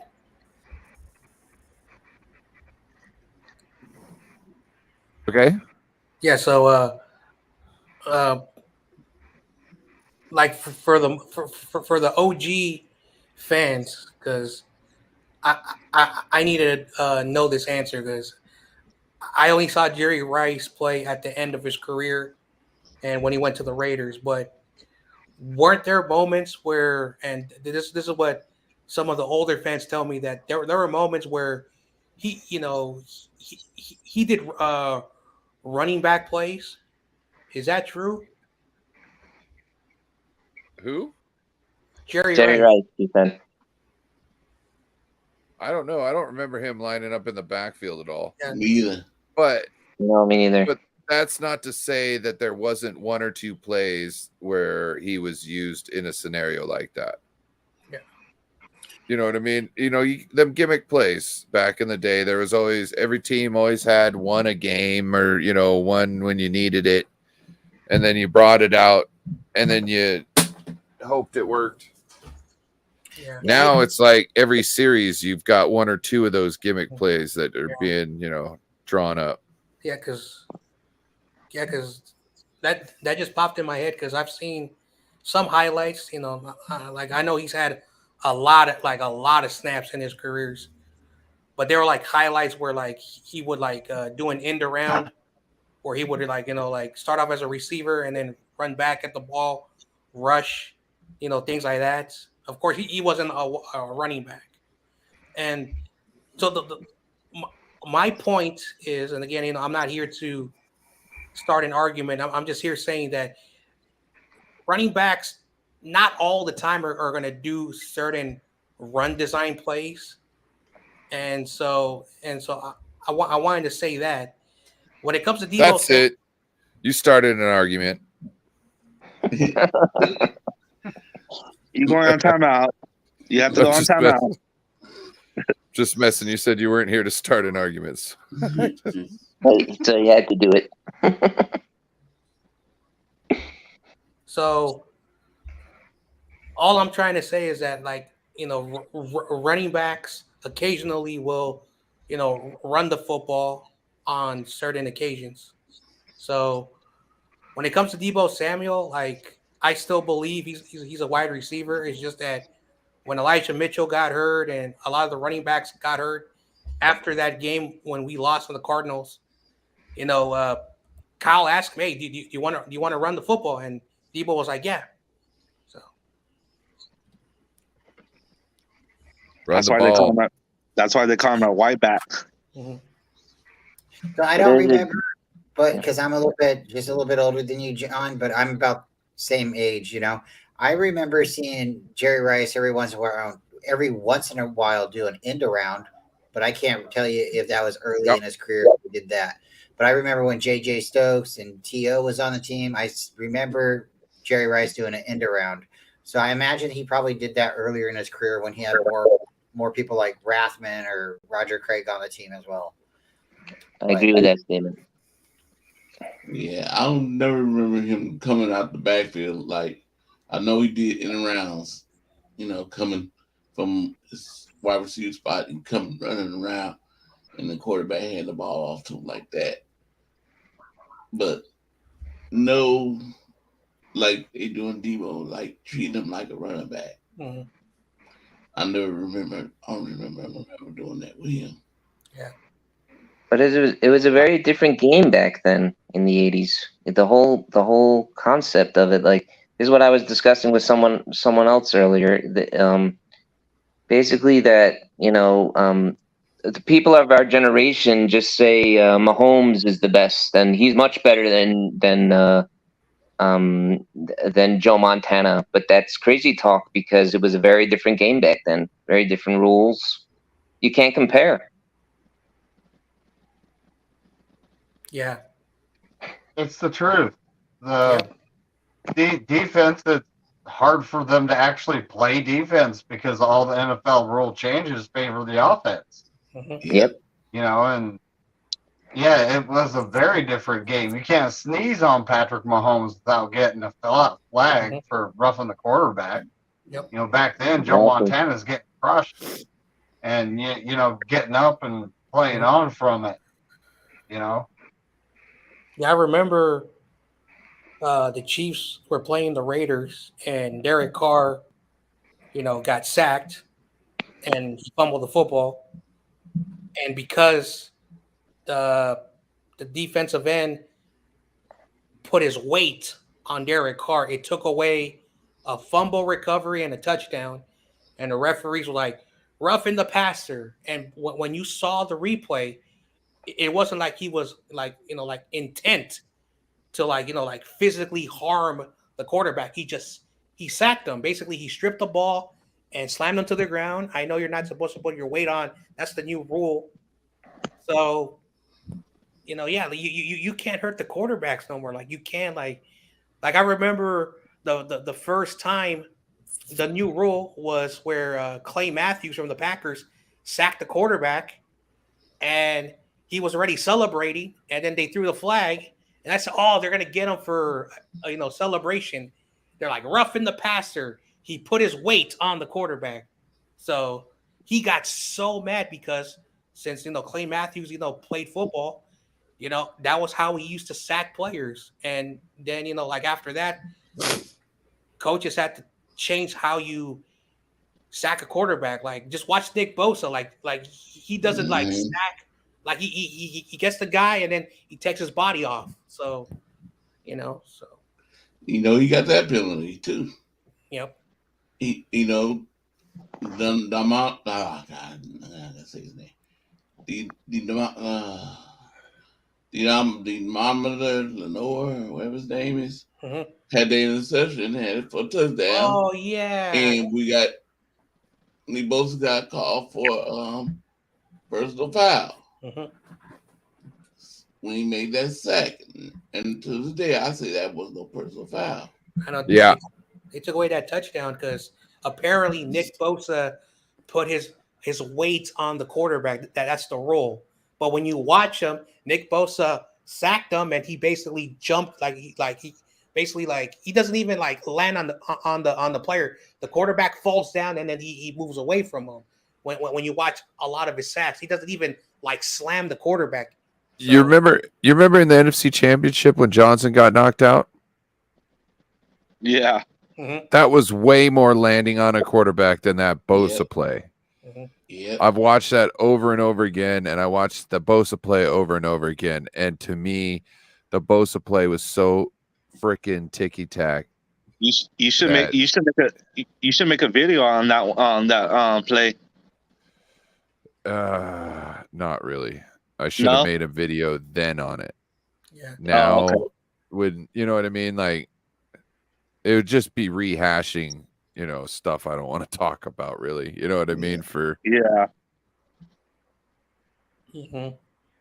Yep. Okay. Bryant's got another horrible joke here. What do you call a monster with a high IQ? Big monster. Frank Einstein. Yes. Don't worry. He will be forcing us to have to bear those jokes probably for years to come. So I'm sorry. I'm sorry, but we like Bryant, and you're just going to have to put up with it. So there was I don't know if it's still there, an account called Offensive Jokes. And reading some of these jokes are like, is that account, the Offensive Jokes? Because I've heard some of these jokes already over a year ago. How does Tony stop herself from strangling him in his sleep? Oh, wow. From all the jokes. So what's funny is I have jokes without dad jokes, and I think I'm pretty witty and clever. Maybe I'm just a smart ass, but I think I have a lot of funny humor about me. And I get the eyeballs from both the girls, Lily and, Holly's a little too young. But I'll say stuff that I find funny, and I think they do too, because I'll get a giggle. But as far as like writing it down, like these jokes that I'm getting off the internet or whatever, I go to random sites and pull them, clip them, and read them, and then giggle, and then send them to different people throughout the day and stuff. And no, shout out to dad jokes. They're not super offensive. No, they're fine. I'm not the only person that does them, but I think it's good. It's funny because like you throw a couple dad jokes out and people laugh, and that's, again, making the world smile. That's what I'm thinking. So, Spongy, I dropped the link for you, and then 9 minutes later, you're telling me you're out. All right, Spongy. I see how it is. Take it easy, Spongy. Hey, you have a good night, Spongy. Yeah, you have a good night, Spongy. Dad jokes are fine. I just like giving you shit for them. Oh, I know. And I brought up the Star Wars one because like it was kind of the ninja, Yeah. Like No, it is all tied in. Yep. So like if you read in between the lines, you'll understand my madness. So I don't think any of us will ever understand your madness until we join you. Well, guys, I am really excited. I really am. I think D-Hop leaving the Cardinals is just showing us that they're not really competitive this year. They're going to just bend over. Shout out to our sponsors. Maybe they'll be at the Arizona Cardinals Stadium, sponsored everywhere, plastered everywhere, Renob. Man, how do you do that to your fan base? Like, oh, we're not doing anything this year. I just they got a hard schedule too. I was on Cardinals Twitter today, and a lot of them think that this is a 1-year turnaround, or at least they were speaking about it before the trade. They're speaking about it like it was a 1-year turnaround, and I'm wondering if they think differently now. Because it seems like you're not just burning the bridges, you're scorching the valleys. You know what I mean? You're burning everything. So, except for some reason, Kyler Murray, which is probably the one player that you don't want to keep. Well, I wouldn't keep. Obviously, they are enamored with him, and they are not that intelligent because the guy is a petulant child. He had that. Okay. He went to the press conference, the I don't have to do homework press conference, with a shirt that said easy and the S was a $sign. Okay.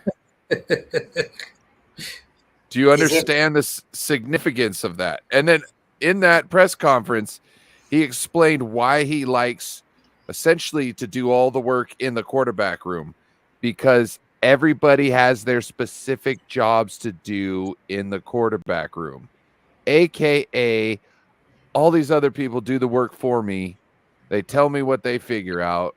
I just remind myself in the game what they came up with, which is not how the best way to learn things. You want to visually see the stuff over and over again, not just go, hey, when the guy does this, you know what I mean? You want to see it for yourself. So when you see that exact same thing, your brain already knows. Hey, so is it a fair comparison to say that he might be this year's or decades Jamarcus Russell? No. Nope. Not at all. I don't like Kyler Murray, but that's horrible to say it to Kyler Murray. Is it when the guy has to have it in his contract that you have to review tape?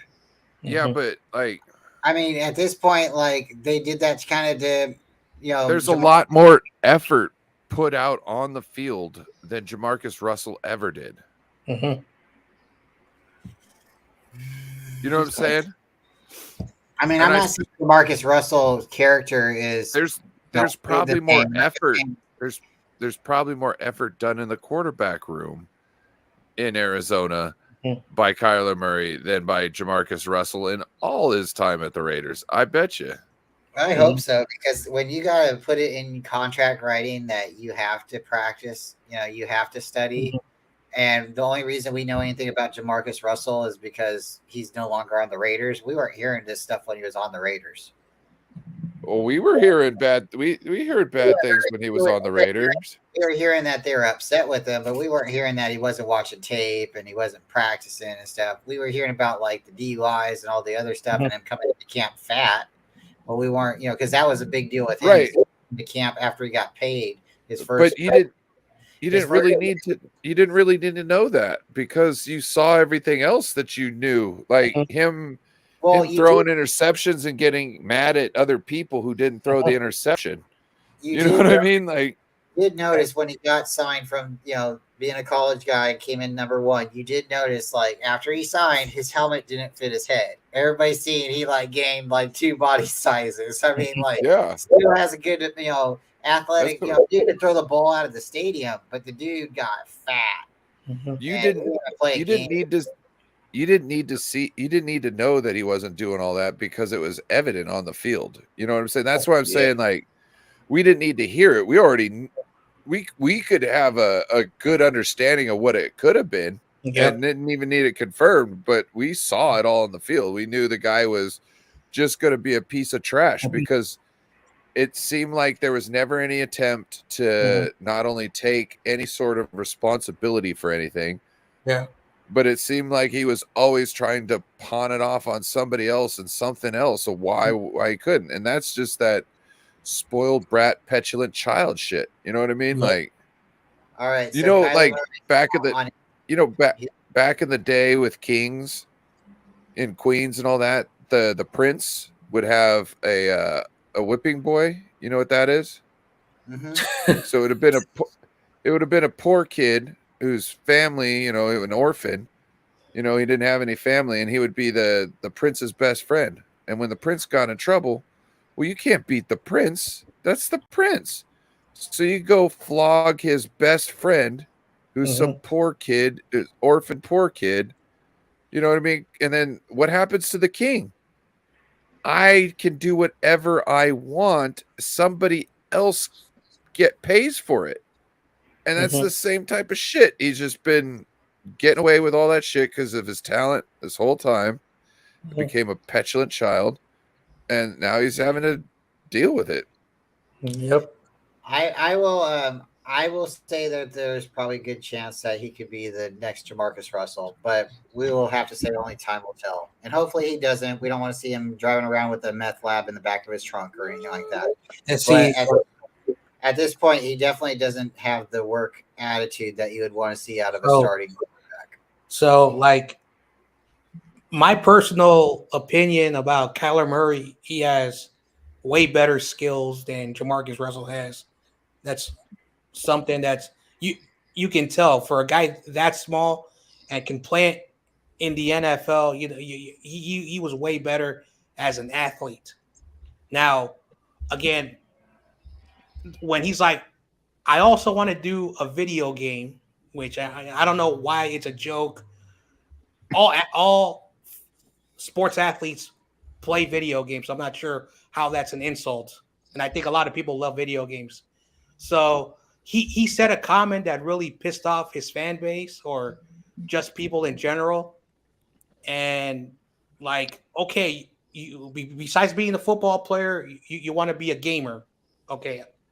Personally, I don't care, but some fans who are Cardinal fans are like, you're a football player. Like maybe after you're done football, you can do what a lot of people they do the Twitch, they video game stuff, make money after your football career or during the off season when you don't have to do football stuff. Maybe you could do that. So that really pissed off a lot of fans. And when he signed his contract, he was like, I want to be paid a minimum of $40 million. So I just think the kid is not Jamarcus Russell. I think he kind of feels entitled because I'm technically your best player. your team has been garbage for a long time. So I think the entitlement of like my skills tells me I don't think he's Jamarcus Russell. Now, no player should ever feel I'm better than anybody. Like that's just ridiculous. So I think this personality by saying I want to do gaming, I want to be paid, I'm better than all the players on the team. Maybe you're seeing it with the rest of his teammates. Like, why they're like, you know what? Like, we don't hate you, man. It's just that maybe you have that sense of entitlement. Because I remember when he was with the Oakland A's, he's like, I'll play for your baseball team, but you got to give me more money. Because you're, like for those who are A's fans, they're not really a good team. But so that's why I say, I'm gonna go play football because they'll pay me a lot of money. So I don't know if he has a sense of entitlement, but that's one of the reasons why people are like, man, Kyler Murray, you are very snobby. Very.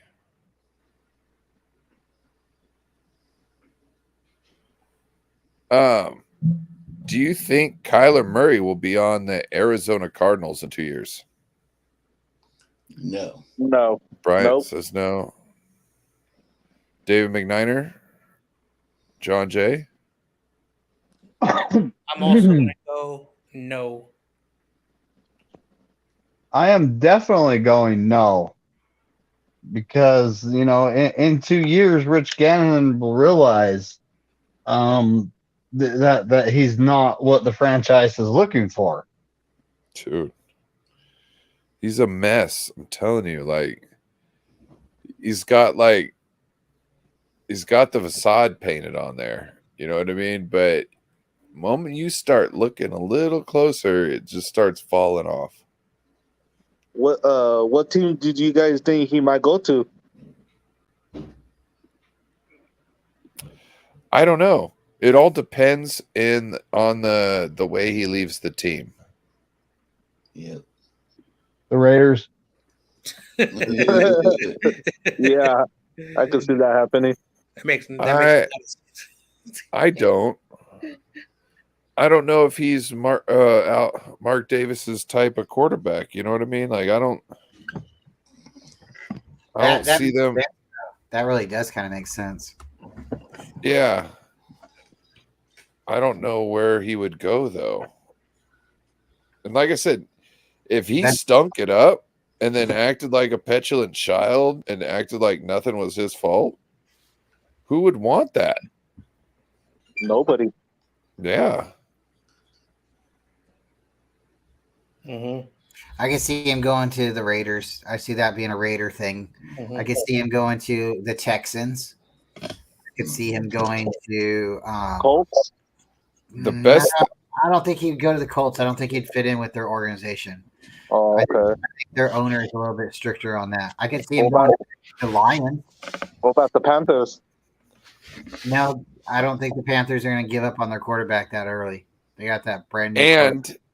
And if he doesn't work out, are you thinking they want to go back and find another small quarterback? I don't think so. Mm-hmm. Now, during the draft, like there was someone sent me a screenshot of a Twitter account from an Atlanta sports. I think it was Blake, and he's like, "We were this close in getting Kyler Murray," and then all he said was, "I'm glad he's not here," and that says a lot. And the Atlanta Falcons guy, who covers the team, he's a good dude. I've had him on my channel. He's like, "I don't want that mess that that follows him over here," and he says he would rather stink up with Desmond Ridder for a couple of years than have him. So that's one Atlanta fan's perspective. Now I don't know about the rest of the entire fan base, but that was just one guy and what that tweet said. The Cleveland Browns. Did you guys hear about the new Panthers guy about the quarterback against the fan when he was practicing? The fan base told him he was like a high school guy. They're like kind of making fun of him. Oh, Korey, you said Cleveland? Cleveland would take him? Mm-hmm.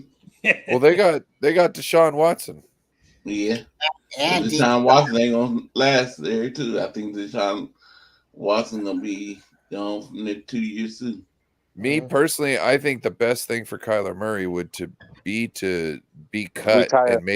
and made a backup behind somebody, Yeah. and him really have to soul search at why he's sitting there behind someone else. And I think then he might be able to, Think get about it. better. Mhm. Yeah, he'll have to do some soul searching. I can see him And going to the Saints or the Broncos to do that. see, the Saints would be that might be a place for him. Mhm. Yep. To be a backup. Yep. Or go up there to Denver and play behind Russell Wilson for a little while. Well, what about the Buccaneers? I don't think you bring Kyler Murray behind Russell Wilson. I don't know what's going to happen over there in the next couple of years. Buccaneers. Yeah.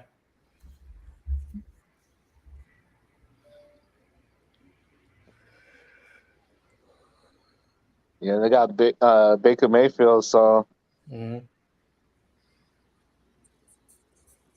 Yeah, it's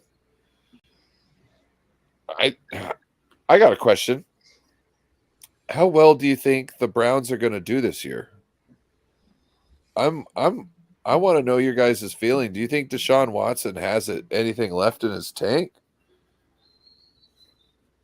I'm thinking he hasn't played for a couple years, and he's all rusty. So now he knows the playbook, and he's going to his second year with the Browns. He might do better. It might and know the playbook better, and know his guys better. Mhm. So that's what I think. I'm wondering if the key to his success wasn't all the massages. And now that he got in trouble, he can't do any more massages like that anymore. So he's starting to suck. I don't know. Yeah, Jon Jay, go ahead. Tell me your thoughts. Like, I've actually had this conversation about a week ago that, like, after one full season not playing football, you're dealing with legal issues. Then you're traded to the Browns, and he's suspended for 11 games, and then he comes back, and not bad, not good, but there are moments where like he needs an off season. He needs time to understand the playbook. But I don't see Watson doing good in Cleveland. I don't. It's not that I hate the guy. It's just that Cleveland is a dumpster fire. Like there's a reason why, like they try. Like they've been trying to have good teams. Every time they have like a hot streak, they're horrible.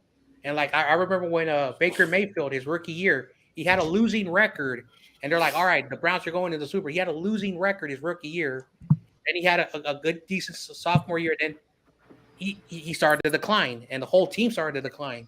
So just because you have Deshaun Watson doesn't mean anything. And I'm going to quote Korey's friend, who's the Browns fan. Their Browns fans were not happy of this decision. And there's some Browns fans that were like, you know what? I would rather have Jacoby Brissett and be an 8-8 team than have that madness. Yeah, I don't see Deshaun Watson bringing that team to a winning team. Let's see. I don't know. I don't have that confidence in him.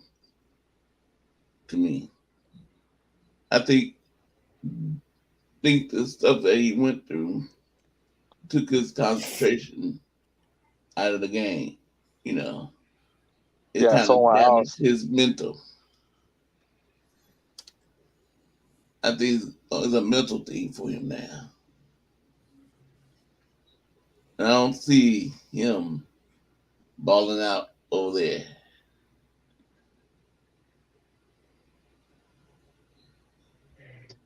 Cleveland Browns are cursed.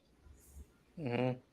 And, Deshaun Watson, he's only played 6 games in the last 2 years. His life has been a train wreck from everything that happened. And, it's kind of like, can he actually recover from that?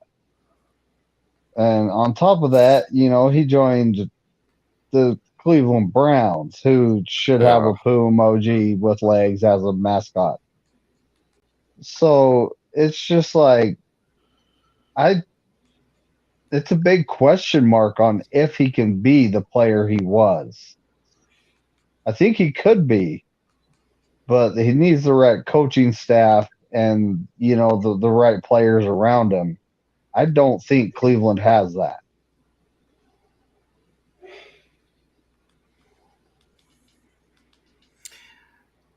All right. Well, if it's my turn, I would like to say I've been very lucky to be able to watch certain teams in my life be able to win a Super Bowl or win a World Series or a championship game. But at the time, maybe not understood what it was about, maybe the significance of it. So, like, I've seen the 49ers Super Bowl, and then I remember going to junior high and seeing the Giants and the California Angels play against each other in the World Series and seeing Barry Bonds lose the World Series and thinking, wow, like the Giants are a good team. But prior to that, the Giants hadn't won a World Series since like what, 1989, or been to a World Series. So it taken a long time for the team to be good again. I remember, going to school in elementary school and saying I was a Giant fan. People are like, why?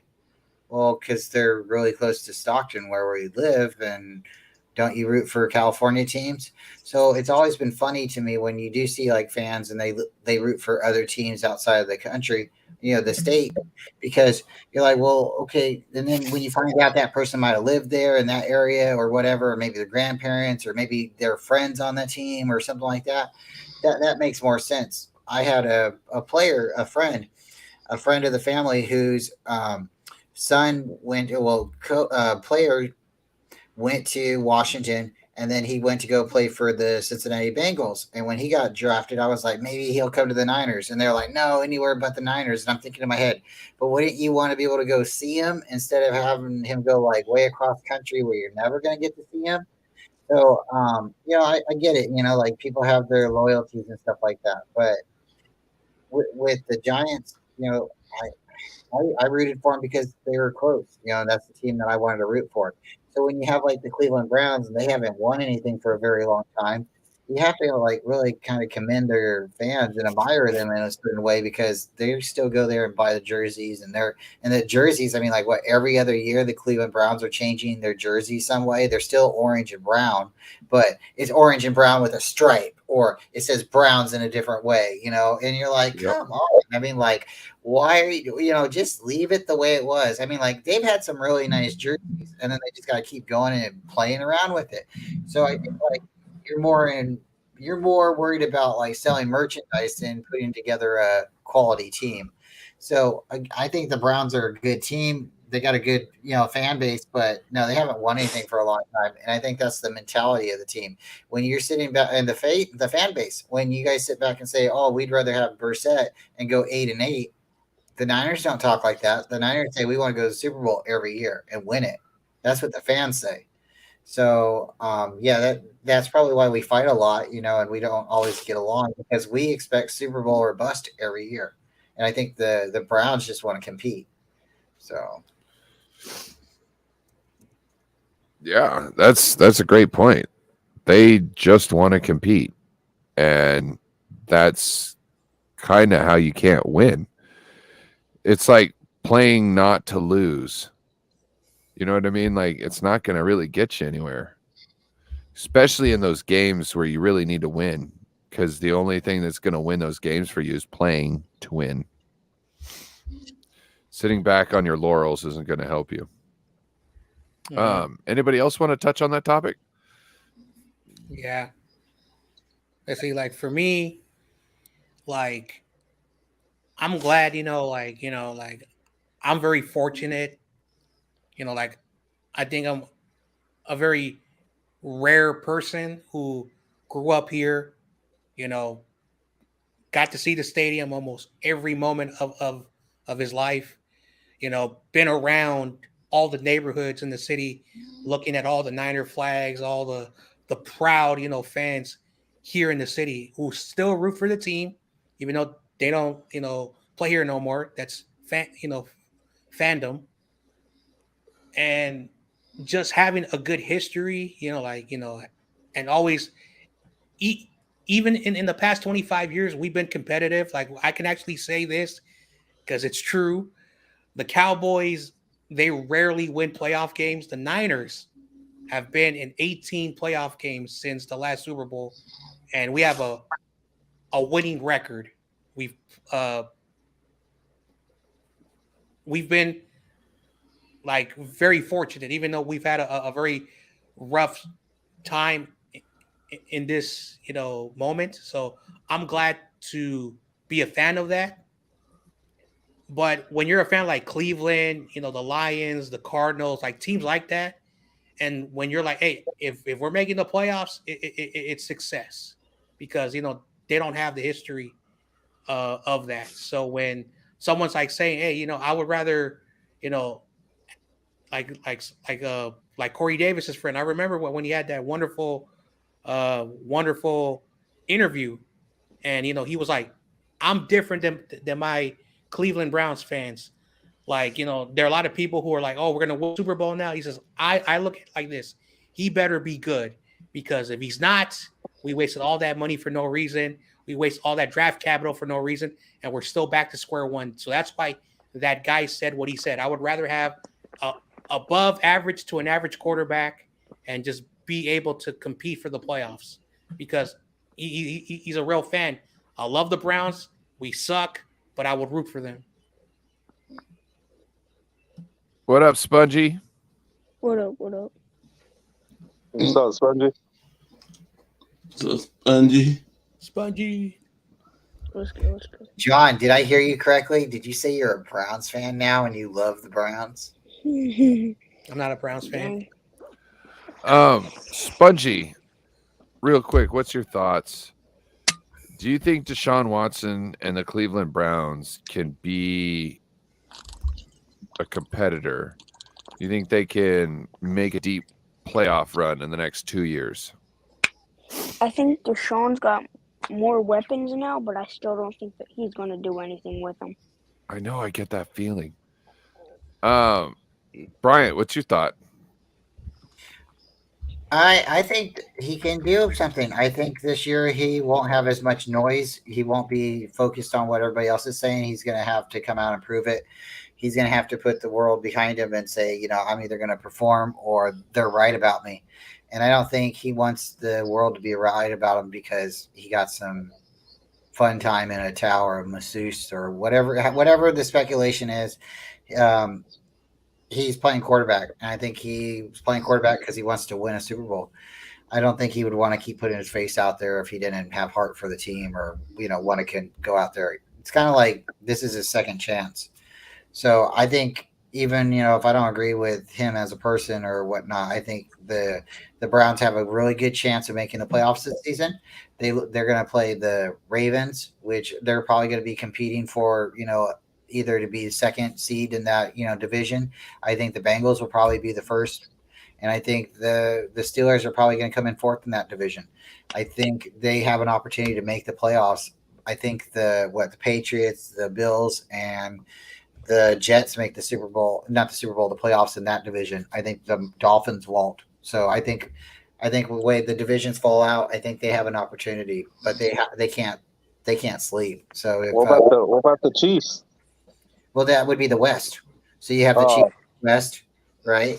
Then you got the South, right? And then the South could be the Titans. I'm just throwing it out there. And then for the Jaguars, I'd love to see the Jaguars get into the playoffs. And then let's say the Bills, the Patriots. We'll say the Jets. That's 5.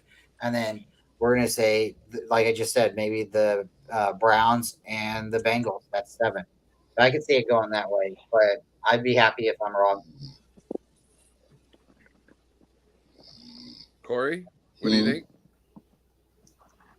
I said, what about the Browns? Yep. I already said, I said the Browns, I don't think they're going to win. I think they're going to be another losing team. Gotcha. David McNiner? Oh, sorry. Corey, go ahead, Fish. I think because, like I said, I think it's going to be a mental thing for Deshaun Watson. That stuff right here is mental. I can see that. David McNiner? Well, the start by looking at the team, the Cleveland Browns and their division, you know, they got to contend with the Bengals, the Ravens, and the Steelers.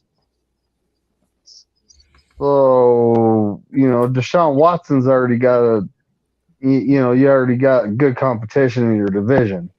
Mm-hmm. The Cleveland Browns as a franchise have never really been relevant since they came back. They weren't really relevant before that. And, you know, Deshaun Watson getting traded there, you know, yeah, he did good with the Texans and he actually had a really good season, but they still lost a lot of games, you know? And that's probably what's going to happen this year. I bet he'll, you know, have a good season, but they're not going to be winning a lot of games because they just don't have the right team, the right coaching staff. And Deshaun Watson, I don't think he's going to be the player he was before. I just don't see that happening.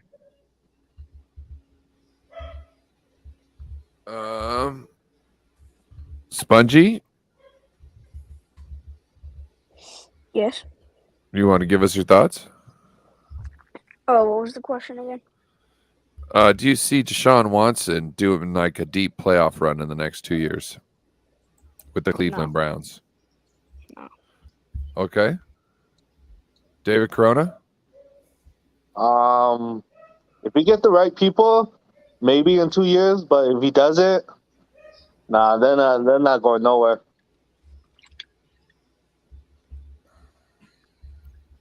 Anybody else? Any last words for that? I'm gonna wrap it up here.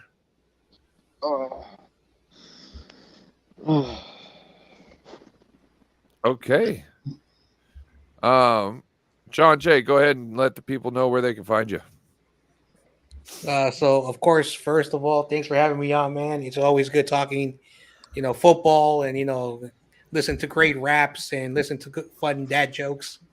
So I appreciate that. People can find me very simple 49ers Ultimate Report. So just go check out the content. You know, I drop, you know, short videos when there's ever anything that's out there. I do live streams. So if you guys want to just hear my thoughts on my channel, 49ers Ultimate Report. But again, thanks for having me on. I'll see you later, Jon Jay. Peace. Well, Peace, Jon Jay. We'll probably be leaving when we shut the show off. Corey, let the people know what you got going on. Okay, you can find me at Korey Davis.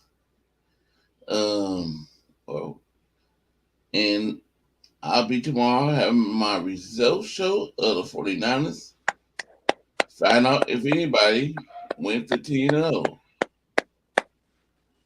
Tomorrow or Sunday? Sunday. And you said tomorrow. Oh, I did? I'm sorry. Yeah. I'm going to say Sunday. It feels like today's Saturday. Yeah. It practically almost is for you guys.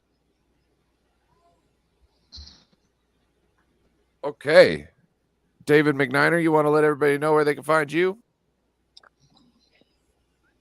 Well, you can find me at David McNiner on YouTube. I'm also on IG if you search David McNew. And which, you know, I don't really pay much attention to IG. If you send me a message, I'll see it at some point. But we got the Bryant Culp show coming up tomorrow morning. And of course, you know, Sunday morning too. And me and Bryant will be live with the GOAT, Korey Davis, Monday night. I'm looking forward to that one. That'll be a fantastic show. Bryant, what you got going on? Yeah, we'll have a little bit of fun tomorrow morning. I'm gonna do the coffee show at 9. I got an idea about it, and then we'll drop it for the panel. Have a panel come on in, talk a little bit, and then go do the normal Saturday thing. And then I got a couple ideas about what I might be doing tomorrow.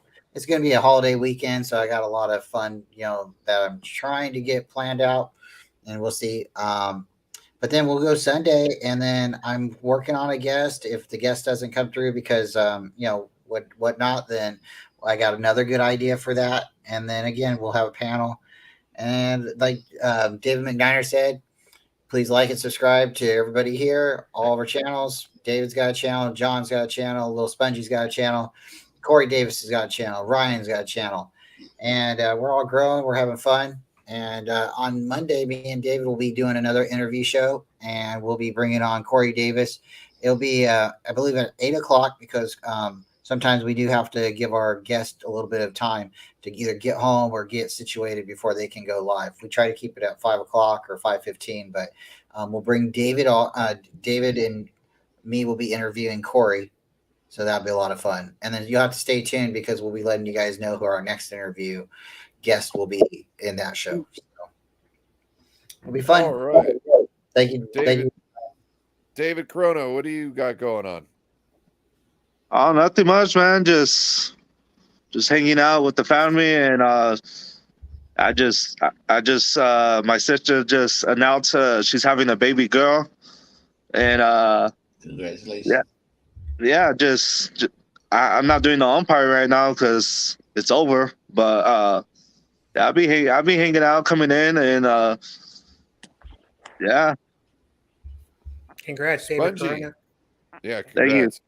Thank you. Spongy, you want to let everybody know what you got going on? I mean, I really haven't posted any shorts in a bit, but maybe I'll get back on that. You heard it here. Make sure to go sub to Little Spongy. Besides that, got like 3 more days of my weekend, so I can just spend it like.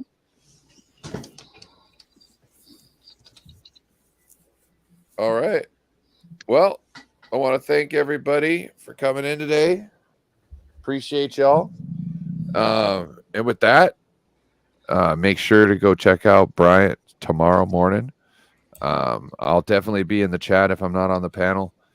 And with that, go Niners. Fuck the Lambs. Yep. Yeah, that's right. Go Niners and fuck